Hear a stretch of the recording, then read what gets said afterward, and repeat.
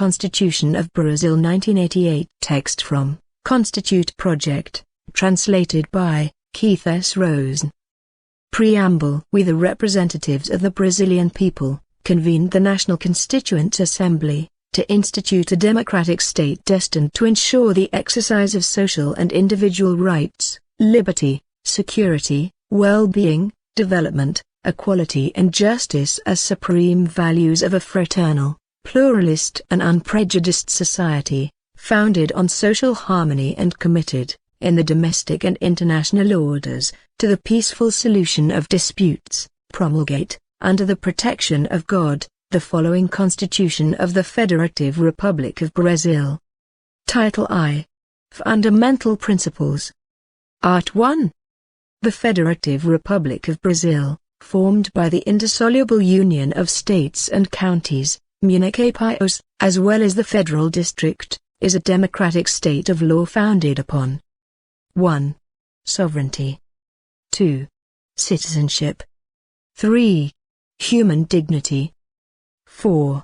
Social values of work and free initiative. 5. Political pluralism. Sole paragraph. All power emanates from the people, who exercise it through elected representatives or directly, according to this Constitution. Art 2. The branches of the Union are the legislative, the executive and the judiciary, which are independent and harmonious with each other. Art 3. The fundamental objectives of the Federative Republic of Brazil are, 1. To build a free, just and unified society. 2. To guarantee national development. 3. To eradicate poverty and substandard living conditions and to reduce social and regional inequalities. 4. To promote the well-being of all, without prejudice as to origin, race, sex, color, age and any other forms of discrimination. Art 4. The international relations of the Federative Republic of Brazil are governed by the following principles. 1. National independence. 2. Prevalence of human rights. 3. Self-determination of peoples. 4. Non-intervention. 5. Equality among states. 6. Defense of peace. 7. Peaceful solution of conflicts. 8. Repudiation of terrorism and racism. 9. Cooperation among people for the progress of humanity. 10. Concession of political asylum. Sole paragraph. The Federative Republic of Brazil shall seek the economic, political, social and cultural integration of the people of Latin America, with a view toward forming a Latin American community of nations. Title II. Fundamental Rights and Guarantees. Chapter 1. Individual and Collective Rights and Duties. Art 5. Everyone is equal before the law, with no distinction whatsoever, guaranteeing to Brazilians and foreigners residing in the country the inviolability of the rights to life, liberty, equality, security and property, on the following terms. 1. Men and women have equal rights and duties under the terms of this Constitution. 2. No one shall be compelled to do or refrain from doing something except by force of law. 3. No one shall be submitted to torture or to inhuman or degrading treatment. 4. Manifestation of thought is free, but anonymity is forbidden. 5. The right of reply is assured, in proportion to the offense, as well as compensation for pecuniary or moral damages or damages to reputation. 6. Freedom of conscience and belief is inviolable, assuring free exercise of religious beliefs and guaranteeing, as set forth in law, protection of places of worship and their rights. 7. Providing religious assistance at civilian and the military establishments for collective confinement is assured, as provided by law. 8. No one shall be deprived of any rights because of religious beliefs or philosophical or political convictions, unless invoked in order to be exempted from a legal obligation imposed upon all by one refusing to perform an alternative service established by law. 9. Expression of intellectual, artistic, scientific, and communication activity is free, independent of any censorship or license. 10. Personal intimacy, private life, honor and reputation are inviolable, guaranteeing the right to compensation for pecuniary or moral damages resulting from the violation thereof. 11. The home is the individual's inviolable asylum, and no one may enter it without the dweller's consent, except in cases of flagranti delicto, disaster or rescue, or, during the day, with a court order. 12. Secrecy of correspondence and of telegraphic data and telephonic communications is inviolable, except, in the latter case, by court order, in the situations and manner established by law for purposes of criminal investigation or the fact-finding phase of a criminal prosecution. 13. Exercise of any job, trade or profession is free, observing the professional qualifications that the law establishes. 14.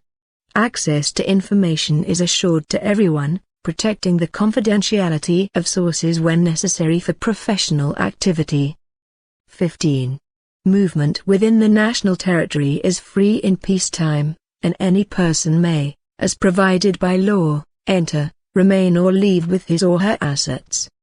16. All persons may hold peaceful meetings, without weapons, in places open to the public, without need for authorization, so long as they do not interfere with another meeting previously called for the same place, subject only to prior notice to the proper authority. 17. There is total freedom of association for lawful purposes, but any paramilitary association is prohibited. 18. Creation of associations and, as set forth in law, of cooperatives, requires no authorization, prohibiting state interference in their operations. 19. Associations may be compulsorily dissolved or their activities suspended only by a judicial decision, which in the former case must be a final and unappealable decision. Tra-Sensito M. Delgado. 20. No one can be compelled to join an association or to remain in one. 21. When expressly authorized, associations have standing to represent their members judicially and extrajudicially. 22. The right of property is guaranteed. 23. Property shall comply with its social function. 24. The law shall establish procedures for expropriation for public necessity or use, or for social interest, upon just and prior compensation in cash, with the exception of cases provided for in this Constitution. 25. In the event of imminent public danger, the proper authority may use private property, assuring the owner subsequent compensation in case of damage. 26. Small rural property, as defined by law, whenever worked by a family, shall not be subject to attachment for payment of debts stemming from its productive activities, and the law shall provide for ways to finance its development. 27. Authors own the exclusive rights to use, publish or reproduce their own works, and such rights may be transmitted to their heirs for a period fixed by law. 28. The following are assured, as provided by law. A sense protection of individual participation in collective works and reproduction of human voices and images, including in sports activities. A sense the right of creators, performers and their respective syndicates and associations to monitor the economic utilization of works that they create or in which they participate. 29. The law shall assure inventors of industrial inventions a temporary privilege for their use, as well as the protection of industrial creations, the ownership of trademarks, company names and other distinctive signs, taking into account social interests and the technological and economic development of the country. 30. The right of inheritance is guaranteed. 31. Inheritance of foreigners' assets located in the country shall be governed by Brazilian law, for the benefit of the Brazilian spouse or children, whenever the personal law of the deceased is not more favorable to them. 32. The state shall provide for consumer protection, in accordance with the law. 33. All persons have the right to receive from public agencies information in their private interest or of collective or general interest. Such information shall be furnished within the period established by law, under penalty of liability, except for information whose secrecy is essential to the security of society and of the national government. 34. All persons are guaranteed, without the payment of fees. A. The right to petition public authorities in defense of rights or against illegality or abuse of power. A. Obtaining certificates from government offices for defense of rights and clarification of situations of personal interest. 35. The law may not exclude from review by the judiciary any injury or threat to a right. 36. No law may impair a vested right, a perfected juristic act or res judicator. 37. There shall be no exceptional courts or tribunals. 38. The institution of the jury is recognized, with the organization given to it by law, assuring a full defense, a secret voting, a sovereignty of verdicts, a jurisdiction to judge willful crimes against life. 39. There are no crimes unless defined in prior law, nor are there any penalties unless previously imposed by law. 40. The criminal law shall not be retroactive, except to benefit the defendant. 41. The law shall punish any discrimination attacking fundamental rights and liberties. 42. The practice of racism is a non-bailable crime not subject to the statute of limitations and is punishable by imprisonment, as provided by law. 43. The law shall regard as crimes not subject to bail, clemency or amnesty, the practice of torture, illicit trafficking in narcotics and similar drugs, terrorism, and those crimes defined as heinous. Liable for these crimes are those giving the commands, those executing these commands, and those who, although able to avoid the crimes, fail to do so. 44. Actions of civilian or military armed groups against the constitutional order and the democratic state are non-bailable crimes for which the statute of limitations never runs. 45. No punishment shall extend beyond the person convicted, but liability for damages and a degree of loss of assets may, as provided by law, extend to successors and be enforced against them up to the limit of the value of the assets transferred. 46. The law shall regulate individualization of punishment and shall adopt, inter alia, the following: a. Deprivation or restriction of liberty, a. Loss of property, a. Fine, a. Alternative social service, a. Suspension or deprivation of rights. 47. There shall be no penalties, a. Of death, except in case of declared war, in the terms of Art. 84, 19, a. Of perpetual character, a. Of forced labor, a. Of banishment, a. That are cruel. 48. Sentences shall be served in separate establishments, according to the nature of the offense, and age and sex of the convict. 49. Prisoners are assured respect for their physical and moral integrity. 50. Female prisoners shall be assured conditions that allow them to remain with their children during the nursing period. 51. No Brazilian shall be extradited, except for a naturalized Brazilian for a common crime committed prior to naturalization, or proven involvement in unlawful traffic in narcotics and similar drugs, as provided by law. 52. No foreigner shall be extradited for a political or ideological offense. 53. No one shall be tried or sentenced other than by a proper authority. 54. No one shall be deprived of liberty or property without due process of law. 55. Litigants in judicial or administrative proceedings and defendants in general are assured an adversary system and a full defense, with the measures and recourses inherent therein. 56. Evidence obtained through unlawful means is inadmissible in proceedings. 57. No one shall be considered guilty until his criminal conviction has become final and non-appealable. 58. A civilly identified person shall not be submitted to criminal identification, except in cases provided by law. 59. private prosecution for crimes subject to public prosecution, crimes to AA section 8 OPA superscript oblique, shall be permitted if a public prosecution is not brought within the period established by law. 60. The law may restrict publicity of procedural acts only if required to defend privacy or the social interest. 61.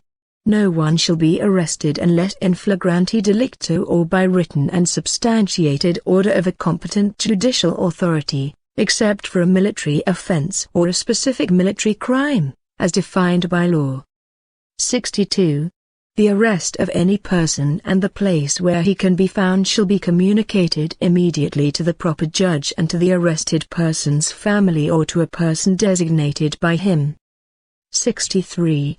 One under arrest shall be informed of his rights, including the right to remain silent, and shall be assured assistance of his family and a lawyer.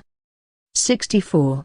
One under arrest has the right to identification of those responsible for his arrest or his interrogation by police. 65. Judicial authorities shall direct immediate release of those illegally arrested. 66.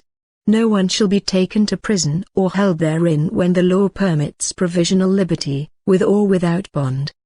67. There shall be no civil imprisonment for debt, except for a person who voluntarily and inexcusably defaults on a support obligation and for an unfaithful depository. 68. Habeas corpus shall be granted whenever a person suffers or is threatened with suffering violence or coercion in his freedom of movement through illegality or abuse of power. 69. A writ of security, mandado de seguridad section A, shall be issued to protect a liquid and certain right not protected by habeas corpus or habeas data.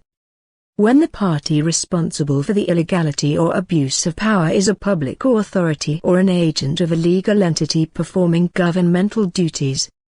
70. A collective writ of security may be brought by a political party represented in the National Congress, a union, professional organization or association legally organized and operative for at least 1 year, to defend the interests of its members or associates. 71. A mandate of injunction, mandado de injunção section 8 shall be issued whenever lack of regulatory provisions make exercise of constitutional rights and liberties and the prerogatives inherent in nationality, sovereignty and citizenship unfeasible. 72. Habeas data shall be granted.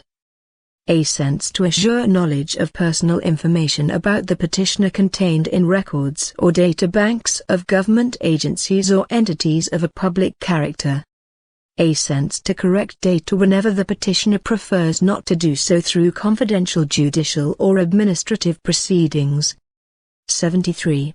Any citizen has standing to bring a popular action to annul an act injurious to the public patrimony or to the patrimony of an entity in which the state participates, to administrative morality, to the environment and to historic and cultural patrimony except in a case of proven bad faith. The plaintiff is exempt from court costs and from the burden of paying the prevailing party's attorney's fees and costs.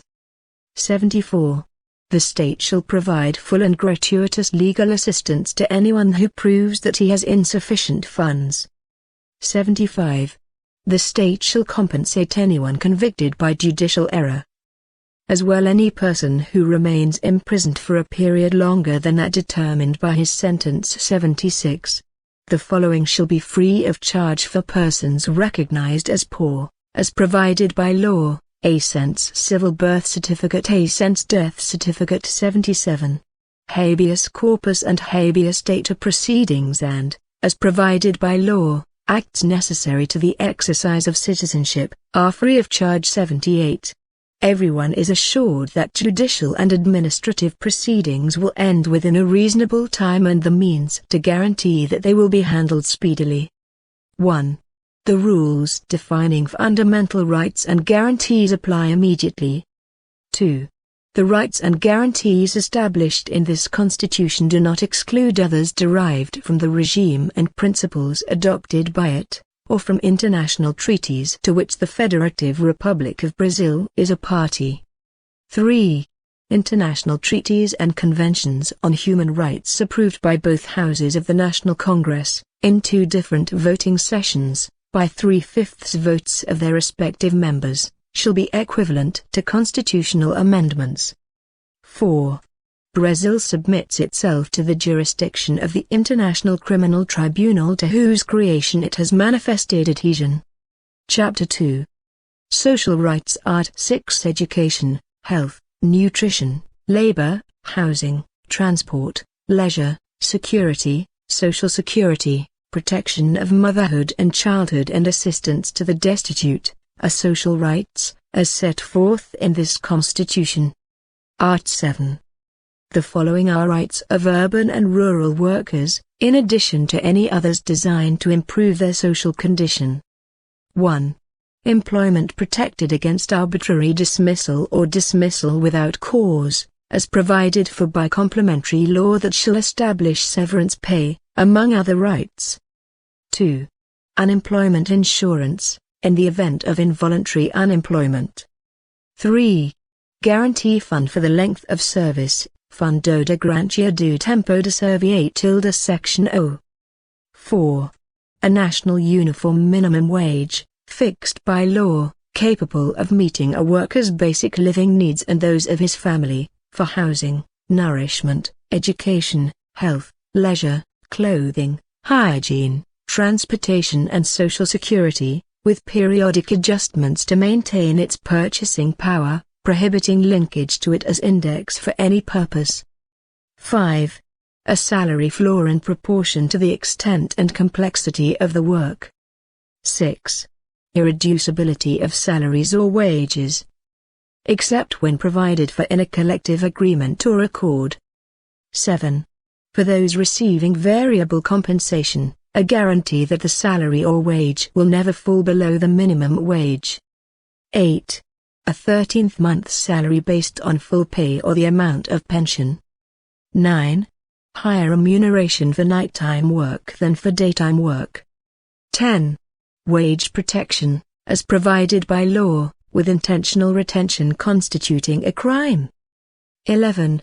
Participation in profits or results, independent of remuneration, and, exceptionally, participation in management of the company, as defined by law. 12. Family allowance for dependents of the low-income worker, as provided by law. 13. Normal working hours not to exceed 8 hours per day and 44 hours per week, permitting a trade-off of work hours and reduction in the workday through an accord or a collective bargaining agreement. 14. A workday of 6 hours for work performed in continuous shifts, unless otherwise established by collective bargaining. 15. Paid weekly rest, preferably on Sundays. 16. A pay scale for overtime at least 50% higher than that for normal work. 17. An annual paid vacation, at a rate at least 1/3 higher than normal pay. 18. Maternity leave without loss of job or wages for a period of 120 days. 19. Paternity leave, as provided by law. 20. Protection of the job market for women through specific incentives, as provided by law. 21. Advance notice of dismissal proportional to length of service, with a minimum of 30 days, as provided by law. 22. Reduction of risks inherent in the job by means of health, hygiene and safety rules. 23. Additional remuneration for strenuous, unhealthy or dangerous work, as provided by law. 24. Retirement pension. 25. Free assistance for children and dependents from birth to 5 years of age in daycare centers and preschools. 26. Recognition of collective bargaining accords and agreements. 27. Protection because of automation, as provided by law. 28. Occupational accident insurance, paid for by the employer, without excluding the employer's liability for indemnity in the event of malice or fault. 29. A cause of action for amounts due from employment relationships, with a statute of limitations of 5 years for urban and rural workers, up to a limit of 2 years after termination of the labor contract. Assents revoked. Assents revoked. 30.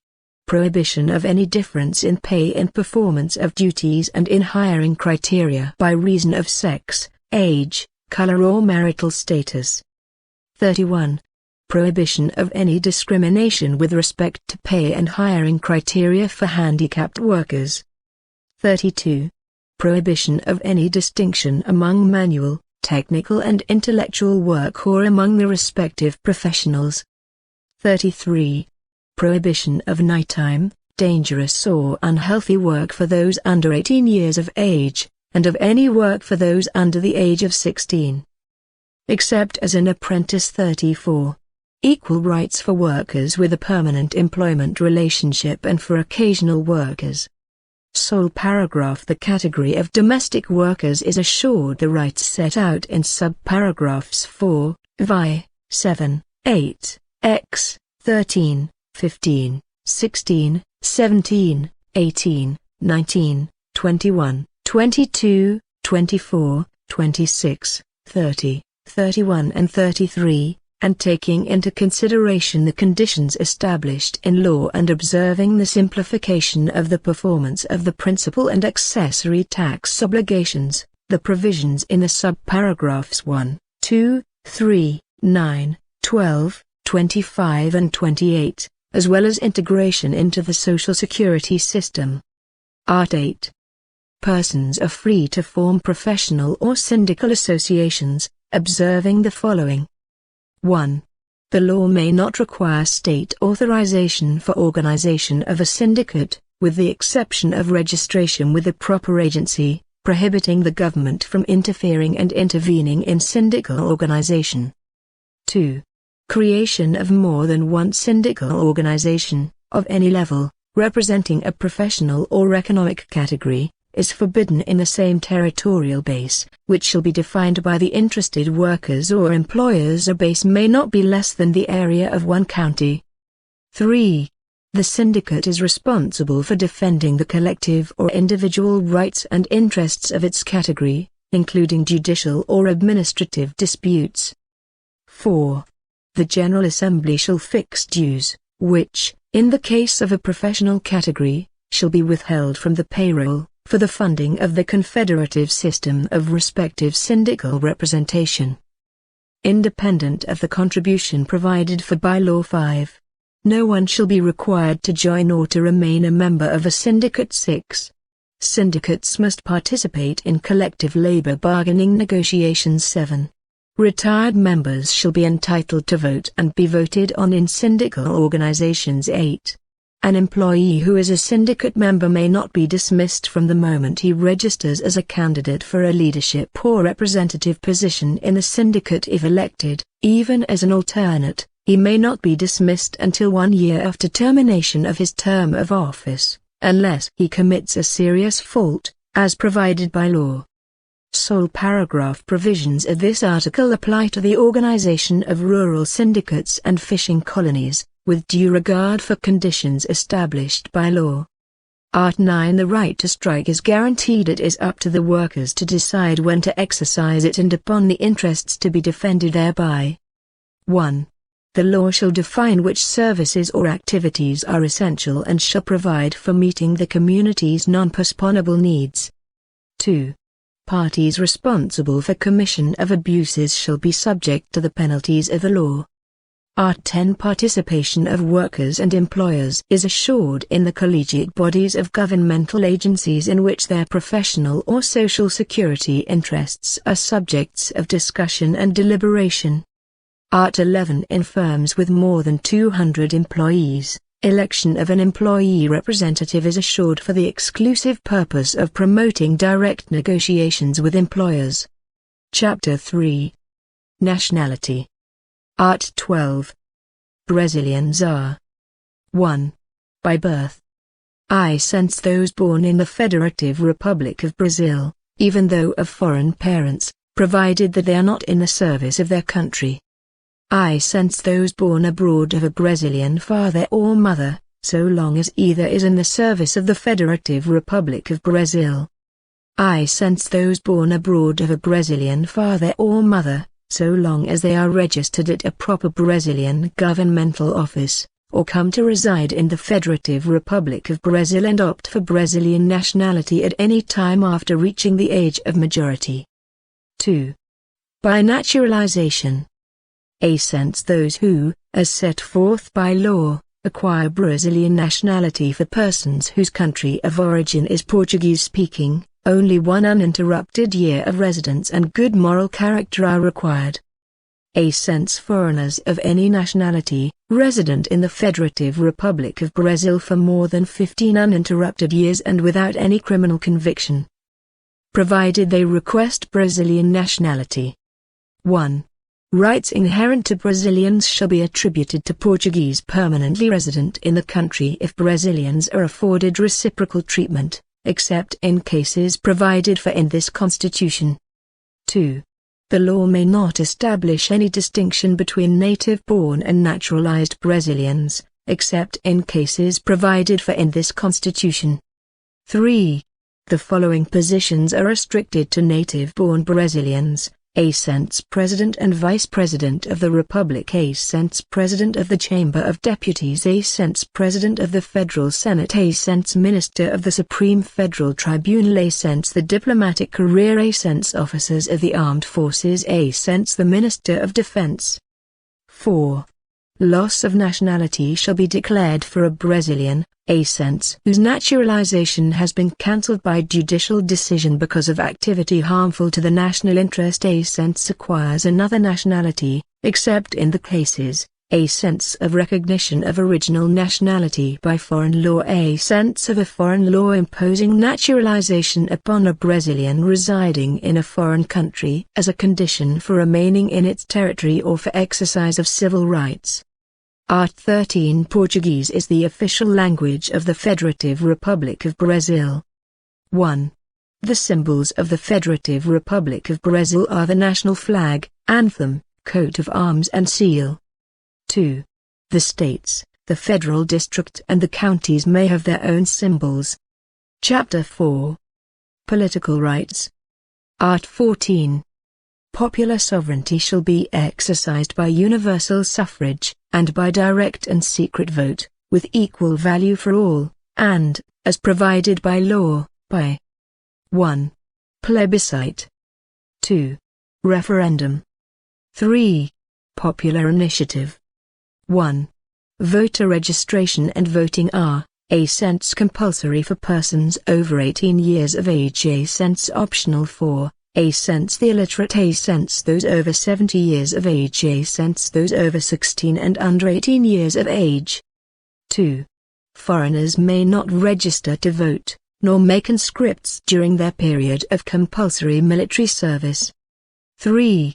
Conditions for eligibility, according to the law, are the following: A. Since Brazilian nationality, A. Since full exercise of political rights, A. Since voter registration, A. Since electoral domicile in the district, A. Since party affiliation, A. Since minimum age of, A. Since 35 years for President and Vice President of the Republic and Senator, A. Since 30 years for Governor and Lieutenant Governor of a state and the Federal District, A. Since 21 years for Federal, State or District Representative, Prefect, Prefeito, Vice Prefect and Justice of the Peace, A. Since 18 years for Alderman, Vereador. 4. Persons that cannot register to vote and illiterates are not eligible. 5. The President of the Republic, Governors of the States and the Federal District, Prefects and those that have succeeded or replaced them in the course of their mandates, may be re-elected for a single subsequent term. 6.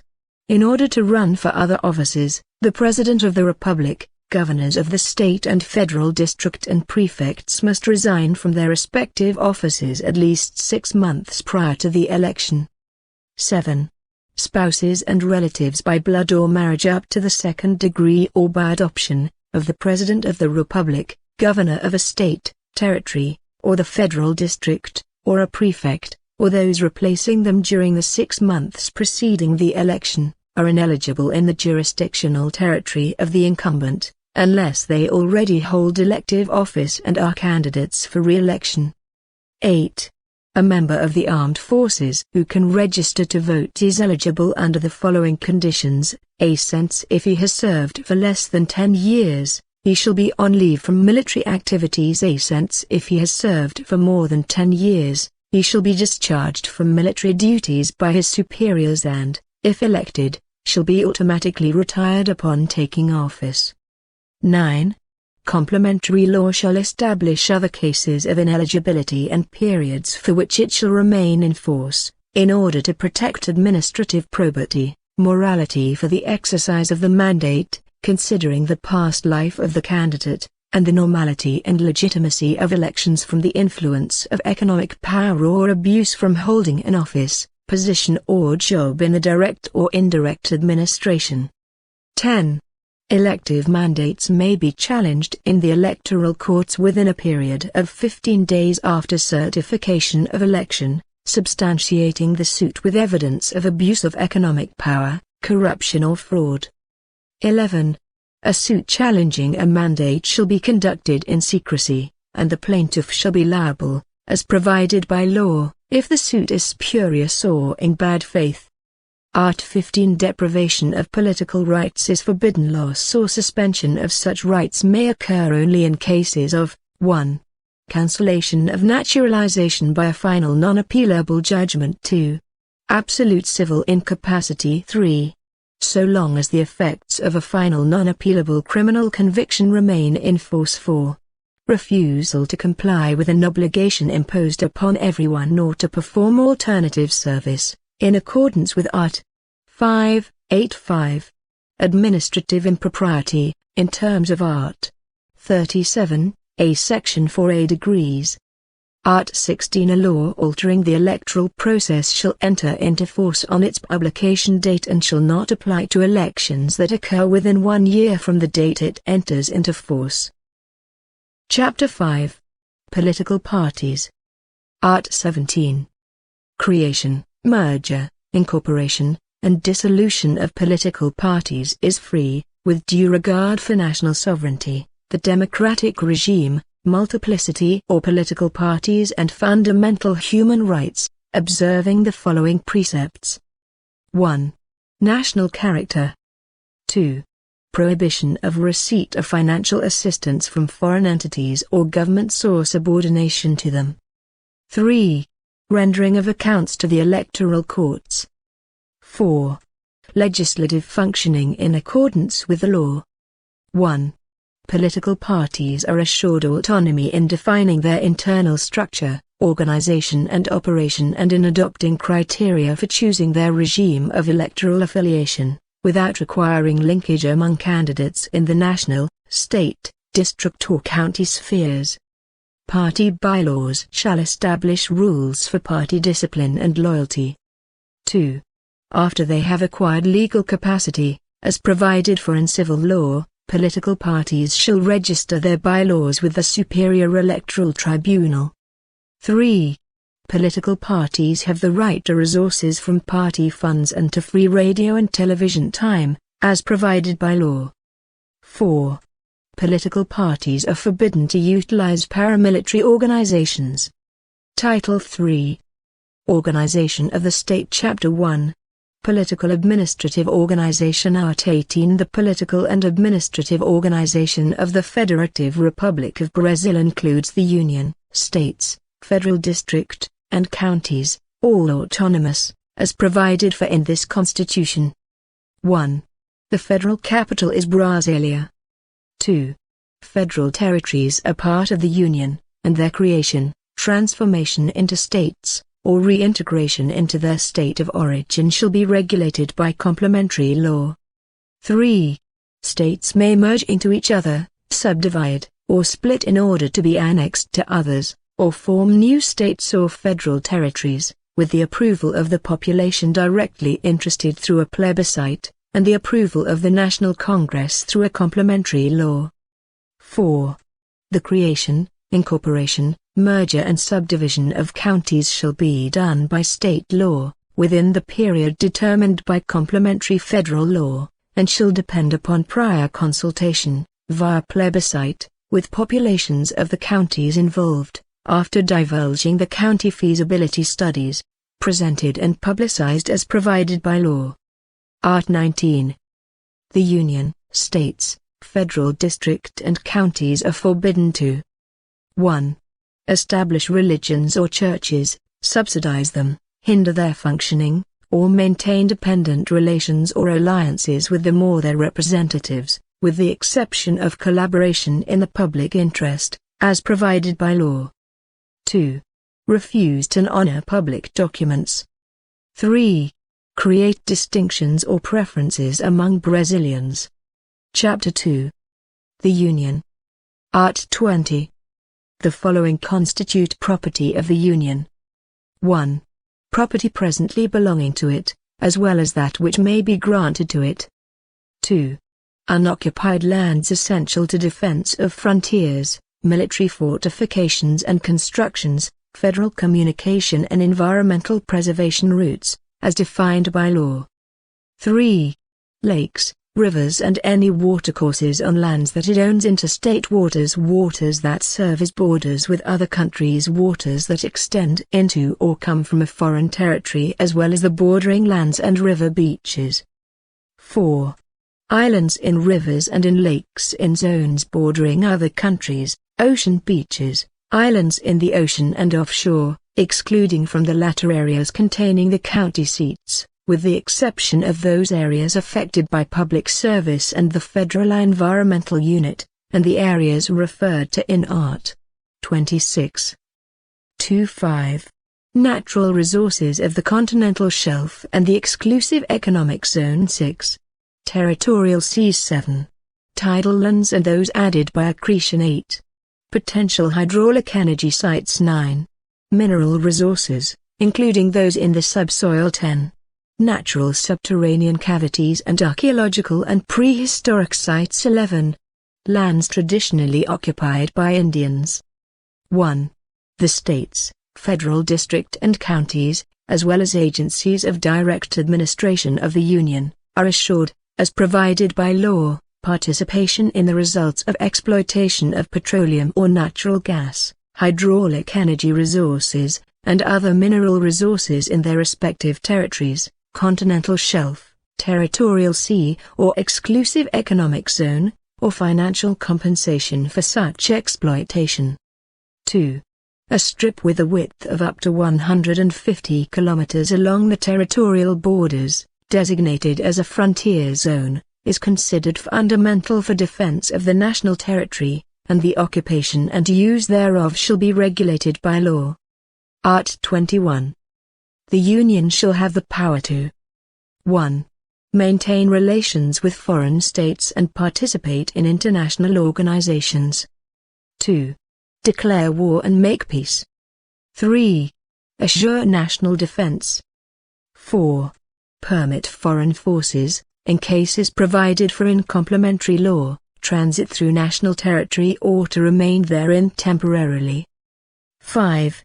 Decree a state of siege, state of defense and federal intervention. 6. Authorize and supervise the production and commerce in war materials. 7. Issue currency. 8. Administer the country's foreign exchange reserves and supervise financial transactions, especially credit, exchange, and capitalization, as well as insurance and private pension plans. 9. Prepare and execute national and regional plans for ordering the territory and for economic and social development. 10. Maintain the postal service and national airmail. 11. Operate, either directly or through authorization, concession, or permit, telecommunication services, as set forth by a law that shall provide for the organization of the services, the creation of a regulatory agency and other institutional aspects. 12. Operate, either directly or through authorization, concession or permit. Ascents the services of broadcasting sound and images with sound. Ascents services and installations of electric energy and utilization of hydroelectric power, in cooperation with the states in which the potential hydroelectric sites are located. Ascents air and aerospace navigation and airport infrastructure. Ascents railway and waterway transportation services among Brazilian ports and national frontiers, or that cross state or territorial boundaries. Ascents passenger services for interstate and international highway transportation. Ascents sea, river and lake ports. 13.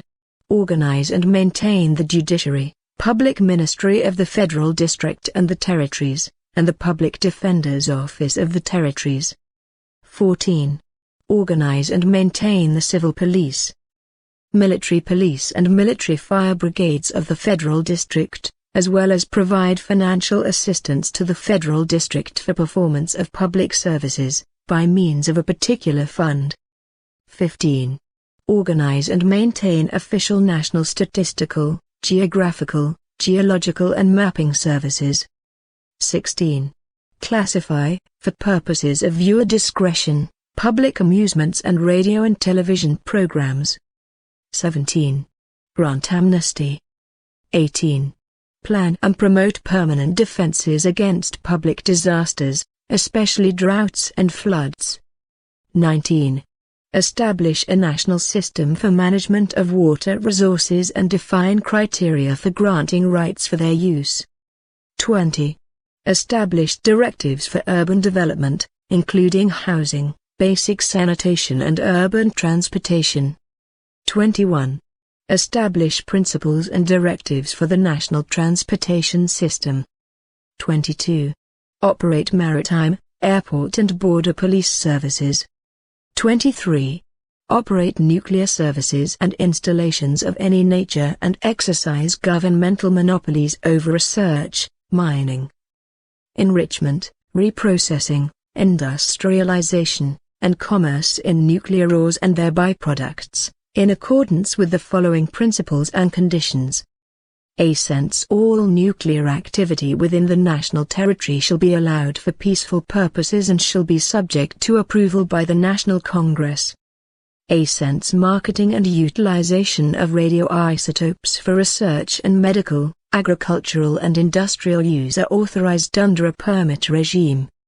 Ascents production, marketing and utilization of radioisotopes with a half-life equal to or less than 2 hours are authorized under a permit regime.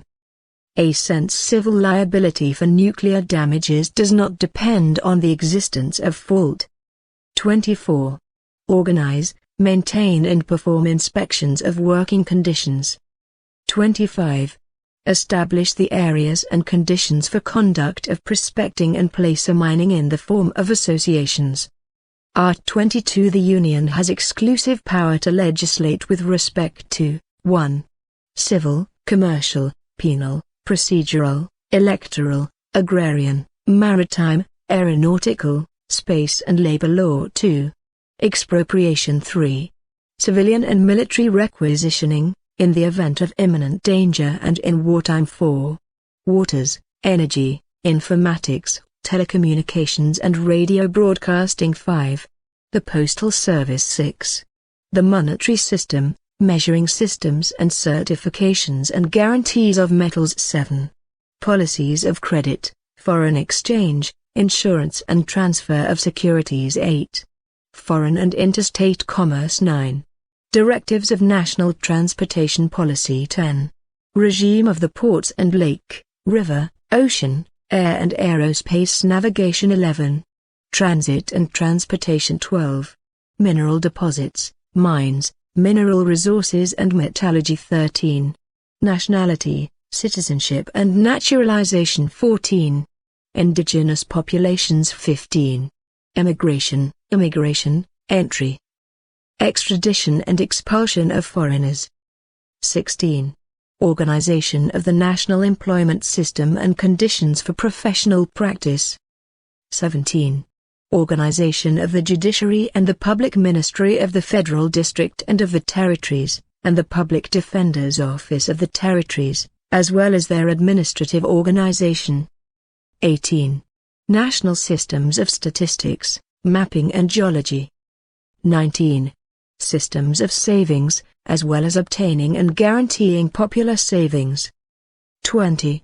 Systems of constituciones and lotteries. 21.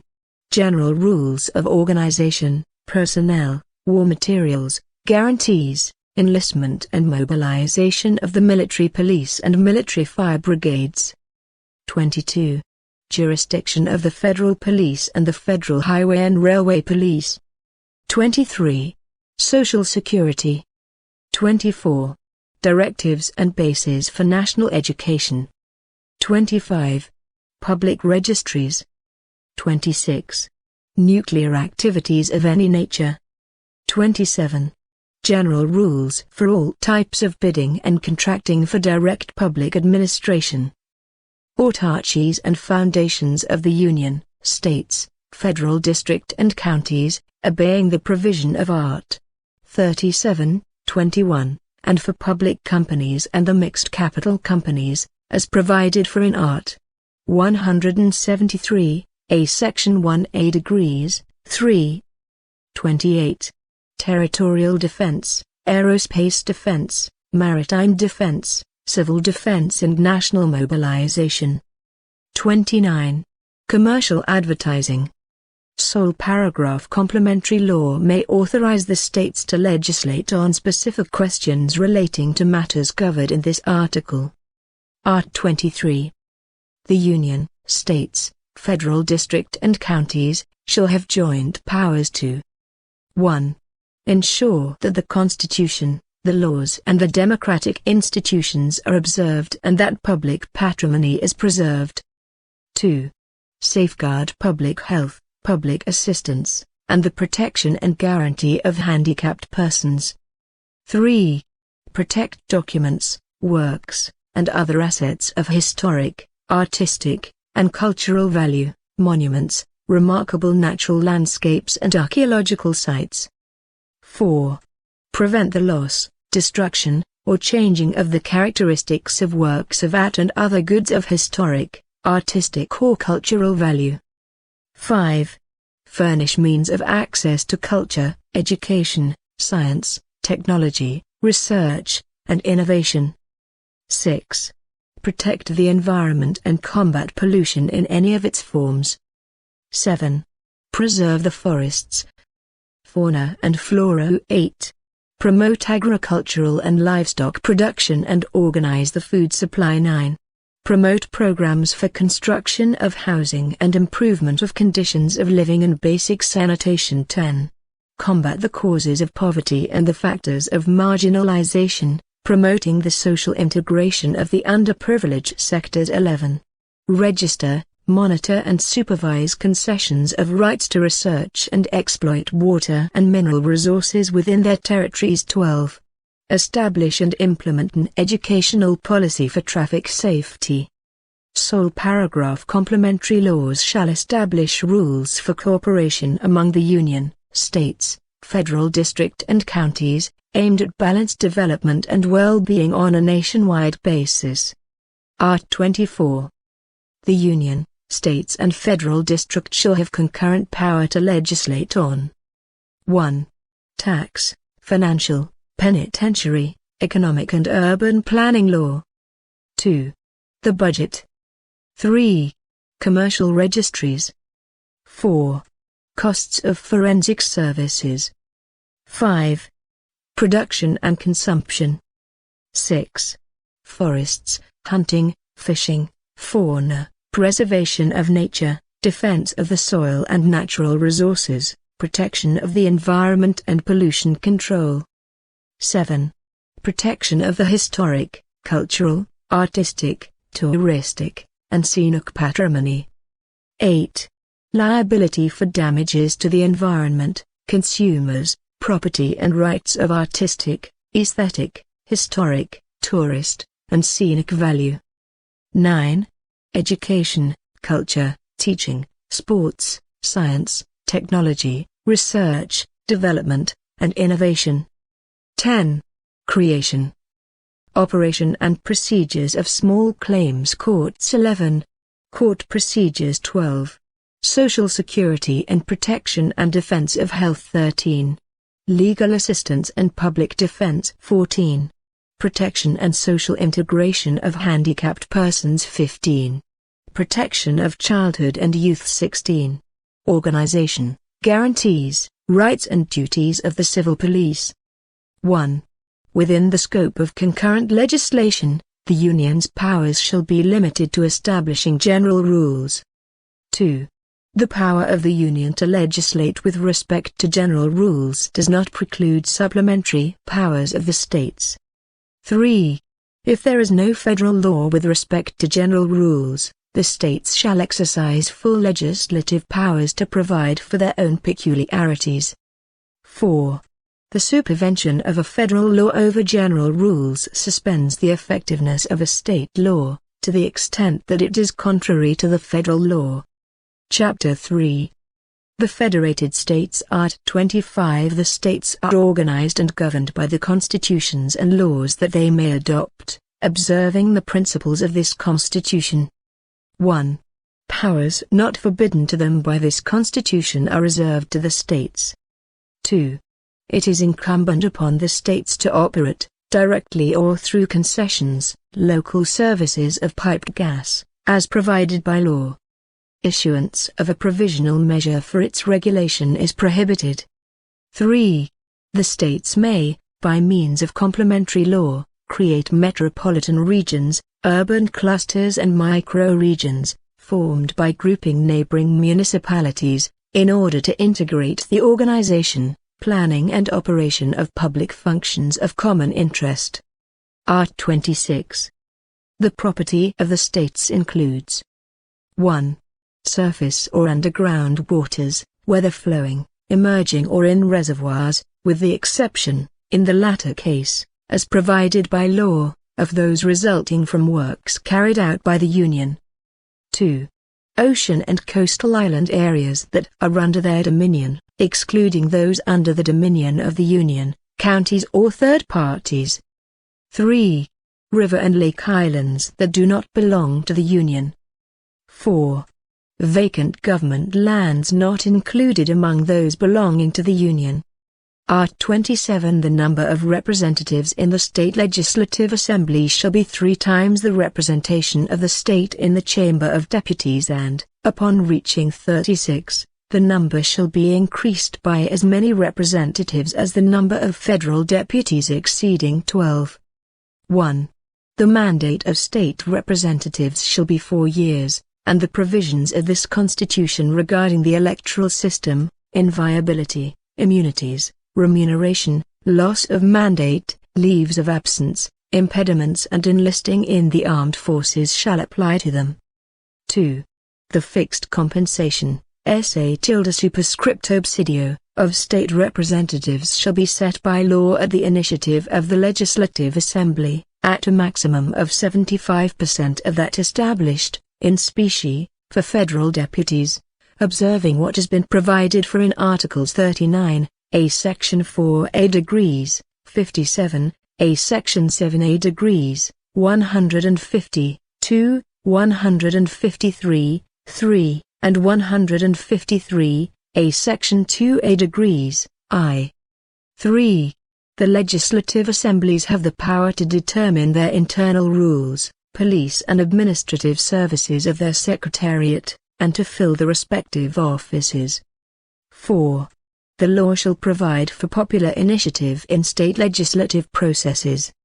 Art. 28. The election of the state governor and lieutenant governor, for a mandate of 4 years, shall be held on the first Sunday of October for the first round, and, if there should be a second round, on the last Sunday of October of the year before the end of their predecessor's mandate, and they shall take office on January 1st of the subsequent year, observing as well the provisions of Article 77.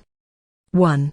A governor who assumes another office or position of direct or indirect public administration shall lose his office, except for offices held by virtue of a public competitive examination and observing the provisions of Art. 38, I, 4 and v. 2. The fixed compensation of the governor, lieutenant governor and secretaries of state shall be set by law at the initiative of the Legislative Assembly, observing what is provided for in Articles 37, 11, 39, A Section 4A degrees, 150, 2, 153, 3 and 153, A Section 2A degrees, I. Chapter 4. The Counties. Art. 29. Counties shall be governed by an organic law, voted in 2 rounds, with a minimum interval of 10 days between each, and approved by 2/3 of the members of the county legislature, which shall promulgate it, observing the principles established in this Constitution, the respective state constitution and the following precepts. 1. Election of the prefect, vice-prefect and alderman, for a term of office of 4 years, through direct and simultaneous elections held throughout the entire country. 2. Election of the prefect and the vice-prefect held on the first Sunday of October of the year prior to the termination of their predecessor's mandate, applying the provisions of Art. 77 to counties with more than 200,000 voters. 3. Investiture of the prefect and of the vice-prefect on January 1st of the year subsequent to the election. 4. In the composition of county legislatures the following maximum limits shall be observed. A. Sense 9, aldermen in counties with up to 15,000 inhabitants. A. Sense 11, aldermen in counties with more than 15,000, and up to 30,000 inhabitants. A. Sense 13, aldermen in counties with more than 30,000, and up to 50,000 inhabitants. A. Sense 15, aldermen in counties with more than 50,000, and up to 80,000 inhabitants. A. Sense 17, aldermen in counties with more than 80,000, and up to 120,000 inhabitants. A. Sense 19, aldermen in counties with more than 120,000, and up to 160,000 inhabitants. A. Sense 21, aldermen in counties with more than 160,000, and up to 300,000 inhabitants. A. Sense 23, aldermen in counties with more than 300,000, and up to 450,000 inhabitants. I. Sense 25, aldermen in counties with more than 450,000, and up to 600,000 inhabitants. A. Sense 27, aldermen in counties with more than 600,000, and up to 750,000 inhabitants. A. Sense 29, aldermen in counties with more than 750,000, and up to 900,000 inhabitants. A. Sense 31, aldermen in counties with more than 900,000, and up to 1,050,000 inhabitants. A. Sense 33, aldermen in counties with more than 1,050,000, and up to 1,200,000 inhabitants. A. Sense 35, aldermen in counties with more than 1,200,000, and up to 1,350. 1,350,000 inhabitants. A. Sense 37, aldermen in counties with more than 1,350,000, 1,350,000, and up to 1,500,000, 1,500,000 inhabitants. A cents 39, aldermen in counties with more than 1,500,000, 1,500,000, and up to 1,800,000, 1,800,000 inhabitants. A cents 41, aldermen in counties with more than 1,800,000, 1,800,000, and up to 2,400,000, 2,400,000 inhabitants. A cents 43, aldermen in counties with more than 2,400,000, 2,400,000, and up to 3 million inhabitants. A cents 45, aldermen in counties with more than 3 million, and up to 4 million inhabitants. A cents 47, aldermen in counties with more than 4 million, and up to 5,000. 5 million inhabitants. A cents 49, aldermen in counties with more than 5 million, and up to 6 million inhabitants. A cents 51, aldermen in counties with more than 6 million, and up to 7 million inhabitants. A cents 53, aldermen in counties with more than 7 million, and up to 8 million inhabitants. A cents 55, aldermen in counties with more than 8 million inhabitants. 5. The fixed compensation of the prefect, vice prefect and the municipal secretaries determined by law at the initiative of the county legislature, observing the provisions of Articles 37, 11, 39, A Section 4A degrees, 150, 2, 153, 3, and 153A Section 2A degrees, I. 6. The fixed compensation of aldermen shall be determined by the respective county councils in each legislative term for the following: 1. Observing what is provided for in this Constitution, observing the criteria established in the respective organic law and the following maximum limits. A cents in counties up to 10,000 inhabitants. The maximum fixed compensation for aldermen shall correspond to 20% of the fixed compensation of state representatives. A cents in counties between 10,001 and 50,000 inhabitants. The maximum fixed compensation for aldermen shall correspond to 30% of the fixed compensation of state representatives. A cents in counties of 50,001 to 100,000 inhabitants. The maximum fixed compensation for aldermen shall correspond to 40% of the fixed compensation of state representatives. A cents in counties of 100,001 to 300,000 inhabitants. The maximum fixed compensation for aldermen shall correspond to 50% of the fixed compensation of state representatives.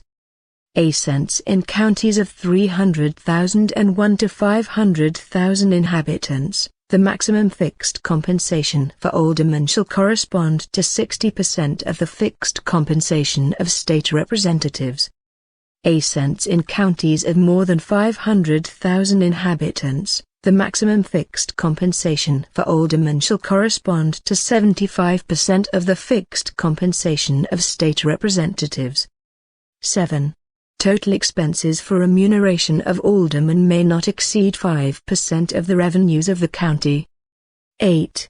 Immunity of aldermen for their opinions, words and votes in exercise of their mandate and within the boundaries of the county. 9. Prohibitions and incompatibilities, while in the office of aldermen, similar, where applicable, to the provisions of this Constitution for members of the National Congress and of the respective state constitution for members of the Legislative Assembly. 10. Trial of the prefect before the Tribunal of Justice. 11. Organization of legislative and supervisory functions of the county legislature. 12. Corporation of representative associations in municipal planning. 13. Popular initiative on bills of specific interest to the county, city or districts, through manifestation of at least 5% of the electorate. 14. Loss of mandate of the prefect according to Art. 28, sole paragraph. Art 29a.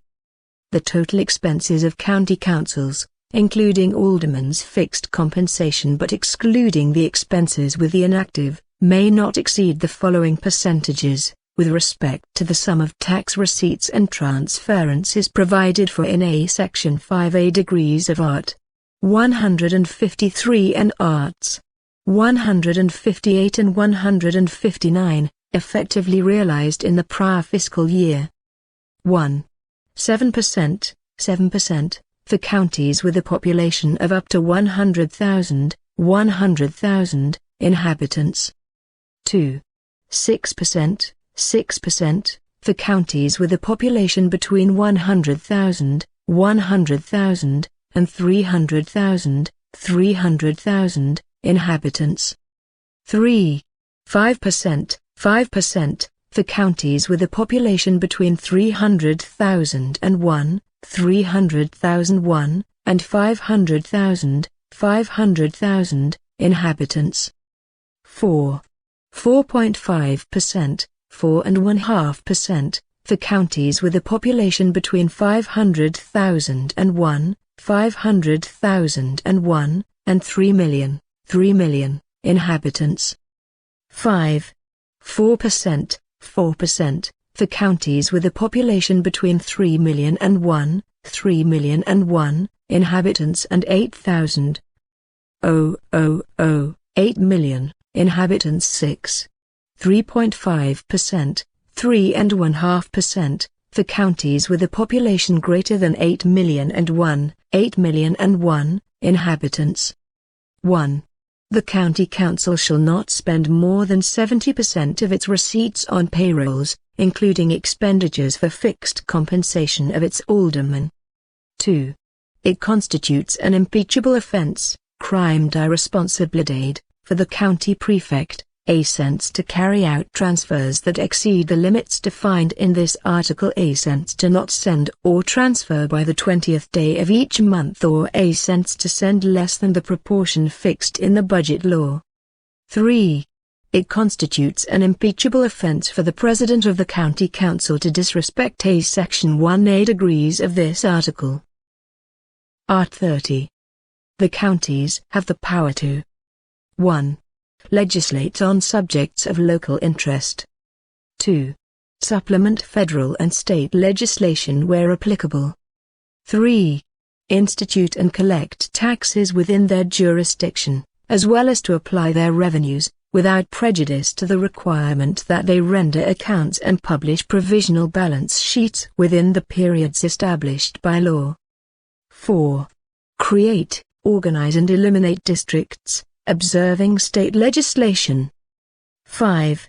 Organize and perform essential public services of local interest, including collective transportation, either directly or by concession or permit. 6. Maintain programs of preschool and elementary education. 7. Provide health services to the population, with the technical and financial cooperation of the Union and State. 8. Promote, where applicable, adequate territorial ordering through planning and control of use, subdivision and occupation of urban land. 9. Promote protection of local historic and cultural patrimony. Observing the legislation and federal and state supervisory actions. Art 31. Supervision of the county shall be performed by the county legislature, through outside control and by the internal control systems of the county executive, as provided by law. 1. Outside control of the county legislature shall be performed with the assistance of the state tribunals of accounts or councils or county tribunals of accounts, where they exist. 2. The prior opinion, issued by the proper agency, on the accounts to be rendered annually by the prefect, shall prevail unless there is a decision of 2/3 of the members of the county legislature. 3. Accounts of the counties shall remain available each year to any taxpayer for 60 days for examination and evaluation, and any taxpayer may question their legitimacy, as provided by law. 4. Creation of county tribunals of accounts and accounts councils or agencies is forbidden. Chapter 5. The Federal District and the Territories. Section I. The Federal District. Art. 32. The Federal District, which may not be divided into counties, shall be governed by an organic law, voted in 2 rounds with a minimum interval of 10 days, and approved by 2/3 of the legislative chamber, which shall promulgate it, observing the principles established in this Constitution. 1. The Federal District shall have the legislative powers reserved to the states and counties. 2. Election of the governor and the lieutenant governor, observing the provisions of Art. 77, and the district representatives shall coincide with that of the state governors and representatives, for terms of office of the same duration. 3. The provisions of Art. 27 apply to the district representatives and to the legislative chamber. 4. Federal law shall provide for use of the civil and military police and the military fire brigade by the government of the federal district. Section 2. The Territories. Art. 33. The law shall provide for the administrative and judicial organization of the territories. 1. The territories may be divided into counties, which shall be subject to the provisions of Chapter 4 of this title, whenever applicable. 2. The accounts of a territorial government shall be submitted to the National Congress, with the prior opinion of the Tribunal of Accounts of the Union. 3. Federal territories with more than 100,000 inhabitants shall have, in addition to a governor appointed according to this Constitution, trial and appellate courts, members of the public ministry, and federal public defenders. The law shall provide for elections to the territorial legislature and its decision-making authority. Chapter 6. Intervention. Art. 34. The Union shall not intervene in the states or in the federal district, except to 1. Maintain national integrity. 2. Repel a foreign invasion or invasion of one unit of the Federation into another. 3. Put an end to a serious threat to public order. 4. Guarantee the unimpeded functioning of any of the branches of government in the units of the Federation. 5. Reorganize the finances of a unit of the Federation that a. Suspends payment of a debt guaranteed by government instruments or securities for more than 2 consecutive years, except for reasons of force majeure. A. Fails to deliver to the counties the tax revenues established in this Constitution within the time periods established by law. 6. Provide for enforcement of a federal law, court orders or decisions. 7. Ensure compliance with the following constitutional principles. I. Republican form. Representative system and democratic regime. A. Individual rights. A. County autonomy. A. Rendering of accounts of direct and indirect public administration. A. Application of the minimum required by the receipts resulting from the state taxes, including those stemming from transfers, for maintenance and development of education and for public health activities and services. Art. 35. A state shall not intervene in its counties, nor the Union in the counties located in a federal territory, except when 1. A debt guaranteed by government instruments or securities is not paid for 2 consecutive years, unless due to force majeure. 2. Required accounts are not rendered in the manner provided by law. 3. The required minimum amount of county revenues has not been applied to maintenance and development of education and public health activities and services. 4. The Tribunal of Justice grants representation suit to assure observance of principles set out in the state constitution or to provide for enforcement of a law, court order or judicial decision. Art. 36. A degree of intervention shall depend 1. In the case of Art. 34.4, upon a request from the coerced or impeded legislature or executive, or on an order from the Supreme Federal Tribunal if the coercion is exerted against the judiciary. 2. In the case of disobedience of a court order or decision, on an order from the Supreme Federal Tribunal, Superior Tribunal of Justice, or the Superior Electoral Tribunal. 3. On the Supreme Federal Tribunal's granting a representation action brought by the Procurator General of the Republic, in the case of Art. 34.7, and in the case of refusal to enforce a federal law. 4. Revoked. 1. The decree of intervention, which shall specify the extent, period and conditions of enforcement and which, if applicable, shall appoint the intervener, shall be submitted for consideration by the National Congress or the State Legislative Assembly within 24 hours. 2. If the National Congress or the Legislative Assembly is not in session, a special session shall be called within the same 24-hour period. 3. In the cases of Art. 34, vi and 7, or of Art.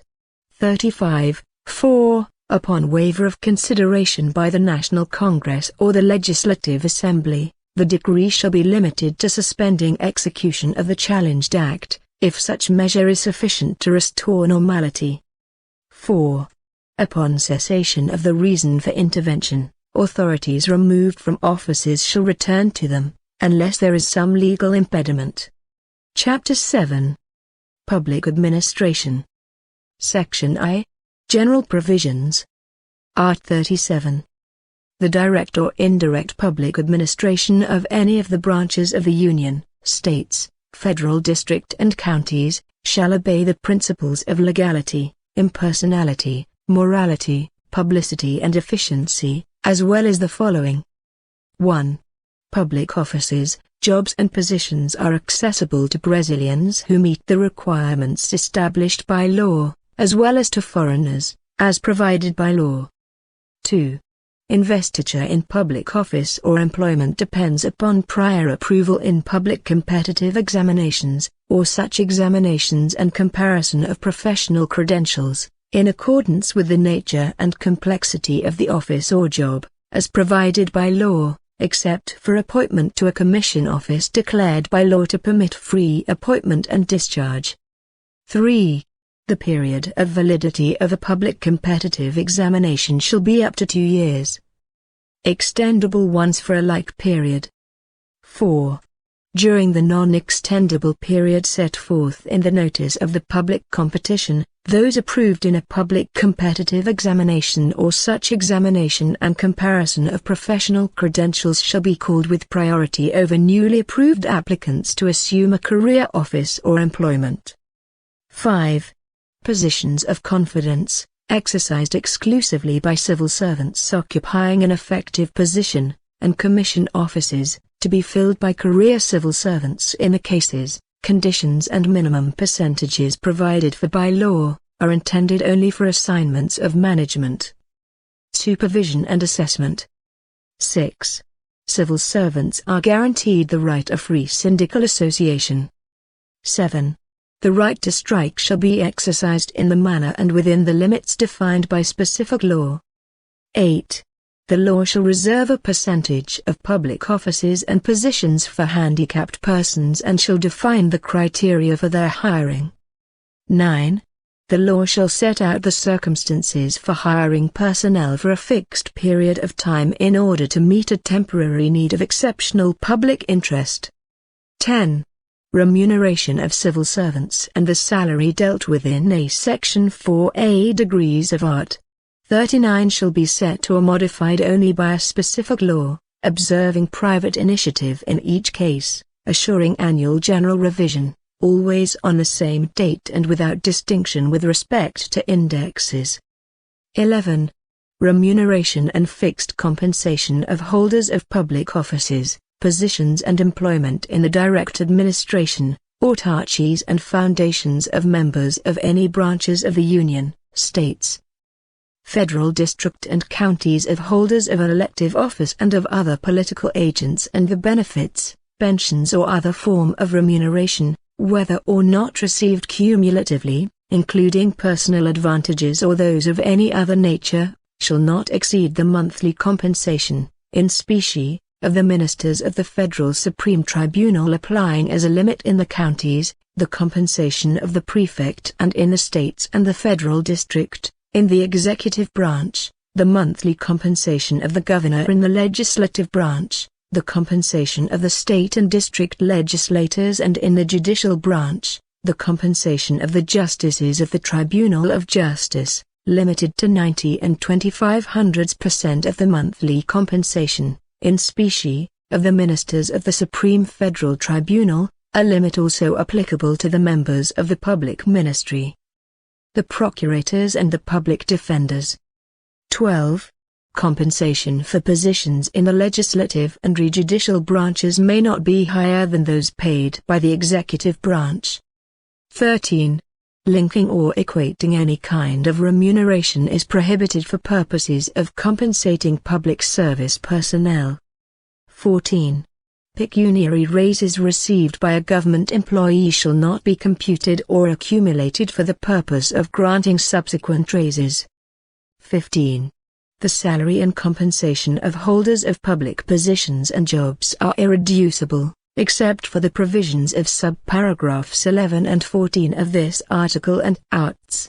39, A Section 4A degrees, 150, 2, 153, 3, and 153, A Section 2A degrees, I. 16. Accumulation of paid public offices is prohibited, except when working hours are compatible, observing in any case the provision of subparagraph 11. A cents as to 2 teaching positions. A cents as to 1 teaching position with another technical or scientific position. A cents as to exclusive positions or employment for health professionals with regulated professions. 17. The prohibition against accumulation extends to jobs and offices and includes foundations, public companies, mixed capital companies, their subsidiaries, and companies controlled, directly or indirectly, by the government. 18. The Treasury and its inspectors shall, within their spheres of competence and jurisdiction, enjoy precedence over other administrative sectors, as provided by law. 19. Creation of autarchies and authorization to organize public companies, mixed capital companies, or foundations can only be accomplished by a specific law. In the latter case, it shall be left to complementary law to define the areas of their activity. 20. In each case legislative authorization is required for organization of subsidiaries of the entities referred to in the preceding subparagraph, as well as participation by any of them in a private company. 21. Except for cases specified in law, public works, services, purchases and disposals shall be contracted through a process of public bidding that assures equal conditions to all bidders, with clauses that establish payment obligations. The effective conditions of the bid shall be maintained, as provided by law, which shall only allow requirements of technical and economic qualifications essential to secure performance of the obligations. 22.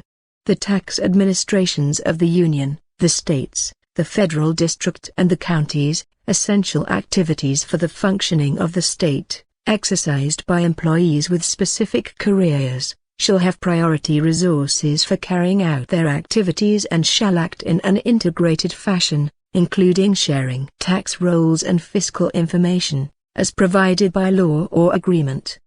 1. Publicity of the acts, programs, public works, services, and campaigns of government agencies shall have an educational, informative, or social orientation character, and shall not include names, symbols or images representing the personal promotion of governmental authorities or civil servants. 2. Non-compliance with the provisions of subparagraphs 2 and 3 shall result in the nullity of the act and punishment of the responsible authority, as provided by law. 3. The law shall regulate the forms of user participation in direct and indirect public administration, specifically regulating a. Complaints relating to providing public services in general, assuring maintenance of services for attending users and periodic evaluations, both external and internal, of the quality of services. A. User access to administrative registries and information about governmental acts, observing the provisions of Art. 5, X and 33. A. Regulation of representation against negligent or abusive exercise of offices, jobs or positions in public administration. 4. Acts of administrative dishonesty shall result in suspension of political rights, loss of public office, freezing of assets and reimbursement to the public treasury, in the form and degree provided by law, without prejudice to any applicable criminal action. 5. The law shall establish the period of limitations for offences performed by any agent, whether or not a civil servant, that cause damage to the public treasury, without prejudice to the respective actions for damages. 6.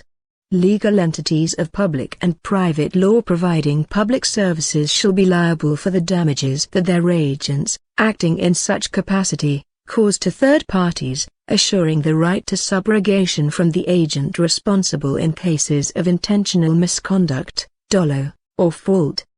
7. The law shall provide for requirements and restrictions on holders of offices or jobs in direct or indirect administration that permit access to privileged information. 8. Managerial, budgetary and financial autonomy of agencies and entities of direct or indirect administration may be amplified by contracts signed between their administrators and the government, for the purpose of fixing performance targets for agencies or entities. It is up to the law to provide for, the period of duration of the contract, controls and criteria for evaluation of performance, rights, obligations and liabilities of the directors, remuneration of personnel. 9. The provision of subparagraph 11 applies to public companies and the mixed capital companies and their subsidiaries that receive resources from the Union, states, federal district or counties for payment of personnel expenses or general outlays. 10. Simultaneous receipt of retirement benefits stemming from Art. 40 or from Arts. 42 and 142 with remuneration from a public office, job or position is prohibited, except for cumulative positions, as provided by this Constitution, and elective commission positions declared by law to permit free appointment and discharge. 11. For the purposes of the limit on remuneration dealt with in subparagraph 11 of the heading of this article, the portion that has the character of indemnification, as provided for by law, shall not be taken into account. 12. For the purposes of the provisions of subparagraph 11 of this article, the states and the federal district, by amendment to their respective constitutions and organic law, shall have the power to fix as a sole limit, within their own spheres, the monthly fixed compensation of the justices of their respective tribunals of justice, limited to 90 and 25/100% of the monthly fixed compensation of ministers of the Federal Supreme Tribunal, but not applying the provisions of this paragraph to the fixed compensation of the state and district representatives and their aldermen. Art. 38. The following provisions apply to civil servants of the direct administration, autarchies, or foundations, holding elective offices. 1. Federal, state or district elective office holders shall be furloughed from their office, employment or position. 2. One invested with the mandate of prefect shall be furloughed from his or her office, employment or position, and may opt for remuneration. 3. One invested with the mandate of alderman, if the working hours are compatible, shall receive the benefits of his or her office, employment or position, without prejudice to remuneration for the elective office if the hours are not compatible. The provisions of the preceding subparagraphs shall apply. 4. In any case requiring furlough due to exercise of an elective mandate, the period of service shall be counted for all legal purposes, except for merit promotion. 5. In case of furlough, the amounts shall be determined as if the person had been in activity for purposes of Social Security benefits. Section 2. Of Civil Servants. Art. 39. The Union, States, Federal District and Counties shall organize a policy council for administration and remuneration of personnel, composed of civil servants designated by the respective branches. 1. Setting of standards for salaries and other components of the remuneration system shall take into account, a. The nature, degree of responsibility and complexity of the component offices of each career, a. The requirements for investiture, a. The peculiarities of the offices. 2. The Union, States and Federal District shall maintain governmental schools for formation and improvement of civil servants, with participation in the courses constituting one of the requirements for promotion in the career. For this purpose, entry into agreements or contracts among the federative entities shall be permitted. 3. The provisions of Art. 7, 4, 7, 8, 9, 12, 13, 15, 16, 17, 18, 19, 20, 22 and 30 shall apply to civil servants occupying a public office. The law may establish differential requirements for admission when the nature of the office so requires. 4. Members of a branch of government, holders of an elective office, ministers of the federal government, and state and county secretaries shall be compensated exclusively by a lump sum salary.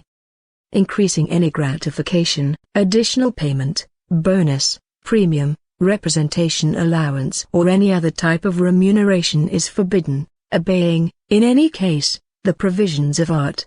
37, X and 11. 5. Laws of the Union, States, Federal District and Counties shall establish the relationship between the highest and the lowest remuneration for public servants, obeying, in any case, the provision of Art. 37, 11. 6. The executive, legislative and judicial branches shall publish annually the amounts of the salaries and remuneration for public offices and jobs. 7. Laws of the Union, States, Federal District and Counties shall regulate application of budgetary resources stemming from the economy against current expenses for each agency, autarky and foundation, for application in the development of programs of quality and productivity, training and development, modernization, re-outfitting and rationalization of public services, including those in the form of additional payments or premiums for productivity. 8. Remuneration of career public servants shall be determined in accordance with a Section 4A degrees.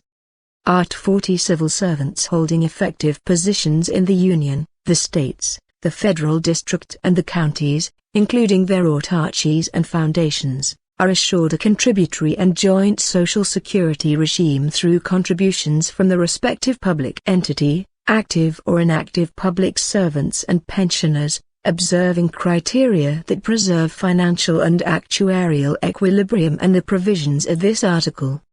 1. Civil servants included in the Social Security regime dealt with in this article shall be retired, calculating their benefits starting with the values determined in accordance with a Section 3A degrees and 17A degrees. A cents for permanent disability, pensions are proportional to the period of contribution, except when stemming from an accident while in service, an occupational disease or a serious, contagious or incurable illness, as specified by law. A cents compulsorily, with pensions proportional to the period of contribution, at 70 years of age or at 75 years of age, in accordance with a complementary law.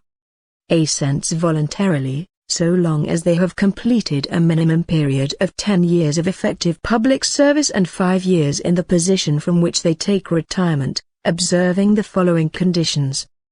A cents age 60 with 35 years of contribution, if male, and age 55 and 30 years of contribution, if female. A cents age 65 if male, and 60 if female, with pensions proportional to the time of contribution. 2. At the time they are granted, retirement benefits and pensions may not exceed the respective civil servant's remuneration in the position occupied at the time of retirement or that serves as a reference for the concession of the pension. 3. At the time they are granted, retirement benefits shall be calculated on the remuneration utilized as the basis for the contributions of the employee to the Social Security regimes dealt with in this article and Art. 201, as provided by law. 4. Adoption of differentiated requirements and criteria for concession of retirement to those included in the regime dealt with in this article is prohibited, except, in the terms defined by complementary laws, for functionaries. Ascents who are handicapped. Ascents who engage in risky activities. Ascents whose activities are carried out under special conditions that prejudice their health or physical integrity. 5. The requirements of age and period of contribution shall be reduced by 5 years, with respect to the provisions of A Section 1A degrees. 3. For teachers who can show that their time was spent exclusively in the effective teaching of kindergarten, primary or middle school. 6. Except for retirements arising from cumulative positions, as provided by this Constitution, receipt of more than one retirement benefit from the Social Security regime provided for in this article is prohibited. 7. The law shall provide for concession of death benefits, which shall be equal to ascents if retired at the date of death, the total value of the deceased civil servant's benefits up to the maximum limit established for benefits in the general regime of Social Security dealt with in Art. 201, increased by 70% of the amount exceeding this limit, or ascents if in active service on the date of death, the total value of the remuneration of the civil servant who held an effective position at the date of death, until the maximum limit established for benefits in the general regime of Social Security dealt with in Art. 201, increased by 70% of the amount exceeding this limit. 8. In order to preserve permanently their real value, readjustment of benefits is assured, in accordance with criteria established by law. 9. The period of federal, state or county contribution shall be counted for purposes of retirement and the corresponding period of service for purposes of availability. 10. The law may not establish any fictitious form of counting the contribution period. 11. The limit fixed in Art. 37:11 applies to the total sum of benefits for inactivity, including those stemming from accumulation of public positions or employment, as well as other activities subject to contribution for the general Social Security regime, and to the amount resulting from addition of the benefits of inactivity to remuneration for a cumulative position, as provided by this Constitution, a commission position declared by law to permit free appointment and discharge, and an elective position. 12. In addition to the provisions of this article, the Social Security regime for public servants holding an effective position shall observe, where applicable, the requirements and criteria fixed by the general Social Security regime. 13.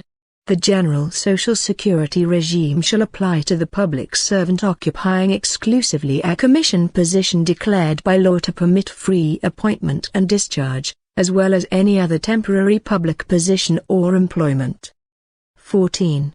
So long as they institute a complementary Social Security regime for their respective employees holding an effective position, the Union, states, federal district and counties may fix the value of retirement benefits and pensions to be conceded by the regime dealt with in this article at the maximum limit established for the beneficiaries of the general Social Security regime dealt with in Art.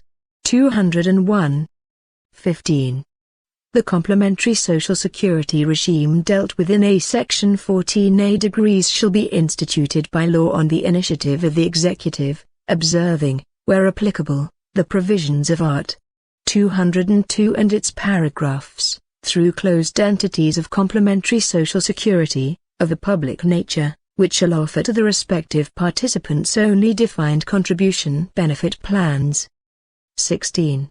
Only by prior and express option may the provisions of Section 14A and 15A be applied to the civil servant who has entered public service by the publication date of the Act instituting the corresponding complementary Social Security regime. 17. All remuneration values considered for calculation of the benefits provided for in Section 3A shall be duly updated, as provided by law. 18. A contribution shall be levied on retirement benefits and pensions conceded by the regime dealt with in this article to the extent they exceed the maximum limit established for the general Social Security regime benefits dealt with in Art. 201, at a percentage equal to that established for civil servants holding effective offices. 19. A civil3 dealt with in this article who has completed the requirements for voluntary retirement established in Section 1A 3A, and who opts to remain active will receive a bonus for the remaining equivalent to the value of his Social Security contribution until he completes the requirements for compulsory retirement contained in Section 1A 2. 20. More than one regime of Social Security for civil servants holding effective positions is prohibited. It is also prohibited to have more than one unit managing the respective regime in each state entity, except for the provision of Art. 142, Section 3A X. 21. When the beneficiary has an incapacitating illness, as provided by law, the contribution provided for in Section 18A of this article shall be levied only upon those portions of retirement and pension benefits that exceed twice the maximum limit established for benefits under the general regime of Social Security dealt with in Art. 201 of this Constitution. Art. 41. Civil servants appointed to effective positions by virtue of public competitive examinations acquire tenure after 3 years of actual service. 1. Tenured civil servants shall lose their positions only, since by virtue of a judicial judgment that has become final and unappealable, since through an administrative proceeding in which they have been assured a full defense, since through a procedure of periodic evaluation of performance, in the form of complementary law, assuring a full defense. 2. Should dismissal of a tenured civil servant be declared invalid by a judgment of a court, the employee shall be reinstated, and any subsequent occupant of the position, if tenured, shall be reassigned to his original position, without the right to compensation, placed in another position or placed on leave with remuneration proportional to time of service. 3. If his position is abolished or declared unnecessary, a tenured civil servant shall be placed on leave, with remuneration proportional to time of service, until adequately placed in another position. 4. As a condition for acquisition of tenure, a special performance evaluation is required by a commission organized for this purpose. Section 3. Of military servicemen of the states, Federal District and the Territories. Art. 42. Members of the military police and fire brigades, institutions organized on the basis of hierarchy and discipline, are military servicemen of the states, Federal District and Territories. 1. The provisions of Art.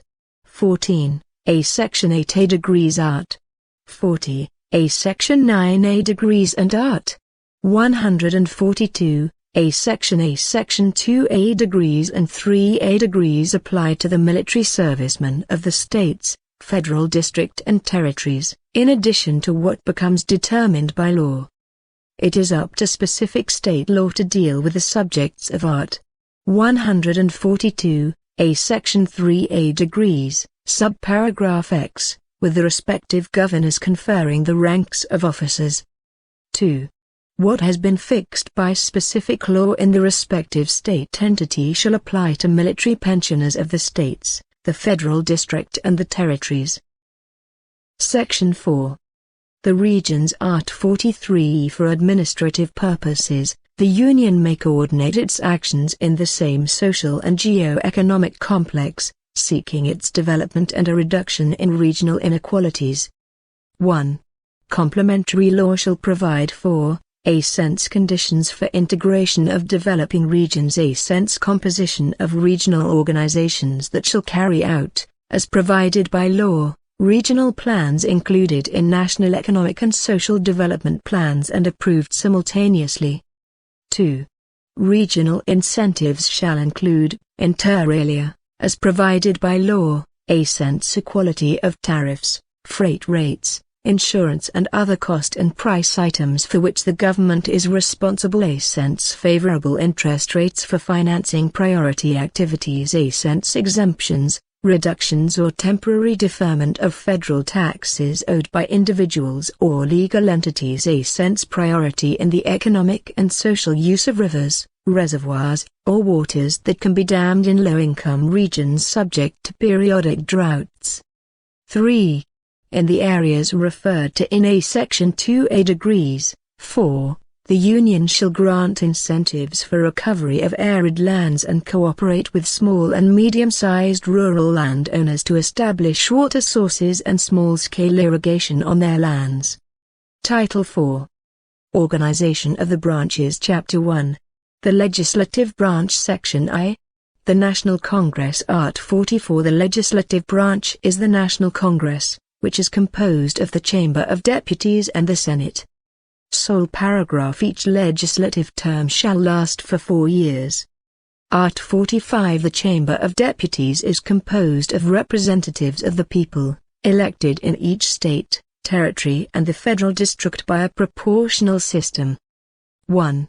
The total number of deputies, as well as the representation of each state and the federal district, shall be established by complementary law in proportion to the population.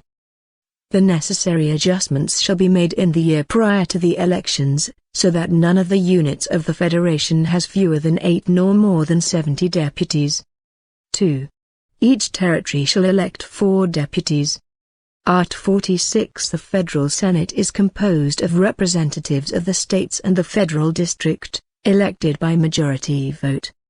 1. Each state and the federal district shall elect 3 senators for 8-year terms. 2. The representation of each state and the federal district shall be renewed every 4 years, alternately re-electing 1/3 and 2/3. 3. Each senator shall be elected along with 2 alternates. Art. 47. Except where there is a constitutional provision to the contrary, the decisions of each chamber and its committees shall be taken by a majority vote whenever an absolute majority of its members is present. Section 2. Powers of the National Congress. Art. 48.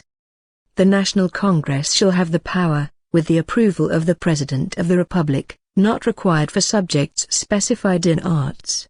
49, 51 and 52, to provide for all matters within the competence of the Union, particularly concerning 1.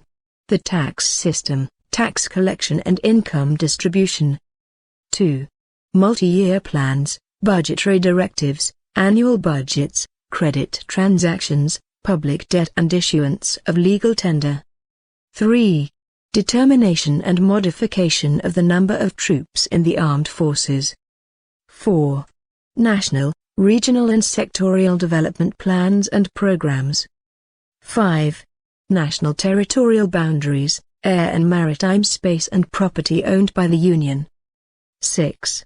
Incorporation, subdivision or dismemberment of areas of territories or states. After hearing from the respective legislative assemblies. 7. Temporary transfer of the seat of the federal government. 8. Granting of amnesty. 9. Administrative and judicial organization of the public ministry and the public defender's office of the Union and of the territories, and the organization of the judiciary and the public ministry of the federal district. 10. Creation, transformation and abolition of public offices, employment and positions, observing what has been established in Art. 84, Vi. B. 11. Creation and abolition of ministries and agencies of public administration. 12.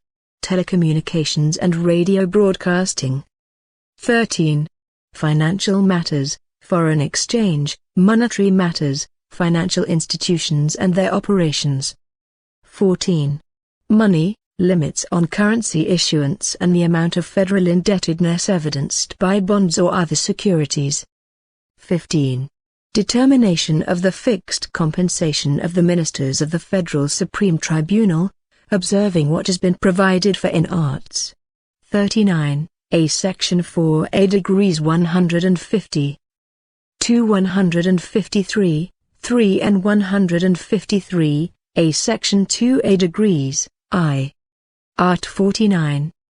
The National Congress shall have exclusive powers. 1. To decide definitively on international treaties, agreements or acts that result in charges or commitments encumbering the national patrimony. 2. To authorize the President of the Republic to declare war, make peace, permit foreign forces to pass through national territory or remain therein temporarily, with the exception of cases provided for by complementary law. 3. To authorize the President and the Vice President of the Republic to leave the country for more than 15 days. 4. To approve a state of defense or federal intervention, authorize a state of siege or suspend any of these measures. 5. To suspend normative acts of the executive that exceed its regulatory authority or the limits of legislative delegation. 6. To transfer its seat temporarily. 7.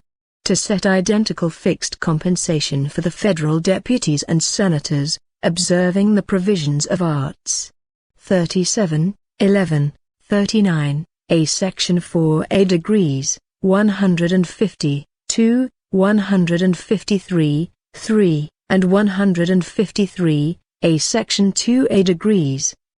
I. 8.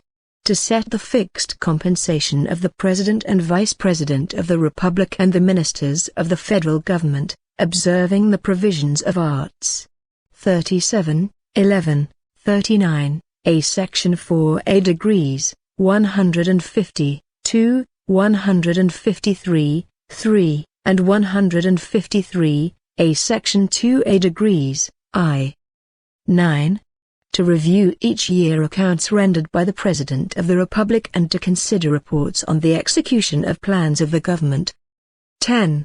To supervise and control, directly or through either of its chambers, acts of the executive, including those of indirect administration. 11.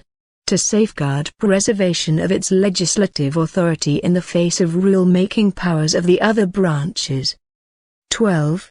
To consider granting and renewing concessions for radio and television broadcasters. 13. To select 2/3 of the members of the Tribunal of Accounts of the Union. 14. To approve executive initiatives referring to nuclear activities. 15. To authorize referenda and to call for plebiscites. 16. To authorize exploitation and use of water resources. Prospecting and mining of mineral wealth on indigenous lands. 17. To give prior approval for the alienation or concession of public lands with an area greater than 2,500 hectares.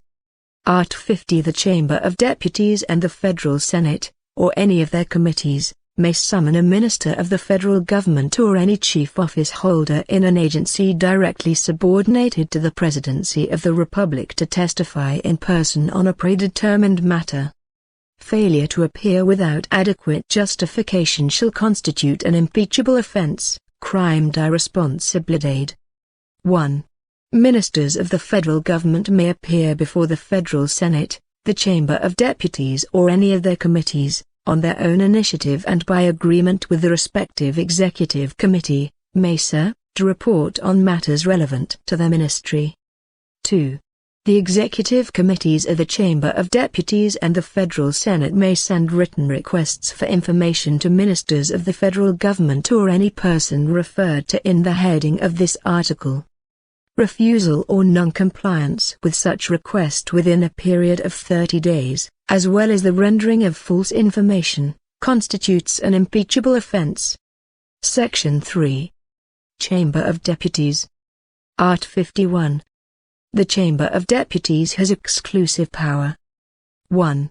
To authorize, by 2/3 of its members, institution of legal charges against the President and Vice President of the Republic and the Ministers of the Federal Government. 2. To proceed to take the accounts of the President of the Republic, when they are not submitted to the National Congress within 60 days after start of the legislative session. 3. To draft its internal rules. 4. To provide for its organization, operation, police, creation, transformation or abolition of offices, jobs and positions in its services, and for initiation of laws setting their respective remuneration, observing the parameters established in the law of budgetary directives. 5.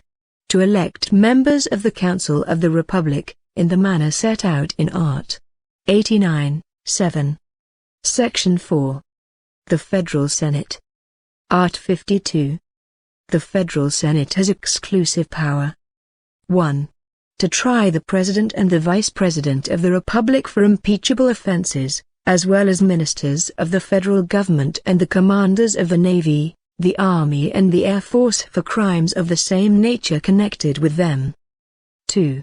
To try for impeachable offenses, the ministers of the Supreme Federal Tribunal, members of the National Council of Justice and the National Council of the Public Ministry, the Procurator General of the Republic, and the Advocate General of the Union. 3. To give its prior approval, by secret ballot, after public hearing, on selection of A-cents judges, in cases established in this Constitution. A-cents ministers of the Tribunal of Accounts of the Union nominated by the President of the Republic. A-cents governors of the territories. A-cents president and directors of the Central Bank. A-cents Procurator General of the Republic.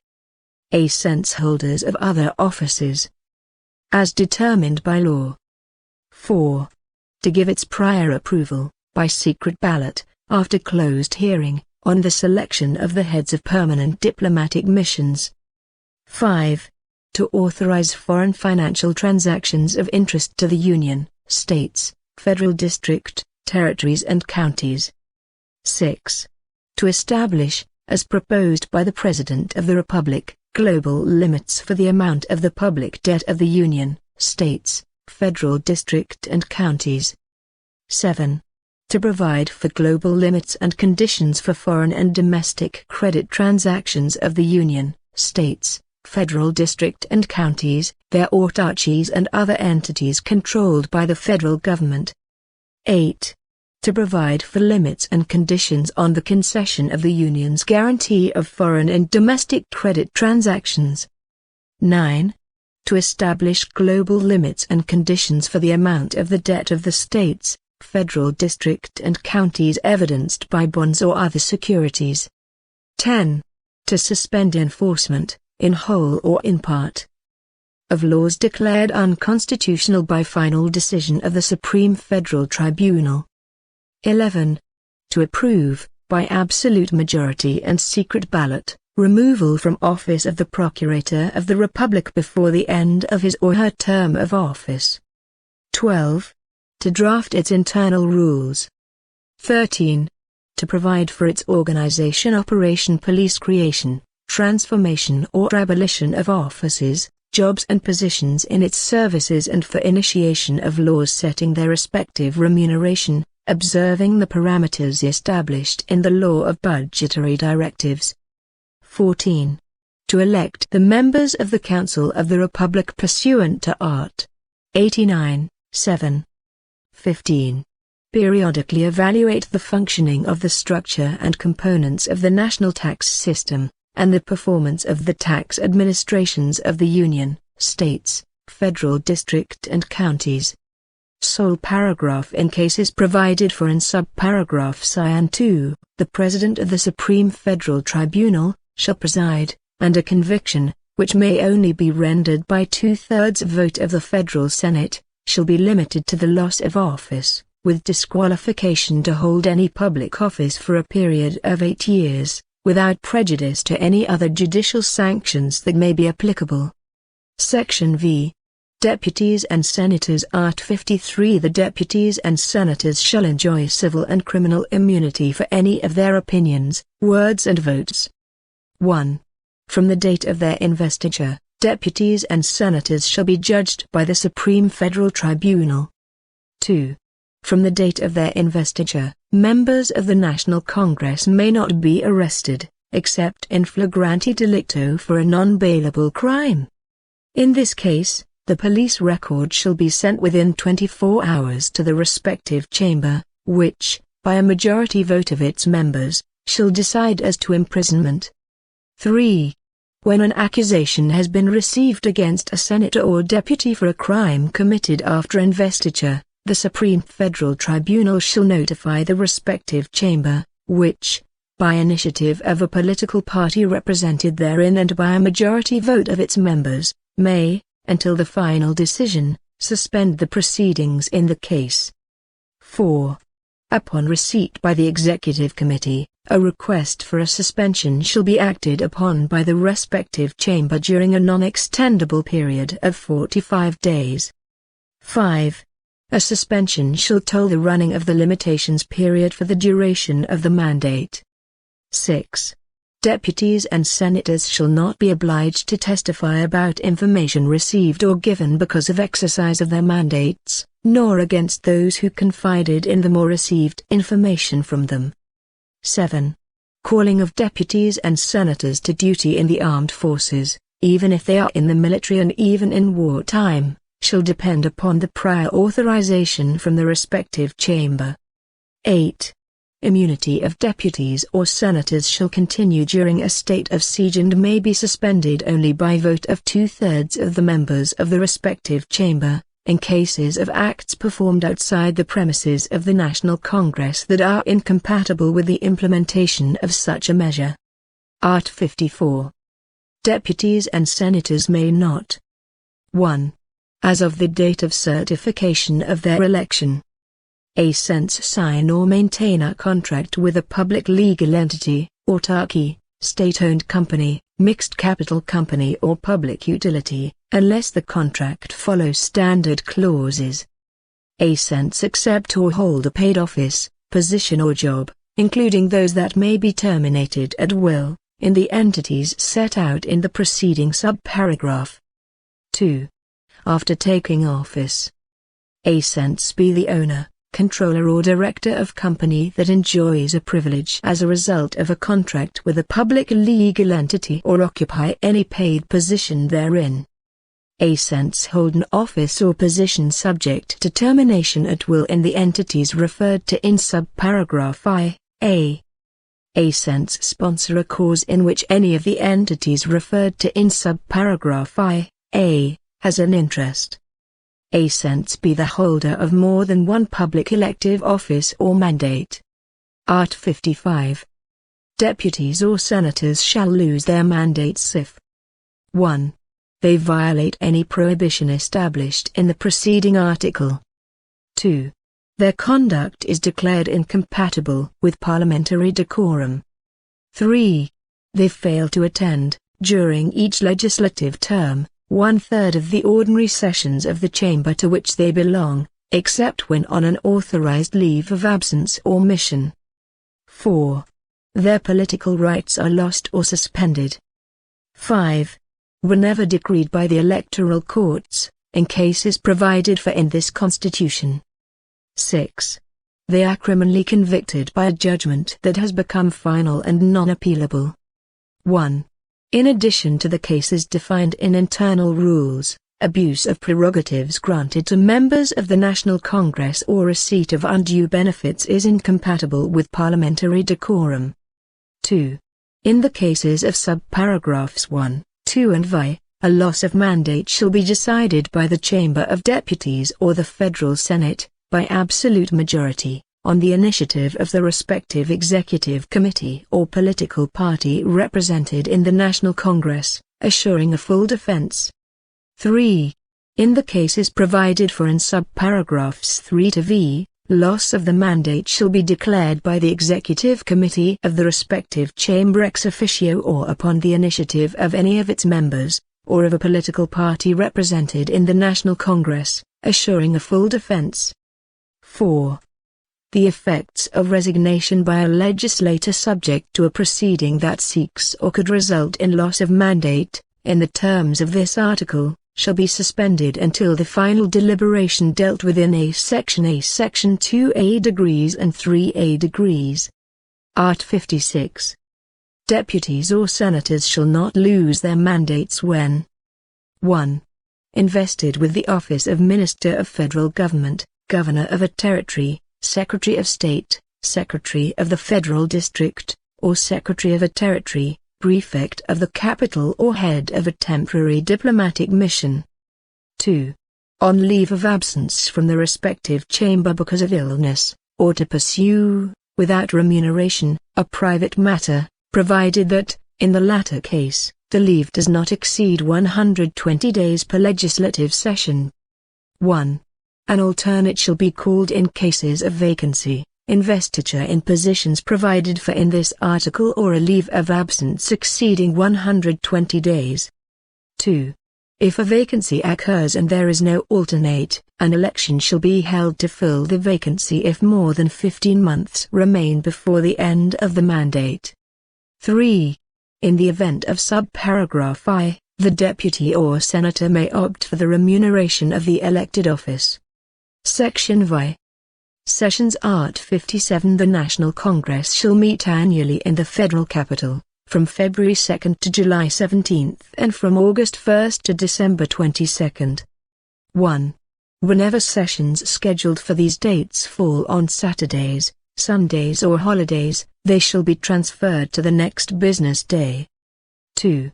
A legislative session shall not be interrupted without approval of the draft law of budgetary directives. 3.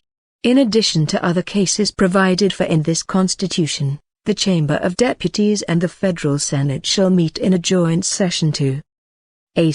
Inaugurate the legislative session. A.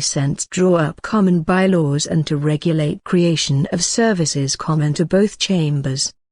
A. Receive the oath of office of the President and Vice President of the Republic. A. Acknowledge a veto and to deliberate about it. 4.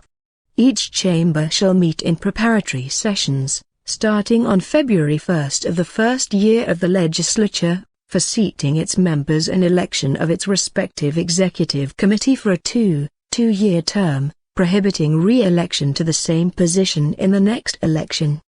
5. The President of the Senate shall preside over the Executive Committee of the National Congress, and the other positions shall be held, alternately, by the occupants of equivalent positions in the Chamber of Deputies and Federal Senate. 6. Extraordinary sessions of the National Congress shall be called A. By the President of the Senate, in the event a state of defense or federal intervention is decreed, of a request for authorization to decree a state of siege and for the President and the Vice President of the Republic to take their oaths and offices. A. By the President of the Republic, the Presidents of the Chamber of Deputies and Federal Senate or at the request of majority of the members of both chambers in the event of urgency or relevant public interest, in all cases in this subparagraph with approval by an absolute majority of each House of the National Congress. 7. In an extraordinary legislative session, the National Congress shall consider only matters for which it was convoked, except in the situation of A. Section 8A degrees of this article. Payment of a compensation for such convocation is prohibited. 8.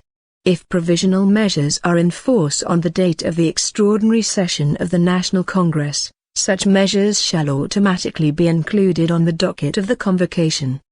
Section 7. Committees Art. 58. The National Congress and both its chambers shall have permanent and temporary committees, constituted in the form and with the powers provided for in the respective bylaws or in the act of their creation. 1. Informing the executive committees and each committee, proportional representation of political parties or parliamentary groups that participate in the respective chamber shall be assured to the extent possible. 2. Committees, based upon subjects over which they have competence, shall have the power to A. Discuss and vote on bills which, in accordance with the bylaws, the authority of the entire body is unnecessary, unless an objection is made by 1/10 of the members of the chamber. A. Hold public hearings with entities of civil society. I. Summon ministers of the federal government to provide information on matters inherent to their duties. A. Receive petitions, claims, representations or complaints from any person against acts or omissions of government authorities or public entities. A. Request the deposition of any authority or citizen. A. Examine construction programs and national, regional and sectorial development plans and to issue opinions upon them. 3. Parliamentary investigative committees, which shall have the same investigative powers as judicial authorities, in addition to other powers set forth in the bylaws of their respective chambers, shall be created by the Chamber of Deputies and the Federal Senate, either jointly or separately, upon the request of 1/3 of its members, to investigate certain facts for a determined period of time. If appropriate, their conclusions shall be forwarded to the public ministry to determine whether to pursue civil or criminal liability of the offenders. 4. During recess, the National Congress shall be represented by a committee elected by its 2 chambers at the last ordinary session of the legislative term, with powers defined in common bylaws, and whose composition shall reflect the proportional representation of the political parties to the extent possible. Section 8. The legislative process. Subsection I. General provisions. Art. 59. The legislative process includes preparation of 1. Constitutional amendments. 2. Complementary laws. 3. Ordinary laws. 4. Delegated laws. 5. Provisional measures. 6. Legislative decrees. 7. Resolutions. Sole paragraph. Complementary law shall provide for preparation, reduction, alteration and consolidation of laws. Subsection 2. Amendments to the Constitution. Art. 60. Constitutional amendments may be proposed by 1. At least 1/3 of the members of the Chamber of Deputies or the Federal Senate. 2. The President of the Republic. 3. More than 1/2 of the legislative assemblies of units of the Federation, each manifesting its decision by a simple majority of its members. 1. The Constitution cannot be amended during federal intervention, state of defense or stage of siege. 2. A proposed amendment shall be debated and voted on in each chamber of the National Congress, in 2 rounds, and shall be considered approved if it obtains 3/5 of the votes of the respective members in both rounds. 3. A constitutional amendment shall be promulgated by the executive committees of the Chamber of Deputies and Federal Senate, taking the next sequential number. 4. No proposed constitutional amendment shall be considered that is aimed at abolishing the following: A. The Federalist form of the national government. A. Direct, secret, universal and periodic suffrage. A. Separation of powers. A. Individual rights and guarantees. 5. The subject of a defeated or prejudiced proposed constitutional amendment may not be made the subject of another proposed amendment in the same legislative session. Subsection 3.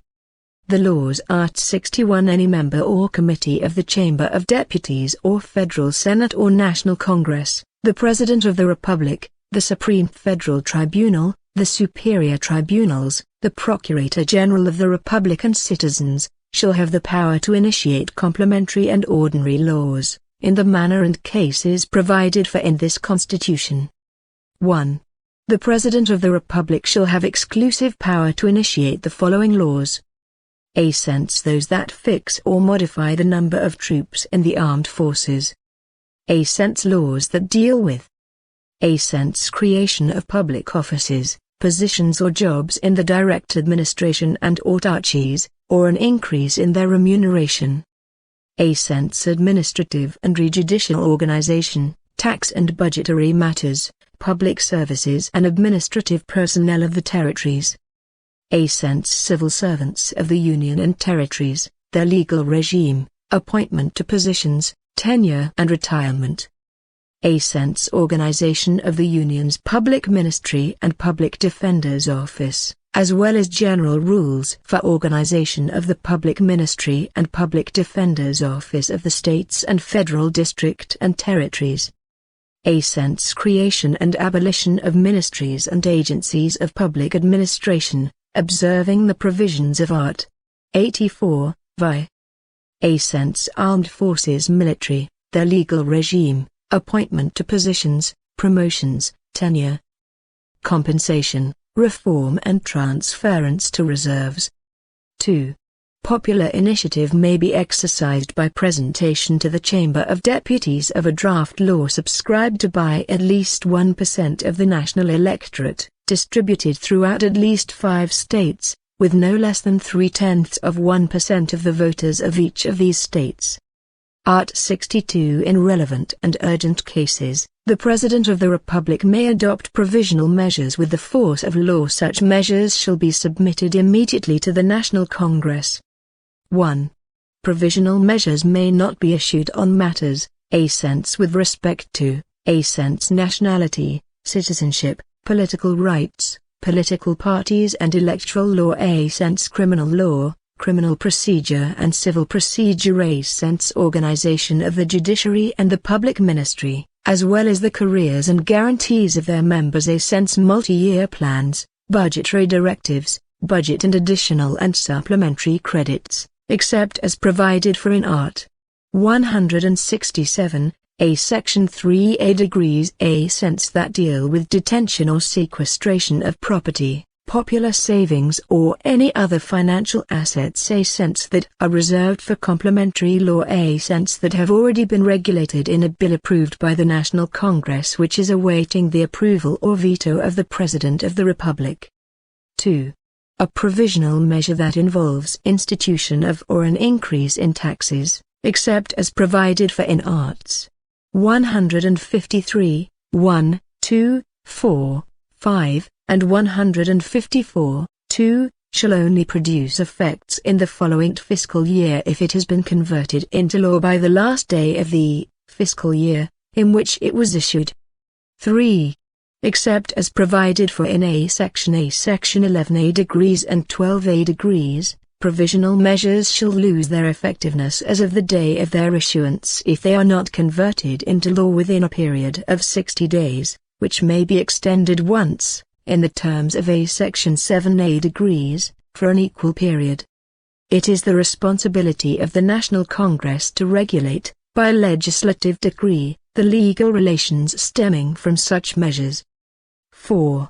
The period referred to in A. Section 3A degrees shall start to run from the publication of the provisional measure. The running of this period is told during the periods the National Congress is in recess. 5.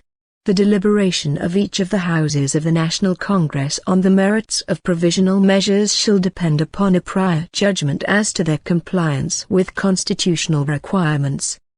6.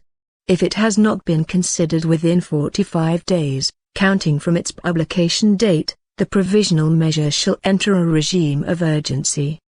Subsequently, in each of the houses of the National Congress, all other legislative deliberations of the House to which it was presented should be suspended until it is finally voted upon. 7. The effectiveness of a provisional measure may be extended once for 60 days if, during the 60-day period counting from its publication date, it has not been submitted to a final vote in the 2 houses of the National Congress. 8. Provisional measures shall be voted on first in the Chamber of Deputies. 9. A mixed commission of deputies and senators shall have the duty to examine provisional measures and to issue an opinion about them, prior to their being considered, in separate sessions, by the full membership of each House of the National Congress. 10. Re-addition, in the same legislative session, of a provisional measure that has been rejected or that has lost its efficacy by the running of time, is forbidden. 11.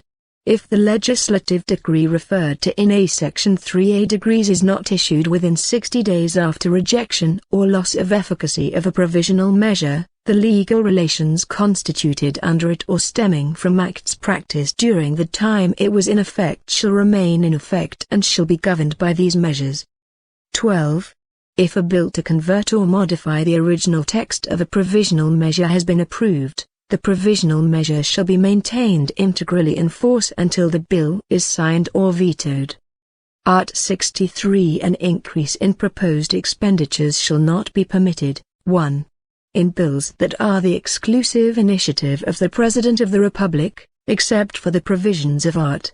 166, A Section 3A degrees and 4A degrees 2.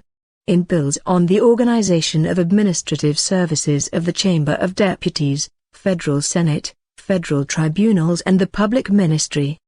Art. 64. Debates and votes on bills initiated by the President of the Republic, Supreme Federal Tribunal and Superior Tribunals shall start in the Chamber of Deputies. 1. The President of the Republic may request urgency in consideration of bills initiated by him. 2. In the case of a Section 1A degrees, if the Chamber of Deputies and the Federal Senate fail to act on the bill successively within 45 days, all other legislative deliberations shall be suspended in the respective House, with the exception of those that have a determined constitutional period, until the bill is finally voted upon. 3. Amendments by the Federal Senate shall be considered by the Chamber of Deputies within a period of 10 days, observing, as to the rest of the bill, provisions of the preceding paragraph. 4. The time periods set out in a Section 2A degrees shall not run when the National Congress is in recess and shall not apply to drafts of codes. Art. 65. A bill approved by one chamber shall be reviewed by the other in a single round of discussion and voting. If the reviewing chamber approves the bill, it shall be sent for enactment or promulgation, or if it is rejected, it shall be archived. Sole paragraph. If a bill is amended, it shall return to the chamber that initiated it. Art. 66. The chamber in which voting was concluded shall send the bill to the President of the Republic, who, if he consents, shall approve it. 1. If the President of the Republic deems all or part of a bill unconstitutional or contrary to the public interest, he shall veto it, either in whole or in part, within a period of 15 business days, starting from the date he received it, and he shall advise the President of the Senate of the reasons for the veto within 48 hours. 2. A partial veto shall only apply to the full text of an article, paragraph, subparagraph or line. 3. After a period of 15 days has elapsed, silence on the part of the President of the Republic shall operate as approval. 4. A veto shall be considered in a joint session within 30 days of receipt thereof and may only be rejected by an absolute majority of the deputies and senators. 5. If a veto is not upheld, the bill shall be sent to the President of the Republic for promulgation. 6. If the period established in a Section 4A degrees lapses without a vote, the veto shall be placed on the order of the day for the immediate session, suspending all other propositions, until its final vote. 7. If the law is not promulgated by the President of the Republic within 48 hours in the situations set out in a Section 3A degrees and 5A degrees, the President of the Senate shall promulgate it, and if he does not do so within the same period, it shall be incumbent upon the Vice President of the Senate to do so. Art. 67. The subject of a rejected bill of law may only constitute the subject of a new bill in the same legislative session if proposed by an absolute majority of the members of any of the chambers of the National Congress. Art. 68. Delegated laws shall be drafted by the President of the Republic, who shall request delegation from the National Congress. 1. Acts within the exclusive power of the National Congress, those within the exclusive power of the Chamber of Deputies or Federal Senate, subjects reserved for complementary laws, and legislation on the following matters shall not be delegated. A. Sense organization of the judiciary and the public ministry, and the careers and privileges of their members. I. Sense nationality, citizenship, and individual, political and electoral rights. Sense multi-year plans, budgetary directives and budgets. 2. Delegation to the President of the Republic shall be granted by national congressional resolution specifying its contents and terms for its performance. 3. If the resolution determines that the bill shall be considered by the National Congress, it shall do so by a single vote, any amendment being prohibited. Art. 69 Complementary laws shall be approved by an absolute majority. Section 9. Supervision of accounting, finances, and budget. Art. 70 Supervision of the accounting, finances, budgets, operations and patrimony of the Union and entities of direct and indirect administration with respect to legality, legitimacy, economy, application of subsidies and waiver of revenues shall be exercised by the National Congress, by means of external control and through the internal control system of each branch. Sole paragraph accounts shall be rendered by any individual or legal entity, public or private, that uses, collects, keeps, manages or administers public funds, property and securities or those for which the Union is responsible, or that assumes obligations of pecuniary nature in the name of the Union. Art. 71. External control under the responsibility of the National Congress shall be exercised with the assistance of the Tribunal of Accounts of the Union, which shall have the power to 1. Examine the accounts rendered annually by the President of the Republic, by means of a prior opinion, which shall be prepared within 60 days of receipt thereof. 2. Evaluate accounts of administrators and others responsible for public funds, assets, and securities of the direct and indirect administration, including foundations and companies organized and maintained by the federal government, as well as accounts of those causing a loss, misplacement, or other irregularity resulting in harm to the public treasury. 3. Examine, for registration purpose, the legality of acts in hiring personnel for any position in the direct and indirect administration, including foundations organized and maintained by the government, except for appointments to commission offices, as well as granting retirements and pensions. Except for subsequent improvements that do not alter the legal basis of the Act of Concession. 4. Perform, on its own initiative or that of the Chamber of Deputies, the Federal Senate, a technical committee or investigative commission, inspections and audits of an accounting, financial, budgetary, operational and patrimonial nature in the administrative units of the legislative, executive, and judicial branches and other entities referred to in subparagraph 2. 5. Supervise the national accounts of supranational companies in whose capital stock the Union holds a direct or indirect interest, according to the terms established in the Constitutive Treaty. 6. Supervise application of any resources transferred by the Union, under a convention, accord, arrangement or other similar instrument, to a state, the federal district or a county. 7. Deliver information requested by the National Congress, either of its chambers or any of its respective committees concerning supervision of the accounting, finances, budget, operations and patrimony, and as to the results of audits and inspections made. 8. In cases of illegal expenses or irregular accounts, apply to those responsible the sanctions provided for in law, which shall establish, among other penalties, fines proportional to the damages caused to the public treasury. 9. If illegalities are verified, establish a period for the agency or entity to take the necessary measures for strict enforcement of the law. 10. Stay execution of a challenged act, if the challenge is not adhered to, communicating such decisions to the Chamber of Deputies and the Federal Senate. 11. Advise the proper branch of any determined irregularities or abuses. 1.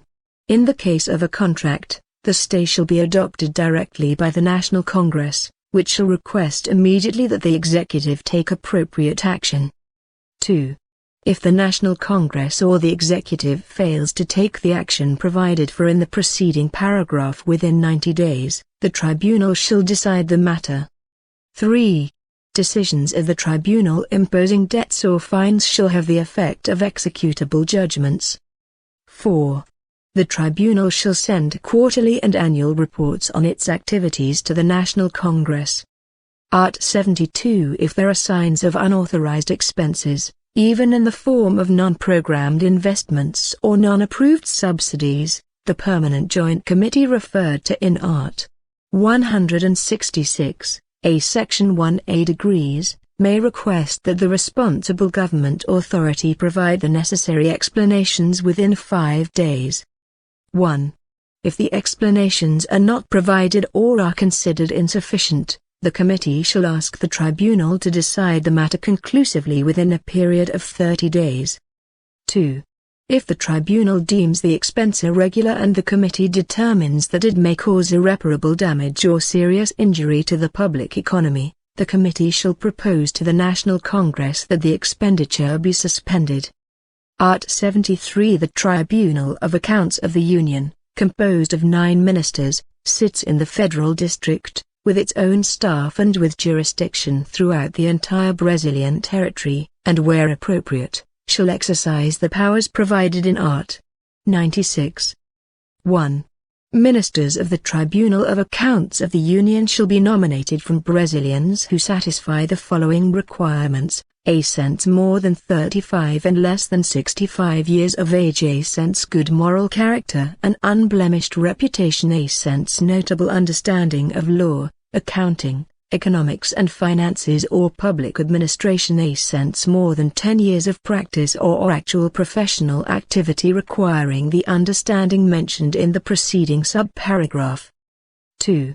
Ministers of the Tribunal of Accounts of the Union shall be chosen: a sense 1/3 by the President of the Republic, with the approval of the Senate, 2 being alternately chosen from among auditors and members of the public ministry assigned to the tribunal from lists of 3 candidates suggested by the tribunal, in accordance with the criteria of seniority and merit.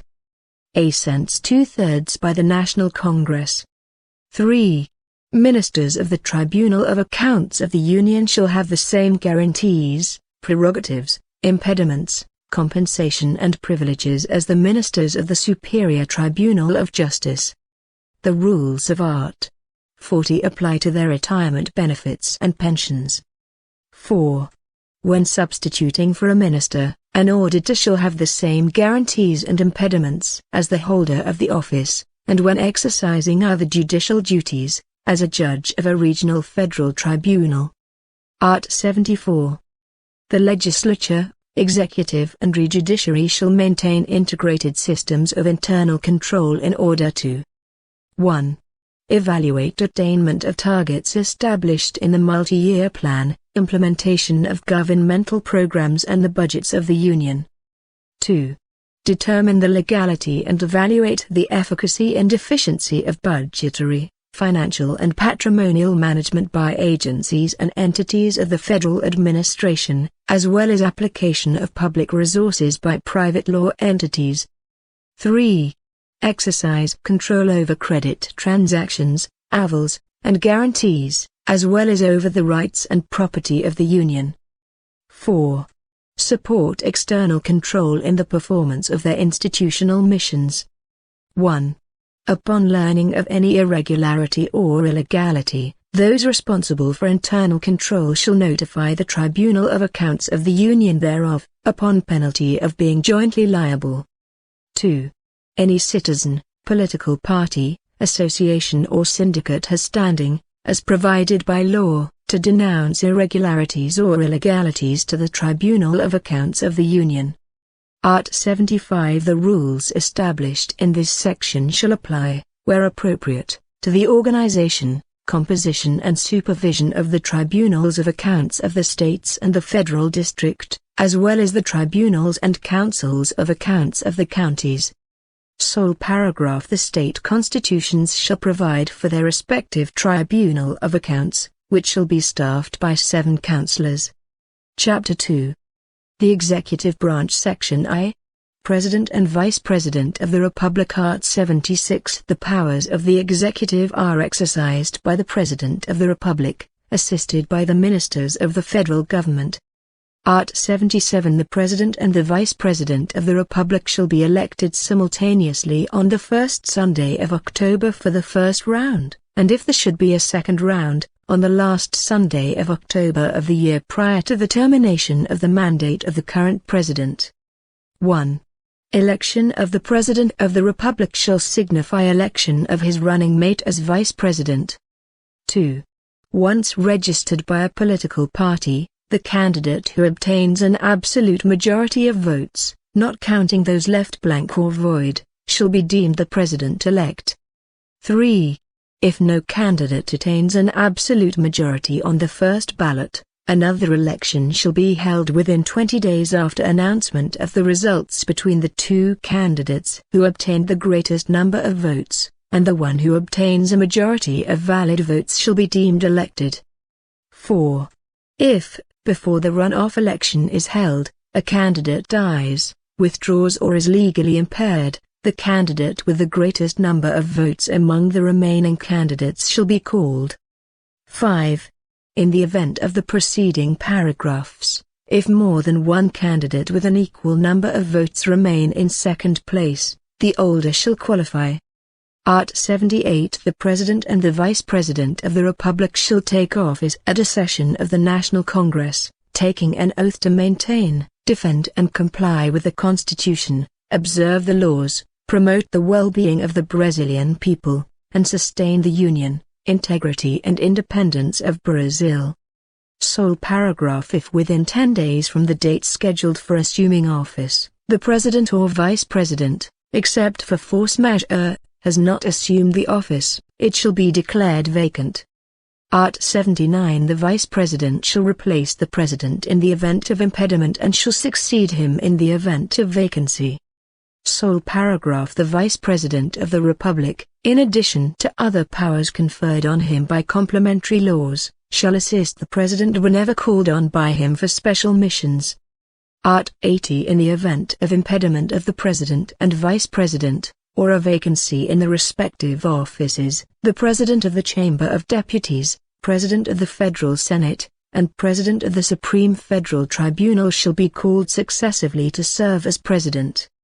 Art. 81. If a vacancy occurs in the offices of President and Vice President of the Republic, an election shall be held 90 days after the last vacancy occurred. 1.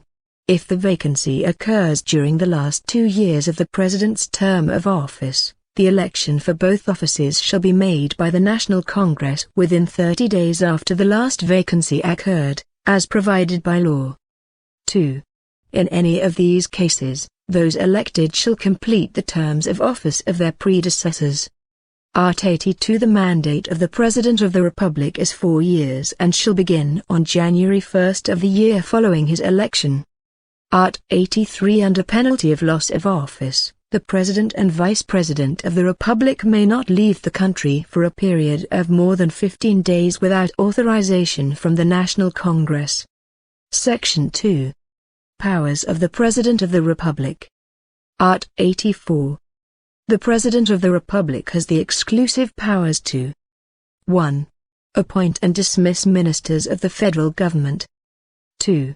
Exercise, with the assistance of the ministers of the federal government, the upper management of the federal administration. 3.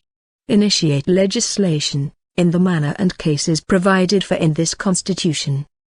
4. Approve, promulgate and order publication of laws, as well as issue decrees and regulations for their faithful execution. 5.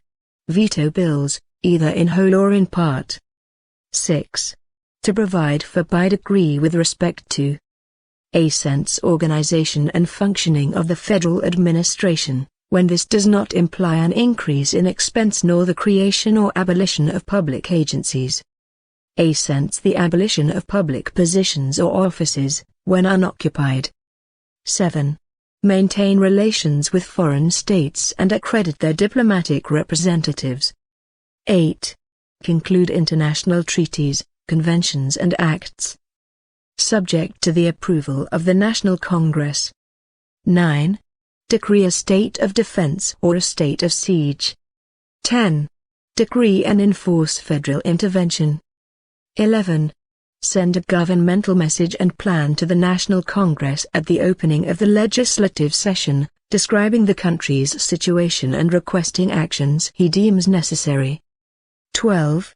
Grant pardons and commute sentences, after hearing, if necessary, from the agencies instituted by law. 13. Exercise supreme command over the armed forces, appoint the commanders of the Navy, the Army and the Air Force, promote their generals and appoint them to positions held exclusively by them. 14.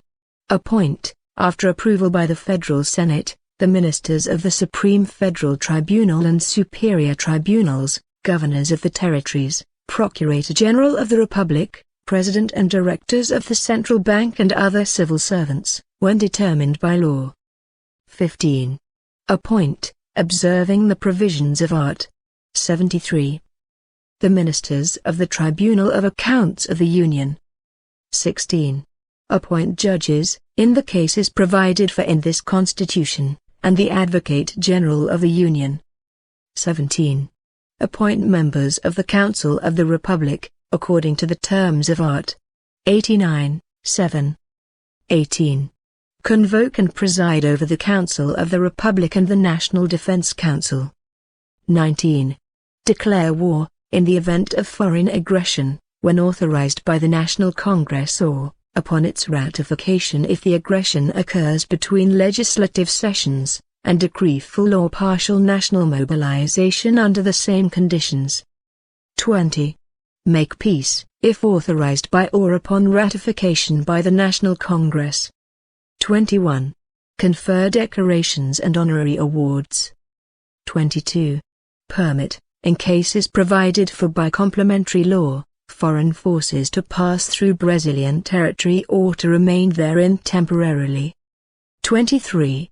Submit to the National Congress the multi-year plan, the draft of the law of budgetary directives and the budget proposals provided for in this Constitution. 24.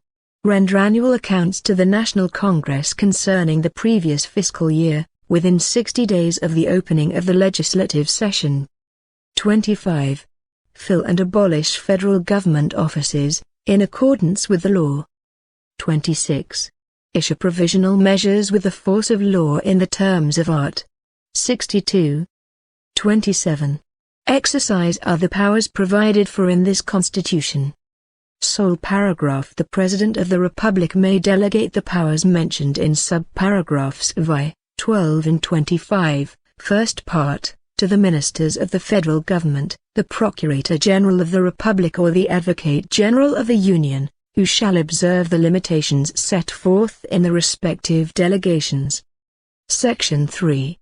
Liability of the President of the Republic. Art. 85. Acts of the President of the Republic that are attempts against the Federal Constitution are impeachable offenses, especially those against the 1. Existence of the Union. 2. Free exercise of the powers of the legislature, judiciary, public ministry and constitutional powers of the units of the Federation. 3. Exercise of political, individual and social rights. 4. Internal security of the country. 5. Probity in administration. 6. The budget law. 7. Compliance with the laws and court decisions. Sole paragraph: these offenses shall be defined in a special law, which shall establish rules of procedure and trial. Art. 86. If 2/3 of the Chamber of Deputies accept an accusation against the President of the Republic, he shall be tried before the Supreme Federal Tribunal for common criminal offenses or before the Federal Senate for impeachable offenses. 1.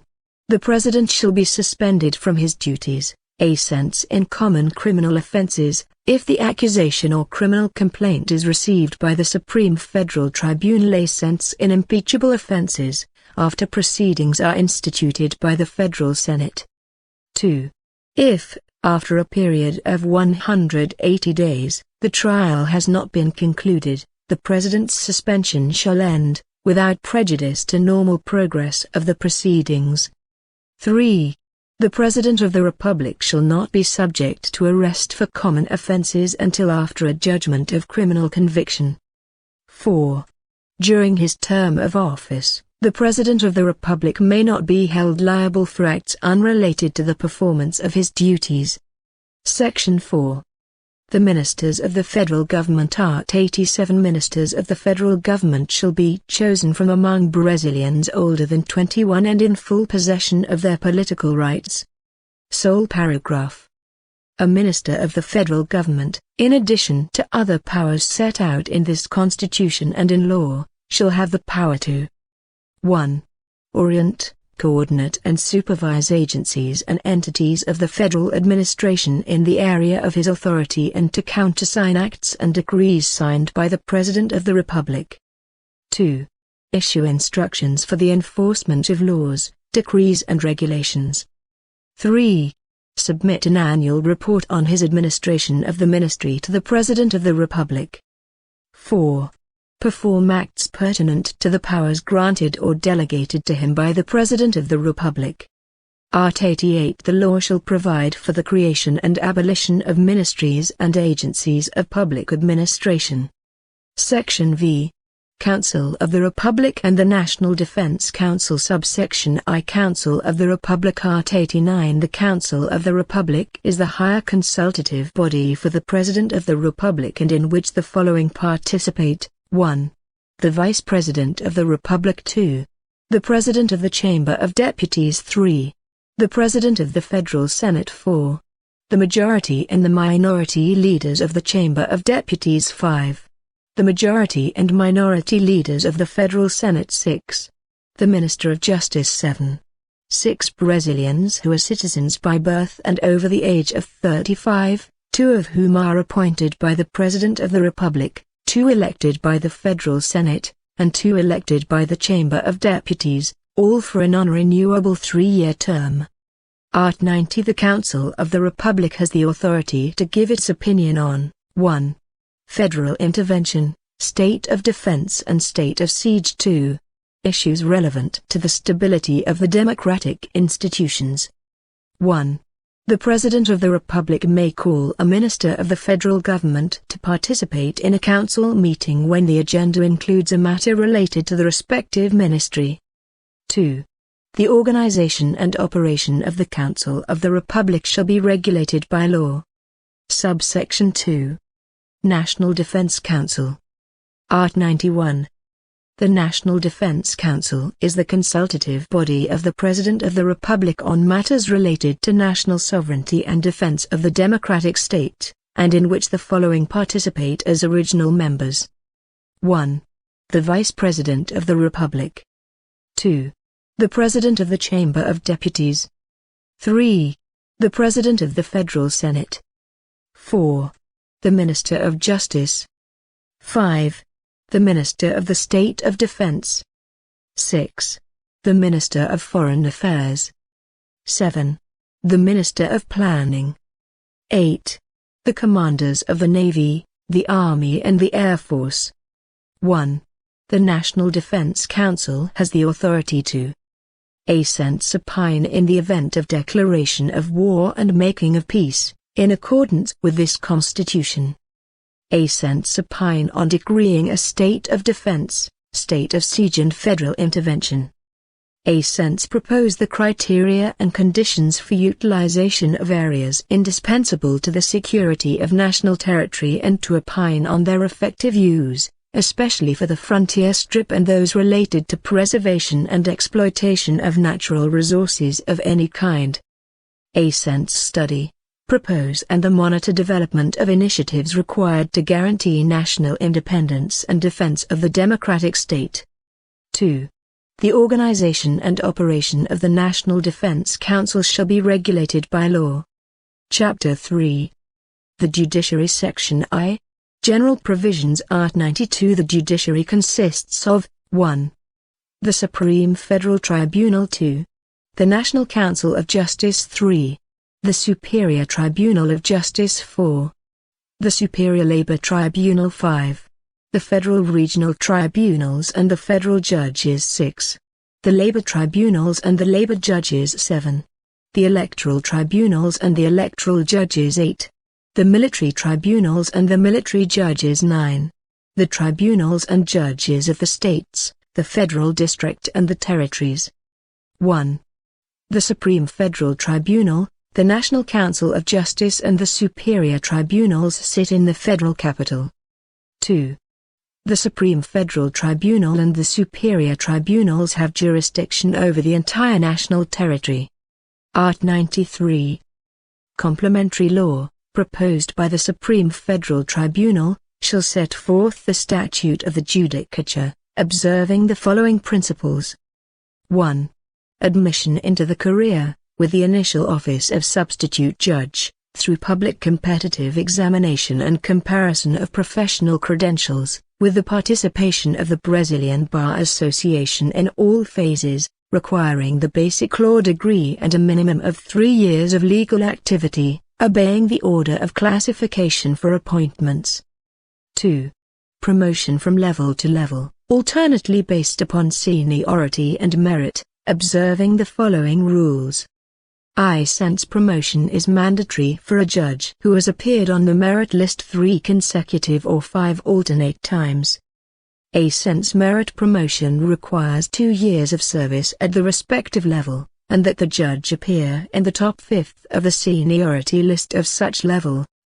Unless no one satisfying such requirements accepts the vacant post.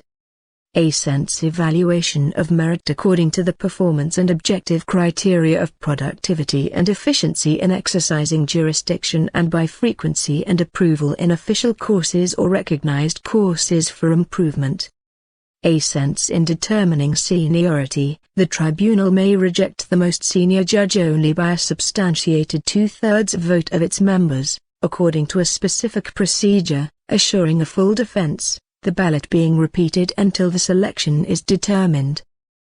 Since judges shall not be promoted if they unjustifiably retain cases in their power beyond the legal period, and they cannot return such cases to the clerk's office without a proper order or decision. 3. Access to the intermediate appellate tribunals shall be based upon seniority and merit, alternately, determined at the last level or only entrance level. 4. Provisions for official courses for preparation. Improvement and promotion of magistrates' participation in an official course or one recognized by a national school for the formation and improvement of magistrates is an obligatory step in the process of securing life tenure. 5. The fixed compensation of the ministers of the superior tribunals shall correspond to 95% of the monthly fixed compensation set for the ministers of the Supreme Federal Tribunal, and the fixed compensation of the other magistrates shall be set by law and scaled, at the federal and state levels, in conformity with the respective categories of the national judicial structure.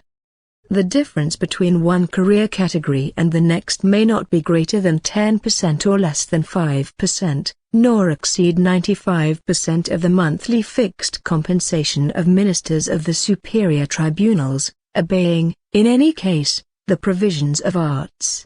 37, 11, and 39, Section 4A degrees. 6. Retirement benefits for judges and pensions for their dependents shall observe the provisions of Art. 40. 7. Permanent judges shall reside in their respective judicial district, except with authorization of their tribunals. 8.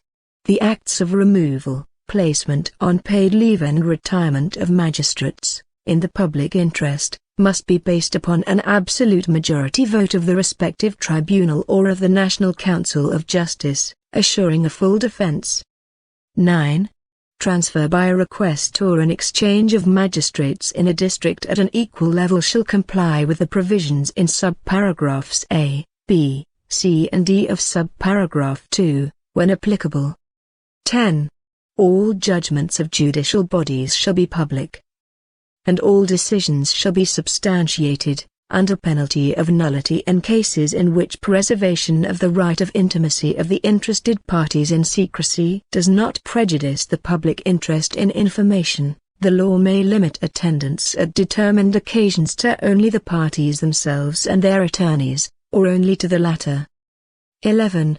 Administrative decisions of tribunals must be substantiated and rendered, in public sessions, with disciplinary decisions adopted by an absolute majority vote of their members.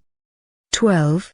For the purpose of exercising administrative and jurisdictional powers delegated to the jurisdiction of the full court, a special body, with a minimum of 11 and a maximum of 25 members, may be organized in tribunals with more than 25 judges. One half of the positions shall be selected on the basis of seniority and the other half by election of the full court. 13. Court functioning shall be uninterrupted. Prohibiting collective vacations in the courts and second instance tribunals on days on which there are no normal court working hours, there shall be judges on continual duty. 14. The number of judges in the jurisdictional unit shall be proportional to effective judicial demand and respective population. 15. Performance of administrative and ministerial acts without decisional character shall be delegated to public employees. 16. Cases shall be distributed immediately at all levels of jurisdiction. Art. 94. 1/5 of the seats on the federal regional tribunals and the tribunals of the states, federal district and territories, shall be occupied by members of the public ministry with over 10 years of service and by lawyers of notable legal knowledge and unblemished reputations, with over 10 years of actual professional activity, nominated in a list of 6 names by the entities that represent the respective groups. Sole paragraph. Upon receipt of the nominations, the tribunal shall reduce the list to 3 names and send it to the executive, who, within the next 20 days, shall select one of the listed names for appointment. Art. 95. Judges enjoy the following guarantees. 1. Life tenure, which, for judges of the first instance, shall be acquired only after 2 years in office. During this period, loss of office shall be determined by the tribunal to which the judge is subject and, in other cases, by a final and unappealable judgment of a court. 2. Non-removability, except by reason of public interest, under the terms of Art. 93, 8. 3. Irreducibility of fixed compensation, except as provided in Arts.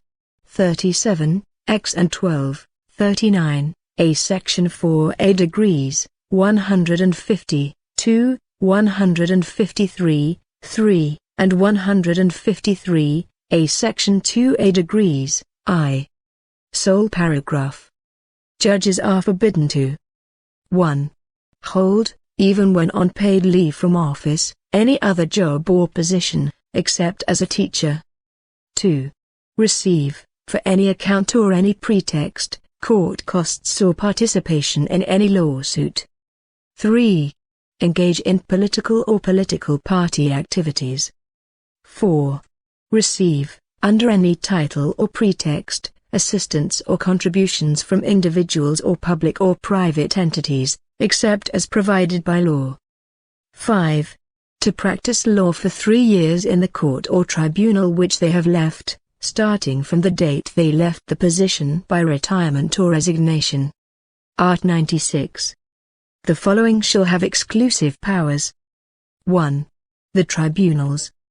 A sense to elect their directive bodies and to prepare their internal rules, observing the rules of procedure and procedural guarantees of the parties, regulating the jurisdiction and operation of the respective jurisdictional and administrative bodies. I sense to organize their secretariats and auxiliary services and those of the courts subordinated to them, taking care to exercise their respective supervisory activities. I sense to fill, in the form provided for in this Constitution, positions for career judges within their respective jurisdictions. A sense to propose the creation of new first instance courts. I sense to fill, through public competitive examinations, or examinations and comparison of professional credentials, obeying the provisions of Art. 169, sole paragraph, the positions necessary for the administration of justice, with the exception of positions of confidence, as defined by law. A sense to grant leave, vacations and other absences to their members and to judges and employees immediately subordinated to them. 2.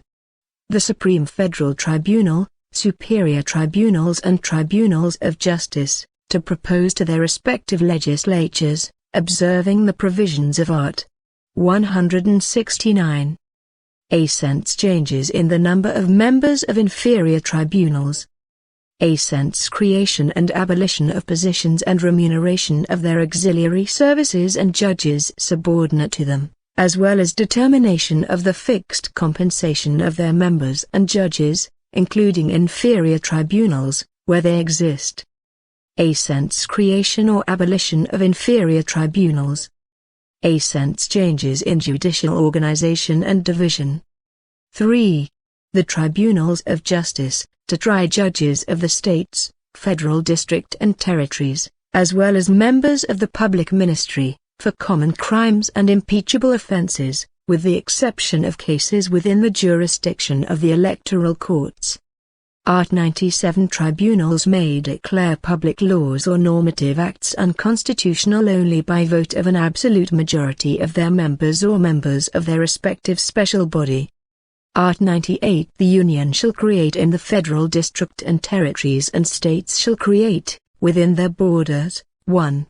Special courts, staffed by professional judges, or professional and lay judges, with the power to conciliate, to enter judgment and to execute with respect to civil suits of lesser complexity and minor criminal offences. Proceedings shall be oral and very summary, permitting, in cases provided for by law, settlement and resolution of appeals by panels of judges of the first instance. 2. Salaried justices of the peace, consisting of citizens elected by direct, universal and secret ballot, for a term of office of 4 years, with jurisdiction, in accordance with the law, to perform marriages, verify qualification proceedings ex officio or after challenge, and perform conciliatory functions of a non-jurisdictional nature, in addition to other functions provided by law. 1. Federal law shall provide for the creation of special courts in the area of federal justice. 2. Costs and fees shall be used exclusively to finance services under the care of specific activities of justice. Art. 99. The judiciary is assured administrative and financial autonomy. 1. The tribunals shall prepare their budget proposals, within the limits stipulated jointly with the other branches in the law of budgetary directives. 2. After hearing from other interested tribunals, the proposal shall be submitted. I sense at the federal level, by the presidents of the Supreme Federal Tribunal and Superior Tribunals, with approval of their respective tribunals. A sense at the level of the states, federal district and territories, by the presidents of the Tribunals of Justice, with the approval of their respective tribunals. 3. If the bodies referred to in A Section 2A do not deliver their respective budgetary proposals within the period established in the law of budgetary directives, for the purposes of consolidation of the annual budgetary proposal, the executive shall consider the amounts approved in the budgetary law in effect, adjusting them in accordance with the limits as stipulated in A Section 1A of this article. 4. If the budgetary proposals with which this article deals are delivered in disregard of the limits as stipulated in A Section 1A, the executive shall make the necessary adjustments for the purposes of consolidation of the annual budgetary proposal. 5.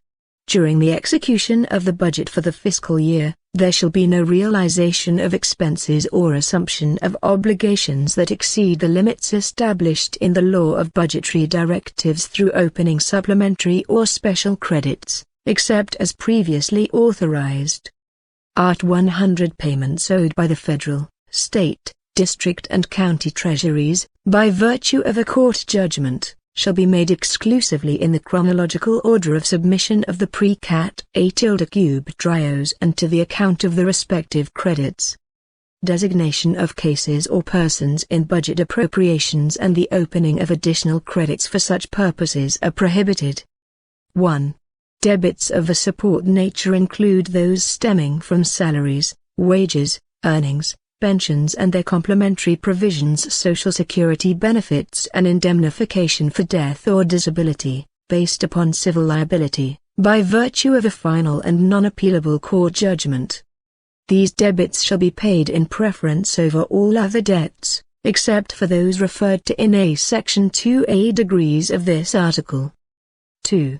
Debts for support whose owners, either original or through inheritance, are 60 years of age, or who are suffering from a serious disease, or handicapped persons, as defined by law, shall be paid with preference over all other debts, up to a value equivalent to 3 times that fixed by law for the purposes of the provision in A Section 3A degrees of this article.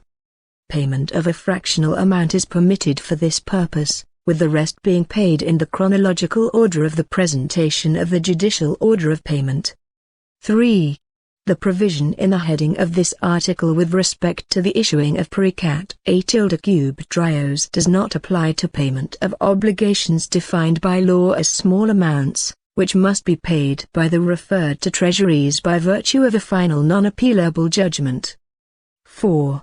For the purposes of the provision of A Section 3A degrees, differing amounts for entities of public law may be fixed by their own laws according to different economic capabilities, with a minimum amount equal to the amount of the highest social security benefit in the general regime. 5. Budgets of public law entities must include funds necessary for payment of their debits stemming from final non-appealable judgments in accordance with precat A3 trios submitted by July 1. Payment shall be made by the end of the following fiscal year, at which time their value shall be monetarily updated. 6. The budgetary appropriations and the opened credits shall be consigned directly to the judiciary. It is the duty of the President of the Tribunal rendering the decision that permits execution to determine integral payment and to authorize, at the creditor's request, attachment of the amount necessary to satisfy the debit, but only in the event of failure to respect his right of precedence or failure to make a budgetary allocation of an amount necessary to satisfy his debit. 7. The President of the competent tribunal who, by an act of commission or omission, delays or tries to frustrate the regular liquidation of a precat A3 trio commits an impeachable offense and shall also be held liable before the National Council of Justice. 8. It is prohibited to issue precat A3 trio complementary or supplementary to the amount paid, as well as to fractionize, divide or reduce the value of its execution, for the purpose of inclusion as part of the total to which A Section 3A degrees of this article provides. 9. Declared unconstitutional by the Supreme Federal Tribunal in Addenda No. 4357 and Addenda No. 4425, March 23, 2013. 10. Declared unconstitutional by the Supreme Federal Tribunal in Addenda No. 4357 and Addenda No. 4425, March 23, 2013. 11. In accordance with what is established by the law of the debtor federative entity, the creditor may exchange his credits in precat A3 trios to purchase public real assets of the respective federative entity. 12. Declared unconstitutional by the Supreme Federal Tribunal in Addenda No. 4357 and Addenda No. 4425, March 23, 2013. 13. Without need for the debtor's consent, the creditor may assign to third parties, either totally or partially, his credits in precat A3 trios. The provisions of A Section 2A degrees and 3A degrees do not apply to the assignee. 14. The assignment of precat A3 trios shall be effective only after communication, by means of a protocolized petition, to the tribunal of origin and to the debtor entity. 15. Without prejudice to the provisions of this article, a law complementary to this federal constitution shall establish a special regime for the payment of credit for state, Federal District and County Pre-Cat A tilde Drios, providing for linkages between current net receipts and the form and period for liquidation. 16. Added exclusive criteria and in the form of law, the Union may assume debits stemming from state, federal district, and county pre-cat A tilde Drios, refinancing them directly. 17. The Union, the states, the federal district and the counties shall compare monthly, on an annual basis, the compromised amounts of their respective current net receipts with the payment of judicial orders of payment and small value obligations. 18. For the purposes of a Section 17A micro, current net receipts means the sum of receipts from taxes, patrimony, industry, agriculture, and cattle raising from contributions and services from current transfers and other current receipts, including those stemming from a Section 1A degrees of art.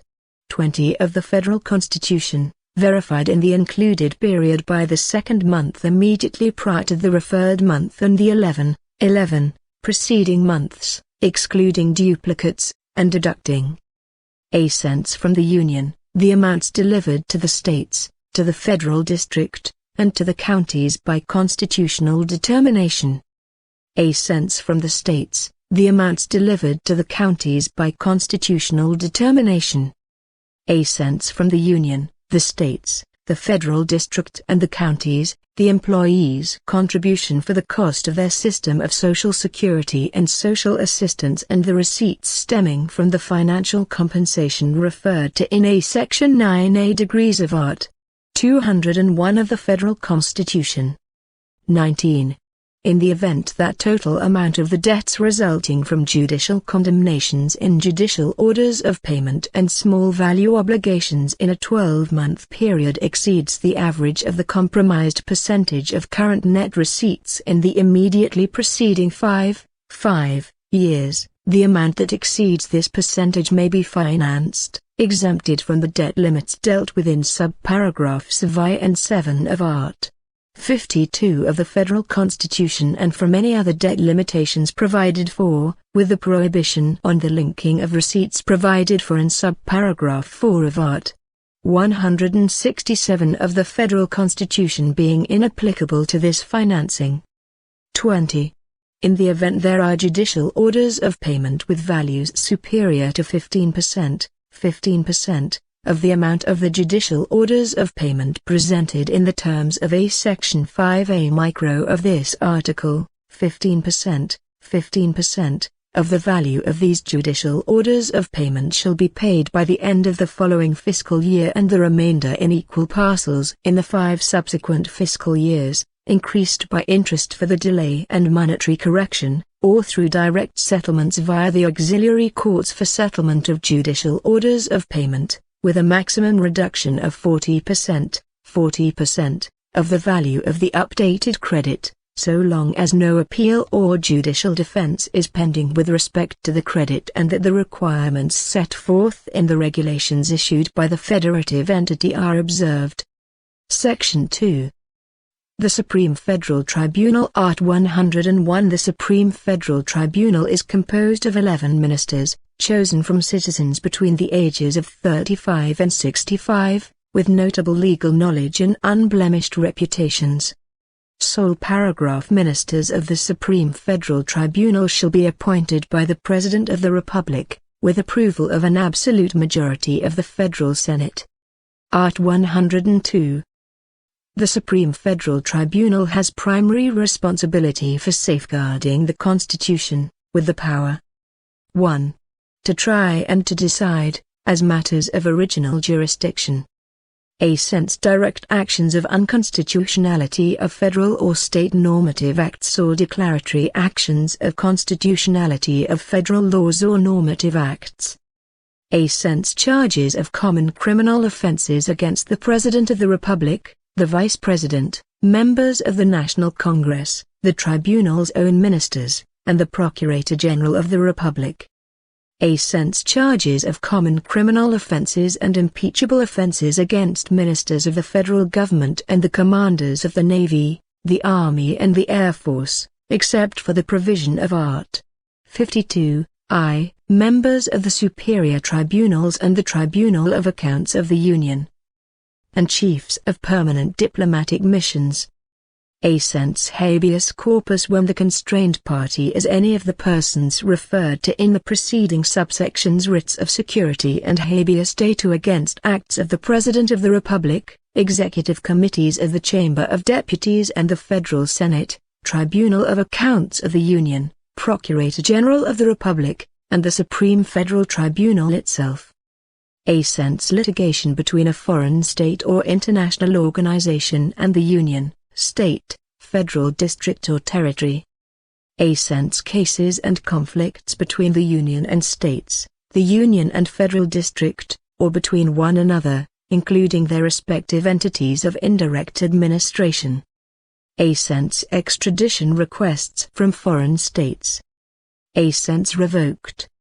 A. Sense habeas corpus, when the constraining party is a superior tribunal or when the constraining party or the constrained party is an authority or functionary whose acts are directly subject to the jurisdiction of the Supreme Federal Tribunal, or in the case of a crime subject to the original jurisdiction of the Supreme Federal Tribunal.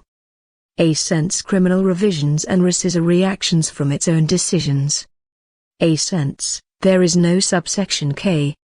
A. Sense claims to preserve its jurisdiction and to guarantee the authority of its decisions. A. Sense execution of a judgment in cases within its original jurisdiction, it being allowed to delegate the power to perform procedural acts. A. Sense actions in which all members of the judiciary have a direct or indirect interest, and those in which more than half the members of the tribunal of origin are disqualified or have a direct or indirect interest. A. Sense conflicts of jurisdiction between the Superior Tribunal of Justice and any other tribunals, between superior tribunals, or between the latter and any other tribunal. A. Sense requests for a provisional remedy in direct actions of unconstitutionality. A. Sense mandates of injunction, when drawing up the regulatory rule is the responsibility of the President of the Republic. National Congress, Chamber of Deputies, Federal Senate, Executive Committees of one of these legislative chambers, the Tribunal of Accounts of the Union, one of the superior tribunals or the Supreme Federal Tribunal itself. A. Sense actions against the National Council of Justice and against the National Council of the Public Ministry. 2. To decide, on ordinary appeal. A. Sense if denied, habeas corpus, writs of security, habeas data and mandates of injunction decided originally by the superior tribunals. A. Sense political crimes. 3. To decide on extraordinary appeal, cases decided in sole or last instance, when the appealed decision. A. Sense is contrary to a provision of this Constitution. A. Sense declares a treaty or a federal law unconstitutional. A. Sense upholds a law or act of local government challenged as violative of this Constitution. A. Sense upholds a local law challenged as contrary to federal law. 1. Allegation of disobedience of a fundamental precept stemming from this Constitution shall be heard by the Supreme Federal Tribunal, as provided by law. 2. The Supreme Federal Tribunal's definitive decisions on the merits in direct actions of unconstitutionality and in declaratory actions of constitutionality shall have erga omnes effects and shall be binding with respect to the rest of the judiciary and the federal, state and county public administration, both direct and indirect. 3. In the extraordinary appeal, the appellant must demonstrate the general repercussions of the constitutional questions argued in the case, as provided by law, in order for the tribunal to examine the admissibility of the appeal, which may be rejected only by manifestation of 2/3 of its members. Art. 103. A direct action of unconstitutionality and a declaratory action of constitutionality may be brought by 1. The President of the Republic. 2. The Executive Committee of the Federal Senate. 3. The Executive Committee of the Chamber of Deputies. 4. The Executive Committee of the Legislative Assembly or the Legislative Chamber of the Federal District. 5. the Governor of a State or the Federal District 6. The Procurator General of the Republic 7. The Federal Council of the Brazilian Bar Association 8. A political party represented in the National Congress 9. A syndical confederation or a national class entity. 1. The Procurator General of the Republic shall be heard previously in direct actions of unconstitutionality and in all cases coming within the jurisdiction of the Supreme Federal Tribunal. 2. Whenever there is a declaration of unconstitutionality because measures to make a constitutional rule effective are lacking, the appropriate branch shall be notified to adopt the necessary measures, and in the case of an administrative agency, to do so within 30 days. 3. When it considers the unconstitutionality of a legal rule or a normative act in the abstract, the Supreme Federal Tribunal shall first summon the Advocate General of the Union to defend the impugned act or text. 4. Revoked. Art. 103a by decision of 2/3 of its members, after reiterated decisions on constitutional matters, the Supreme Federal Tribunal may, ex officio or upon demand, approve a superscript omula which, upon publication in the official press, shall have binding effects on the other organs of the judiciary and the federal, state and county public administration, both direct and indirect. The Supreme Federal Tribunal may also revise or cancel its superscript omulas, in the manner established by law. 1. The objective of the superscript omula shall be the validity, interpretation and efficacy of determined rules, as to which there is presently controversy among judicial bodies or between judicial bodies and the public administration, causing serious legal insecurity and corresponding multiplication of cases about identical questions. 2. Without prejudice to what has been established by law, approval, revision or cancellation of a superscript omula may be demanded by persons with standing to bring a direct action of unconstitutionality. 3. A reclamation to the Supreme Federal Tribunal will lie from an administrative act or judicial decision that is contrary to the applicable superscript omula or that improperly applies the superscript omula.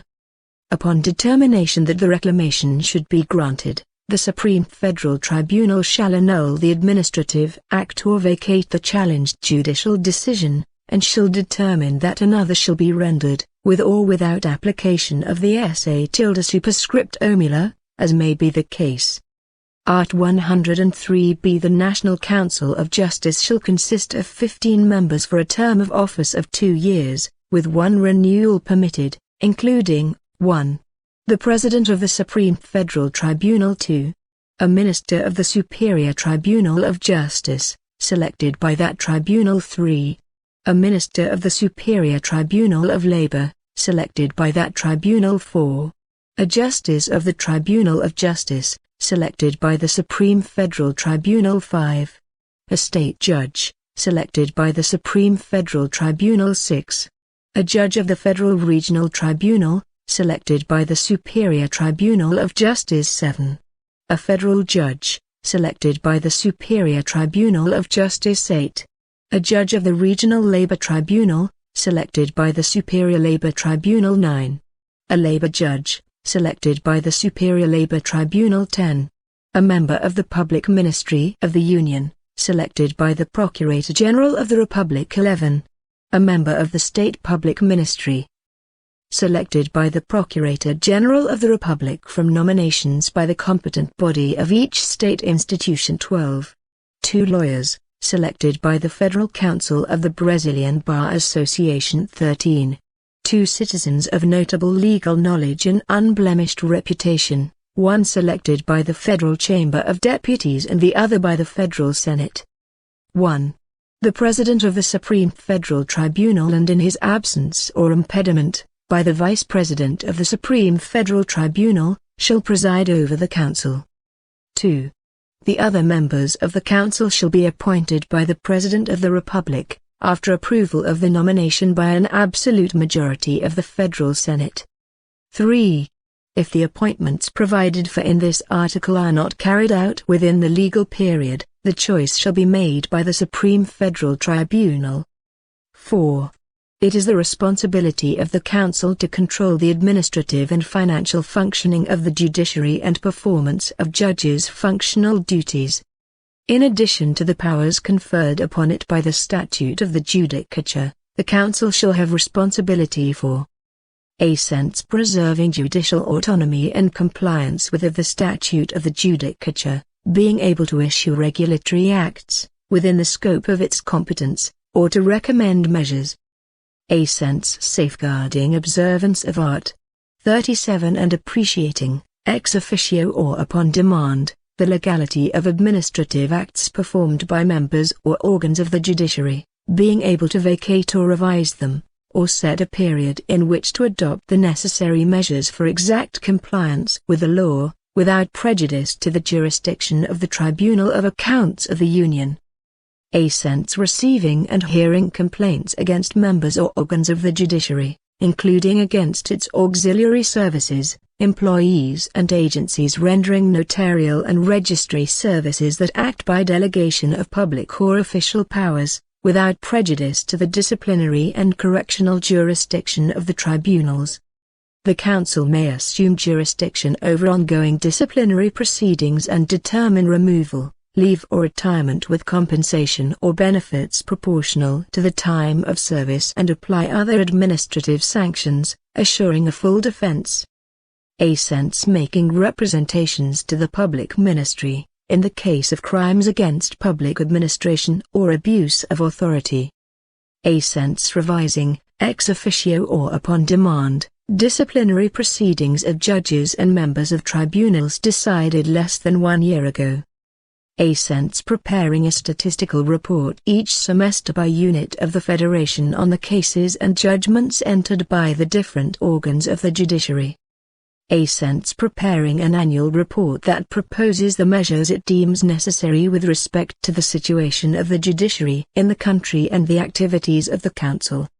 This report should be part of the message of the President of the Supreme Federal Tribunal sent to the National Congress on the occasion of the opening of the legislative session. 5. The Minister of the Superior Tribunal of Justice shall exercise the function of supervising minister and shall be excluded from distribution of the tribunal's cases. In addition to the powers conferred upon him by the Statute of the Judicature, he is responsible for the following: A. Receiving complaints and denunciations from any interested person with respect to magistrates and judicial services. A. Exercising the executive functions of the Council as to general inspection and correction. A. Requisitioning and designating magistrates, delegating powers to them, and requisitioning employees of judges or tribunals, including those of the states, federal district, and the territories. 6. The Procurator General of the Republic and the President of the Federal Council of the Brazilian Bar Association shall officiate at the Council. 7. The Union, including the Federal District and its territories, shall create judicial grievance centers with jurisdiction to receive complaints and denunciations from any interested person against members or organs of the judiciary, or against their auxiliary services, reporting directly to the National Council of Justice. Section 3. Superior Tribunal of Justice. Art. 104. The Superior Tribunal of Justice shall consist of at least 33 ministers. Sole paragraph. The ministers of the Superior Tribunal of Justice shall be appointed by the President of the Republic, from Brazilians between the ages of 35 and 65, with notable legal knowledge and unblemished reputations, upon approval by an absolute majority of the Federal Senate, with 1/3 from the judges of the federal regional tribunals and 1/3 from the justices, desembargadores, of the tribunals of justice, nominated in a list of 3 names drawn up by the tribunal itself. 2. 1/3, in equal parts, from the lawyers and members of the federal, state, federal district, and territorial public ministries, selected alternately, as set out in Art. 94. Art. 105. The Superior Tribunal of Justice has the power 1. To hear and to decide as a matter of original jurisdiction. A sense for common crimes.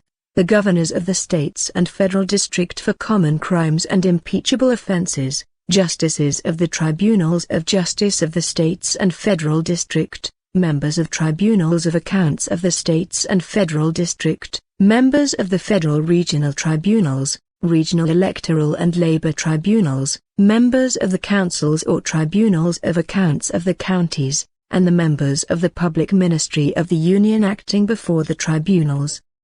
A sense writs of security and habeas data against the acts of a minister of the federal government, the commanders of the Navy, the Army and the Air Force, or of the tribunal itself.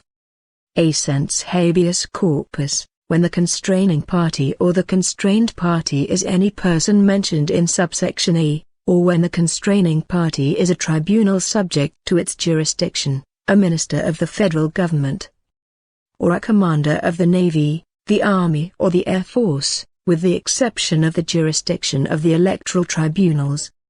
A sense jurisdictional conflicts between any tribunals, except as provided in Art.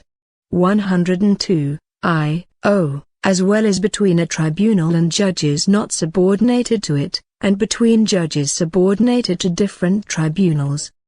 A sense criminal revisions and rescissory actions from its own decisions. A sense claims to preserve its jurisdiction and guarantee the authority of its decisions. A sense conflicts of authority between administrative and judicial authorities of the Union, or between judicial authorities of one state and administrative authorities of another state or the federal district, or between those of the latter and those of the Union.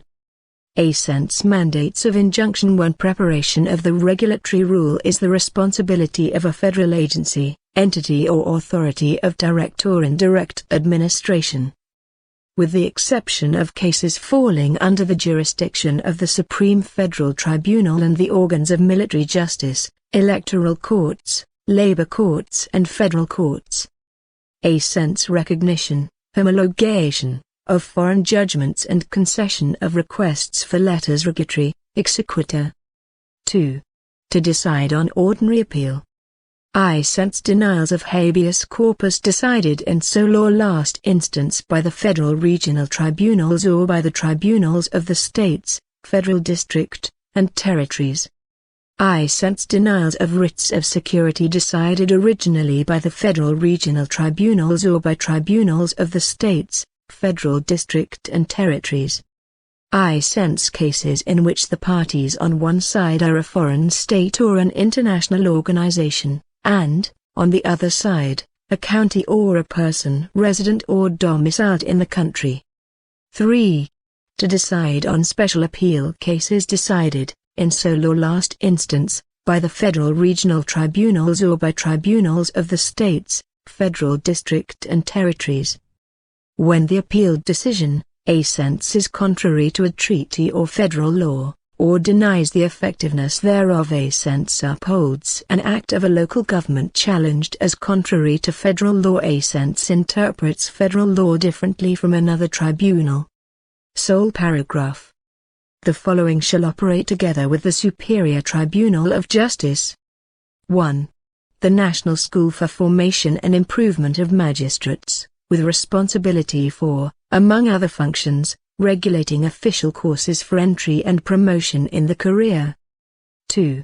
The Council of Federal Justice, with responsibility for exercising, as provided by law, administrative and budgetary supervision of federal justice in the first and second instances, as the central body in the system, with disciplinary powers, whose decisions shall have binding effects. Section 4. Federal Regional Tribunals and Federal Judges. Art. 106. The following are components of the federal courts. 1. Federal Regional Tribunals. 2. Federal Judges. Art. 107.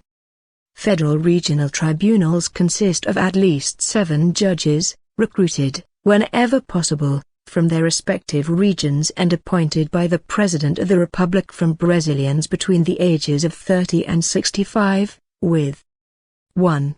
1/5 from lawyers with more than 10 years of actual professional activity and members of the Federal Public Ministry with more than 10 years of career service. 2.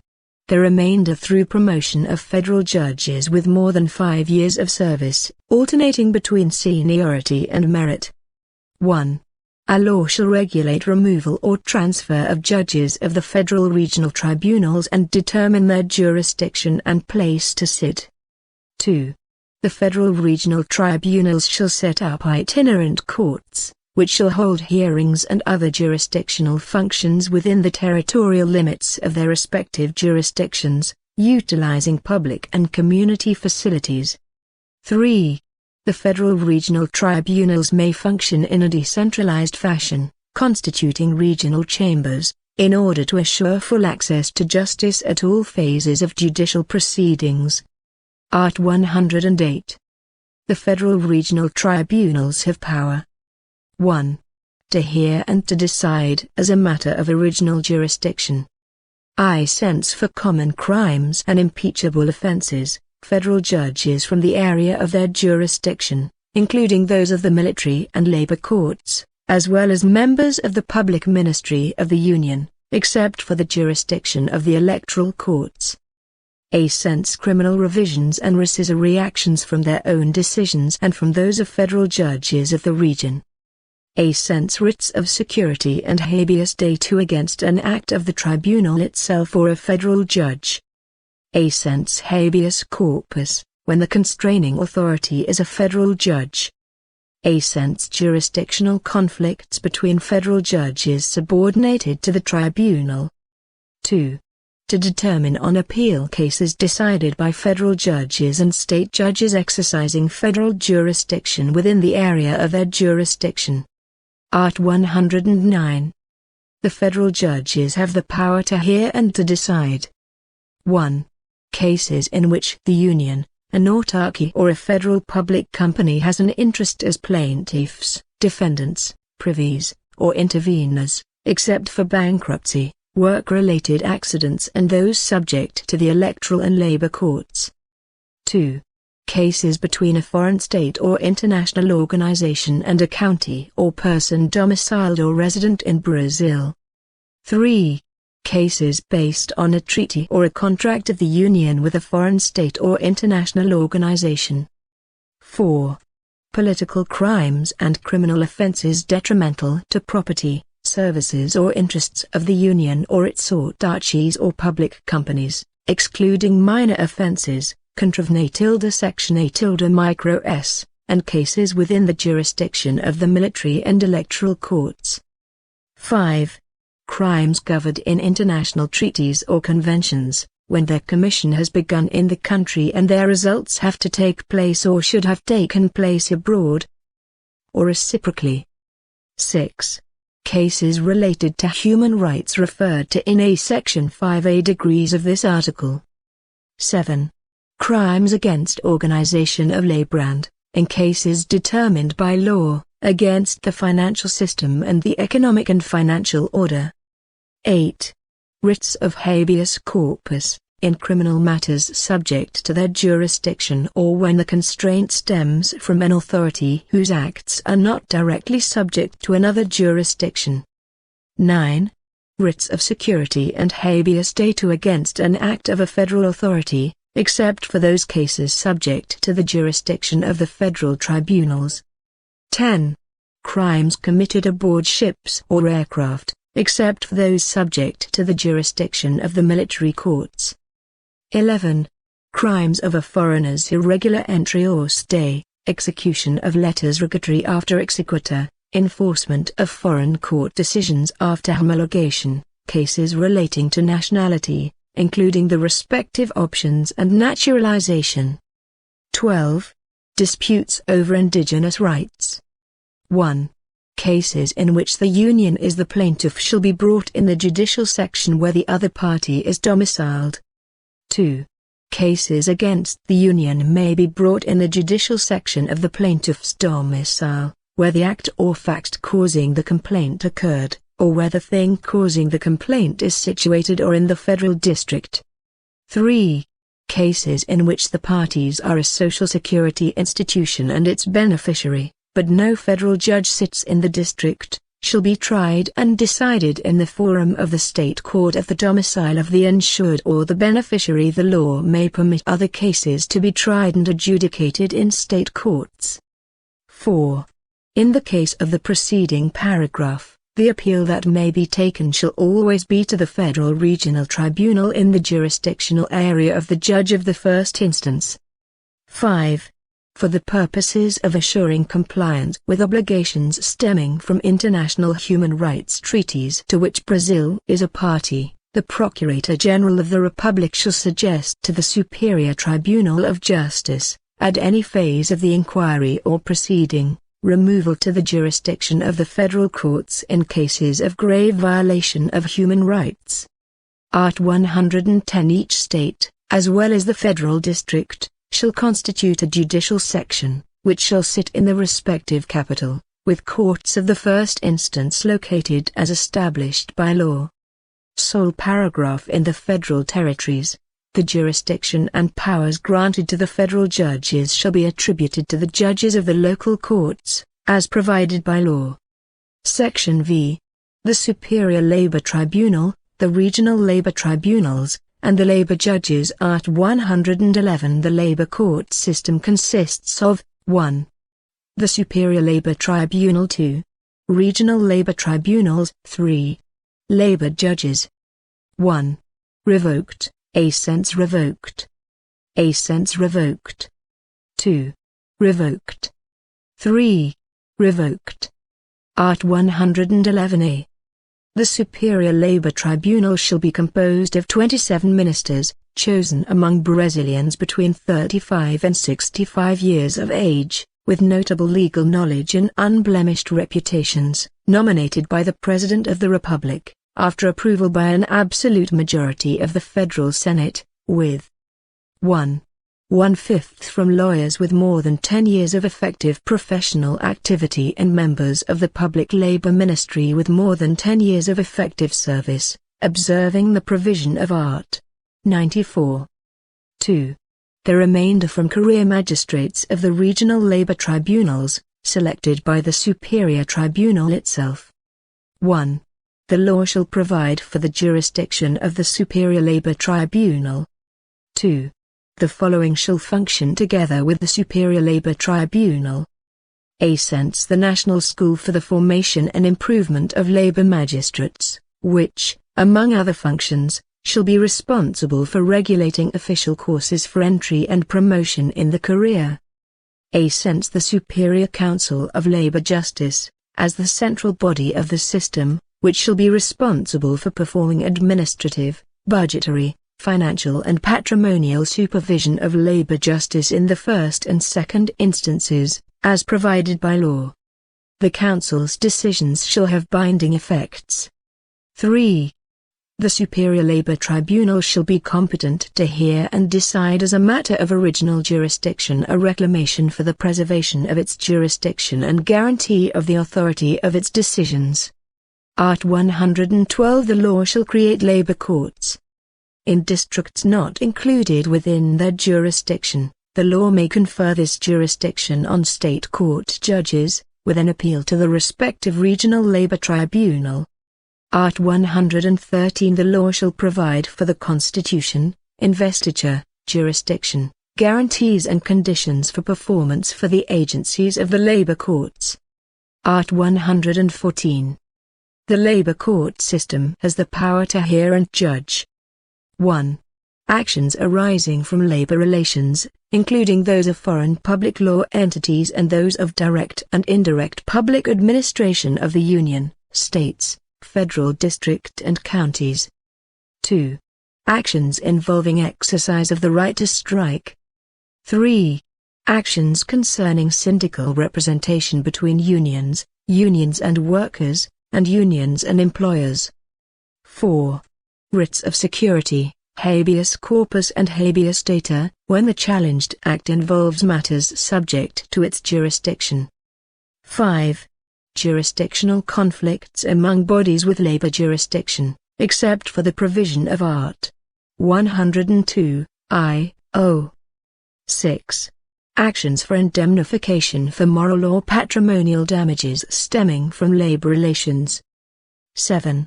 Actions relating to administrative penalties imposed upon employers by bodies supervising labor relations. 8. Ex officio execution for social contributions provided for in Art. 195, I, A, and 2. And any legal increments stemming from judgments entered. 9. Other controversies stemming from labor relations, as provided by law. 1. If collective bargaining negotiations are unsuccessful, the parties may appoint arbitrators. 2. If one party refuses collective bargaining or arbitration, the parties, by common accord, may file an economic collective labor dispute. This conflict may be decided by the labor courts, respecting the minimum legal provisions for protection of labor, as well as those previously agreed upon. 3. In case of a strike in an essential activity, with the possibility of injury to the public interest, the Public Labor Ministry shall bring a collective labor dispute, with the labor courts having jurisdiction to decide the conflict. Art. 115.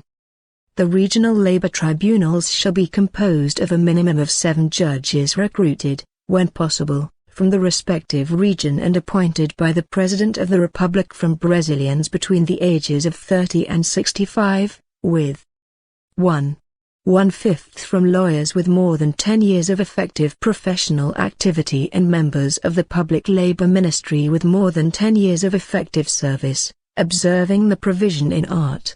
94. 2.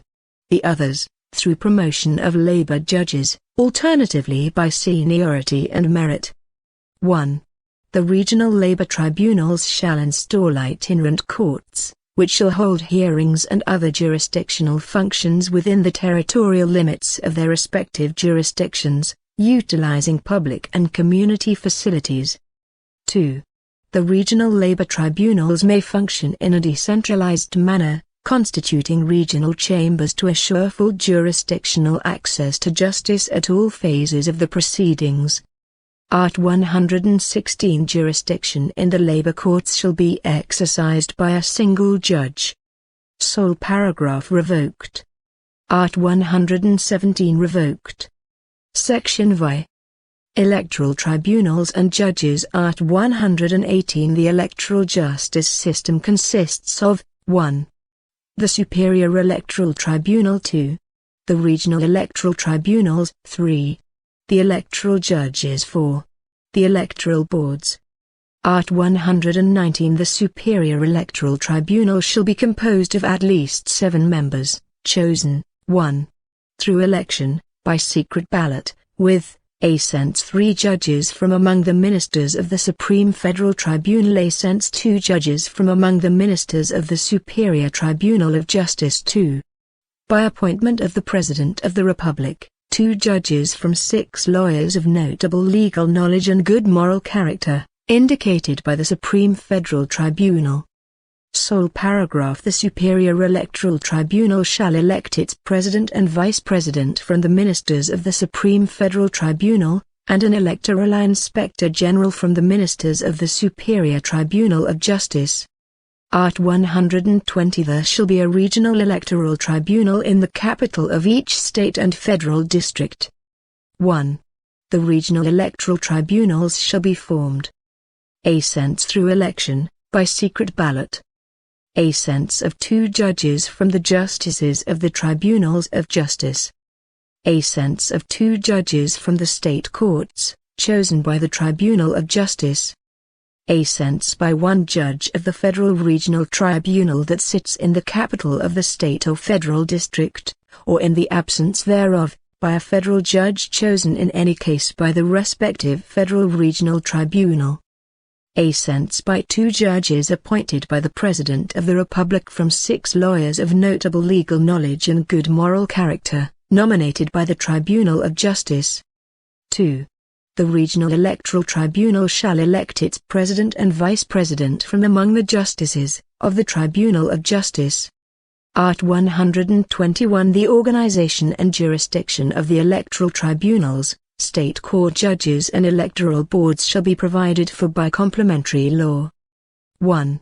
The members of the tribunals, the state court judges and the members of the electoral boards, while exercising their functions and to the extent applicable to them, shall enjoy full guarantees and shall be non-removable.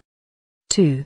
Except for a valid reason, judges of the electoral tribunals shall serve for at least 2 years and never for more than 2 consecutive 2-year periods, and their alternates shall be chosen at the same time and through the same procedure, in equal numbers for each category. 3. Decisions of the Superior Electoral Tribunal are not appealable, with the exception of those contrary to this Constitution and those denying habeas corpus or a writ of security. 4. Decisions of the regional electoral tribunals may only be appealed when, a since they contravene an express provision of this Constitution or law, a since a divergence exists in the interpretation of a law between 2 or more electoral courts, a since they deal with ineligibility or issuance of certificates of election in federal or state elections, a since they annul certificates of election or decree the loss of federal or state elective offices, a since they deny habeas corpus, writ of security, habeas data or a mandate of injunction. Section 7. Military courts and military judges. Art. 122. The military justice system consists of 1. The Superior Military Tribunal. 2. The military tribunals and military judges instituted by law. Art. 123. The Superior Military Tribunal shall be composed of 15 ministers with life tenure, appointed by the President of the Republic after approval of their nominations by the Federal Senate, with 3 from admirals of the Navy, 4 from generals of the Army, 3 from generals of the Air Force, all in active service and in the highest career rank, and with 5 from among civilians. Sole paragraph. The civilian ministers shall be chosen by the President of the Republic from Brazilians more than 35 years old, with 1. 3 from lawyers of notable legal knowledge and unblemished conduct, with more than 10 years of actual professional activity. 2. By equal choice, from military judges and the members of the military public ministry. Art. 124. The military justice system shall have jurisdiction to try and adjudicate the military crimes defined by law. Sole paragraph. The law shall provide for the organization, operation and jurisdiction of the military justice system. Section 8. State tribunals and judges. Art. 125. The states shall organize their justice systems, observing the principles established in this Constitution. 1. The jurisdiction of the courts shall be defined in the state constitution, and the law of judicial organization shall be proposed by the Tribunal of Justice. 2. The states have the power to institute an action of unconstitutionality of state or county laws or normative acts contrary to the state constitution, conferral of standing to act on only one agency being prohibited. 3. By proposal of the Tribunal of Justice, a state law may create a state military justice system, which shall consist at the first instance or state court judges and councils of justice, and at the second instance of the Tribunal of Justice itself, or a tribunal of a military justice in those states in which the effective military is greater than 20,000 members. 4. The state military justice shall have jurisdiction to charge and to try members of the state military for military crimes defined by law and in judicial actions against acts of military discipline, preserving the jurisdiction of the jury when the victim is a civilian. It shall be the responsibility of the appropriate court to decide on the loss of post, loss of rank for officers and loss of grade for servicemen. 5. The state court judges in the military courts shall have jurisdiction to charge and to judge by themselves military crimes committed against civilians and judicial actions against acts of military discipline. It is the responsibility of the Council of Justice, under the presidency of a state court judge, to charge and to judge other military crimes. 6. The Tribunal of Justice shall operate in a decentralized fashion, constituting regional chambers, in order to assure full access to justice at all phases of the proceedings. 7. The Tribunal of Justice shall install itinerant courts, which shall hold hearings and other jurisdictional functions within the territorial limits of their respective jurisdiction, utilizing public and community facilities. Art. 126. In order to decide rural land conflicts, the Tribunal of Justice shall propose creation of specialized courts, with exclusive jurisdiction over agrarian questions. Sole paragraph. Whenever necessary to exercise jurisdiction efficiently, the judge shall go personally to the site of the legal controversy. Chapter 4. Positions essential to justice. Section I. The Public Ministry. Art. 127. The public ministry is a permanent institution, essential to the jurisdictional function of the state, with responsibility for defending the legal order, the democratic regime and indispensable social and individual interests. 1. Unity, indivisibility and functional independence are institutional principles of the public ministry. 2. The public ministry is assured functional and administrative autonomy, and it may, observing provisions of Art.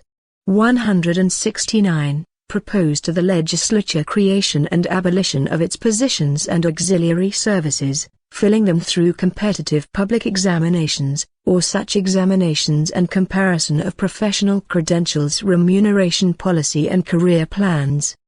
The law shall provide for its organization and operation.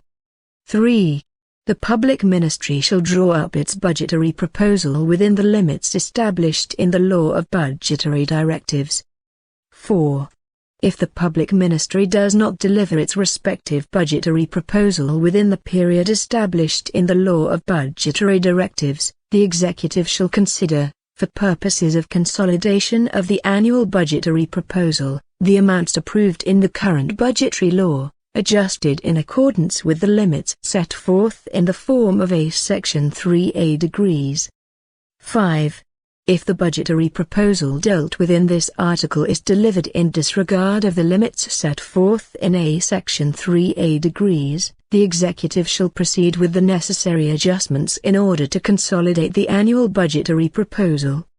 6.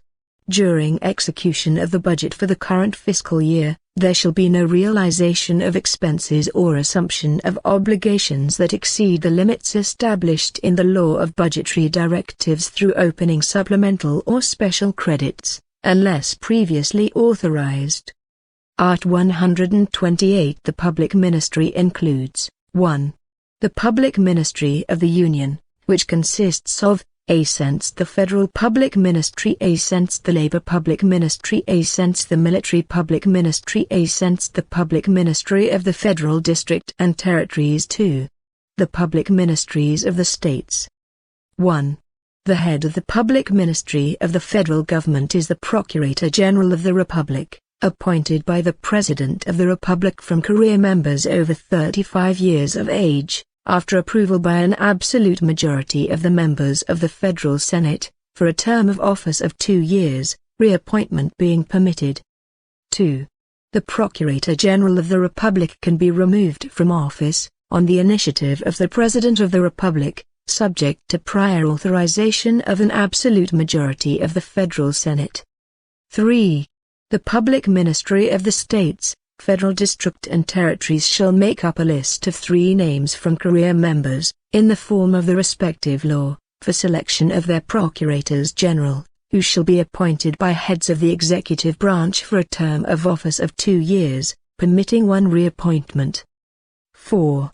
The Procurators General of the States and of the Federal District and Territories may be removed from office by an absolute majority of the legislature, under the terms of a respective complementary law. 5. Complementary laws of the Union and States, which may be proposed by the respective Procurators General, shall establish the organization, powers and bylaws of each public ministry, observing with respect to their members the following guarantees. A. Life tenure after 2 years in office, capable of losing their positions only by a court judgment that has become final and unappealable. A. Non-transferability, except by reason of public interest, through a decision of the appropriate collegiate body of the public ministry, by an absolute majority vote of its members, assuring a full defense. I. Sense irreducibility of fixed compensation, set in the form of Art. 39, A Section 4A degrees, and except are provided for in Arts. 37, X and 11, 150, 2, 153, 3, 153, A Section 2A degrees, I. A Sense the following prohibitions. A Sense receiving, on any account and under any pretext, fees, percentages or court costs. A Sense practicing law.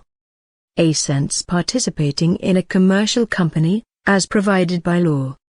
A Sense performing, even when on leave, any other public function except teaching. A Sense engaging in political party activities. A Sense under any title or pretext, receiving assistance or contributions from individuals or public or private entities, except as provided by law. 6. The provision of Art. 95, sole paragraph, v applies to members of the public ministry. Art. 129. The institutional functions of the public ministry are: 1. The exclusive power to bring public criminal prosecutions, as provided by law. 2. To safeguard effective respect by the government and services of public relevance for rights protected by this Constitution, taking the necessary action to guarantee such rights. 3. To institute civil investigations and public civil actions to protect the public and social patrimony, the environment and other diffuse and collective interests. 4. To institute direct actions of unconstitutionality or representation for purposes of intervention by the Union and States, in cases set out in this Constitution. 5. To defend judicially the rights and interests of indigenous populations. 6. To issue notices in administrative procedures under its jurisdiction, requesting information and documents to guide them, as provided by the respective complementary law. 7. To exercise external control over police activities, as provided by the complementary law mentioned in the preceding Article 8. To request investigations and institution of police investigations, indicating the legal basis for its procedural acts. 9. To perform other functions conferred upon it, so long as they are compatible with its purpose, prohibiting judicial representation and legal advice to public entities. 1. The standing of the public ministry to bring civil actions provided for in this article shall not preclude standing of third parties in the same cases, as provided in this Constitution and by law. 2. Functions of the public ministry may be performed only by career personnel, who must reside in the judicial district of their respective assignments, except with the authorization of the head of the institution. 3.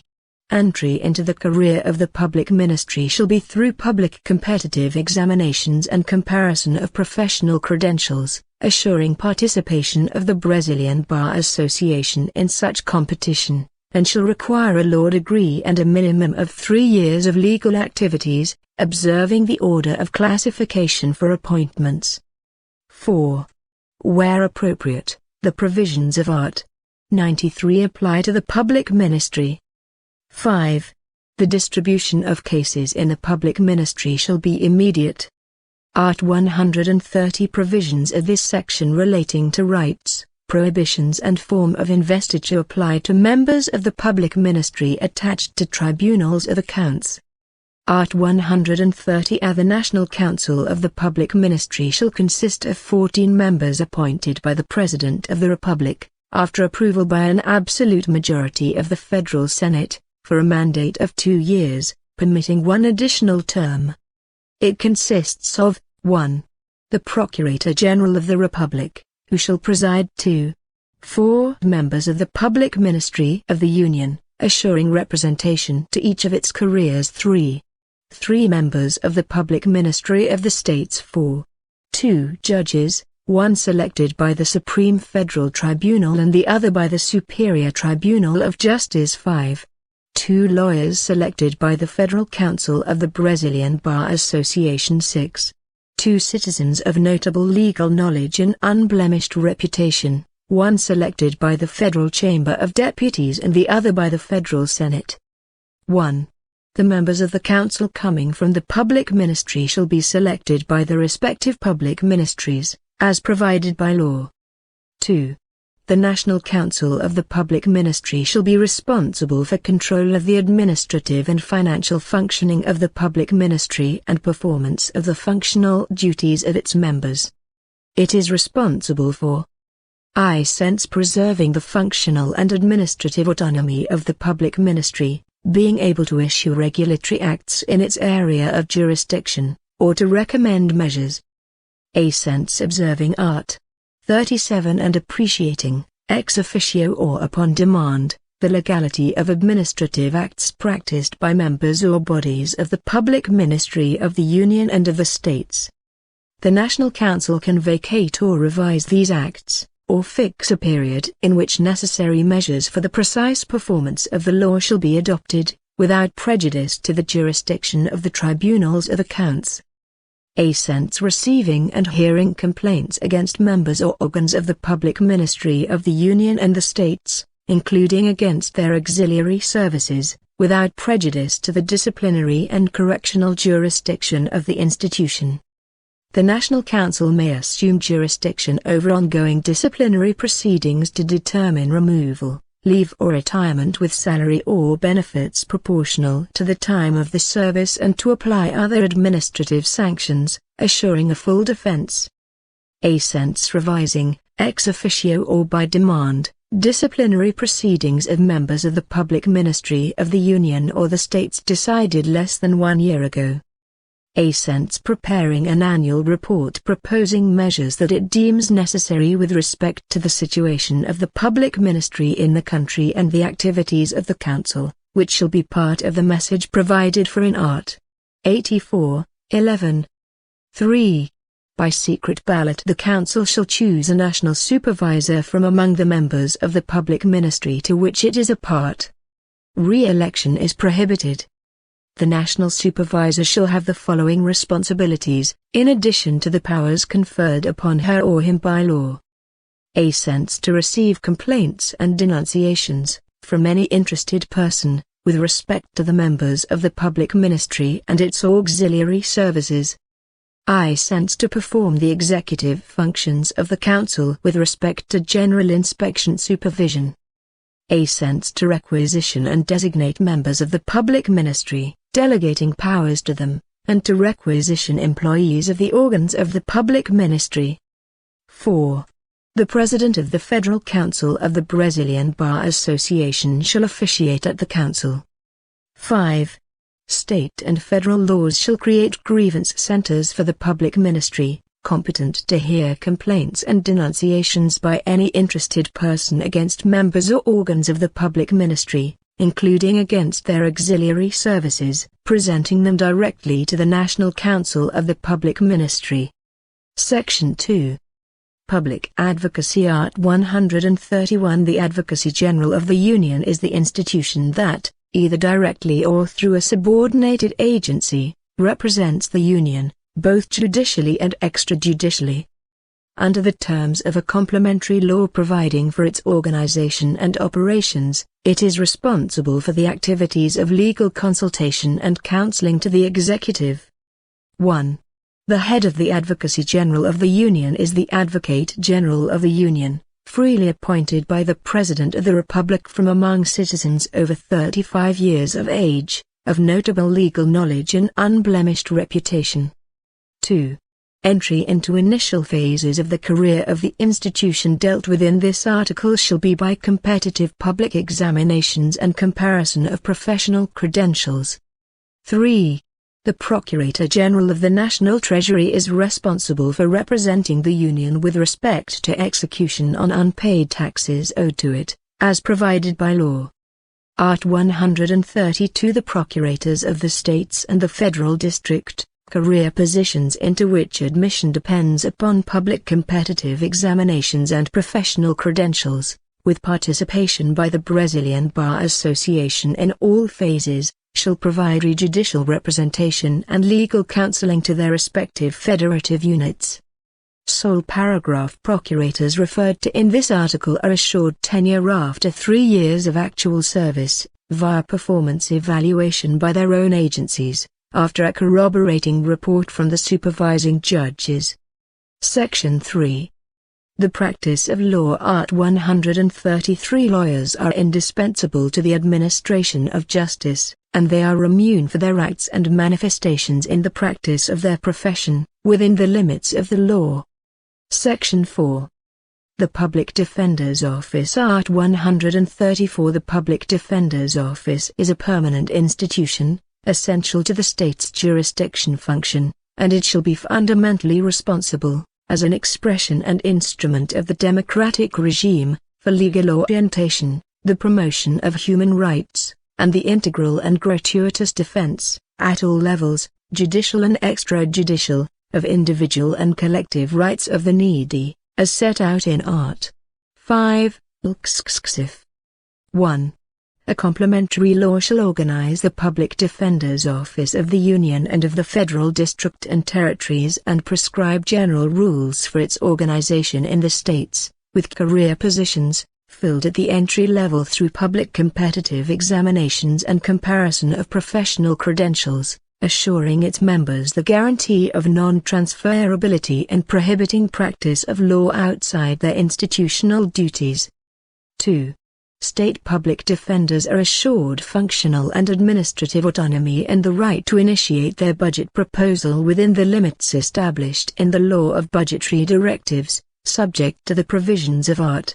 99, A Section 2A degrees. 3.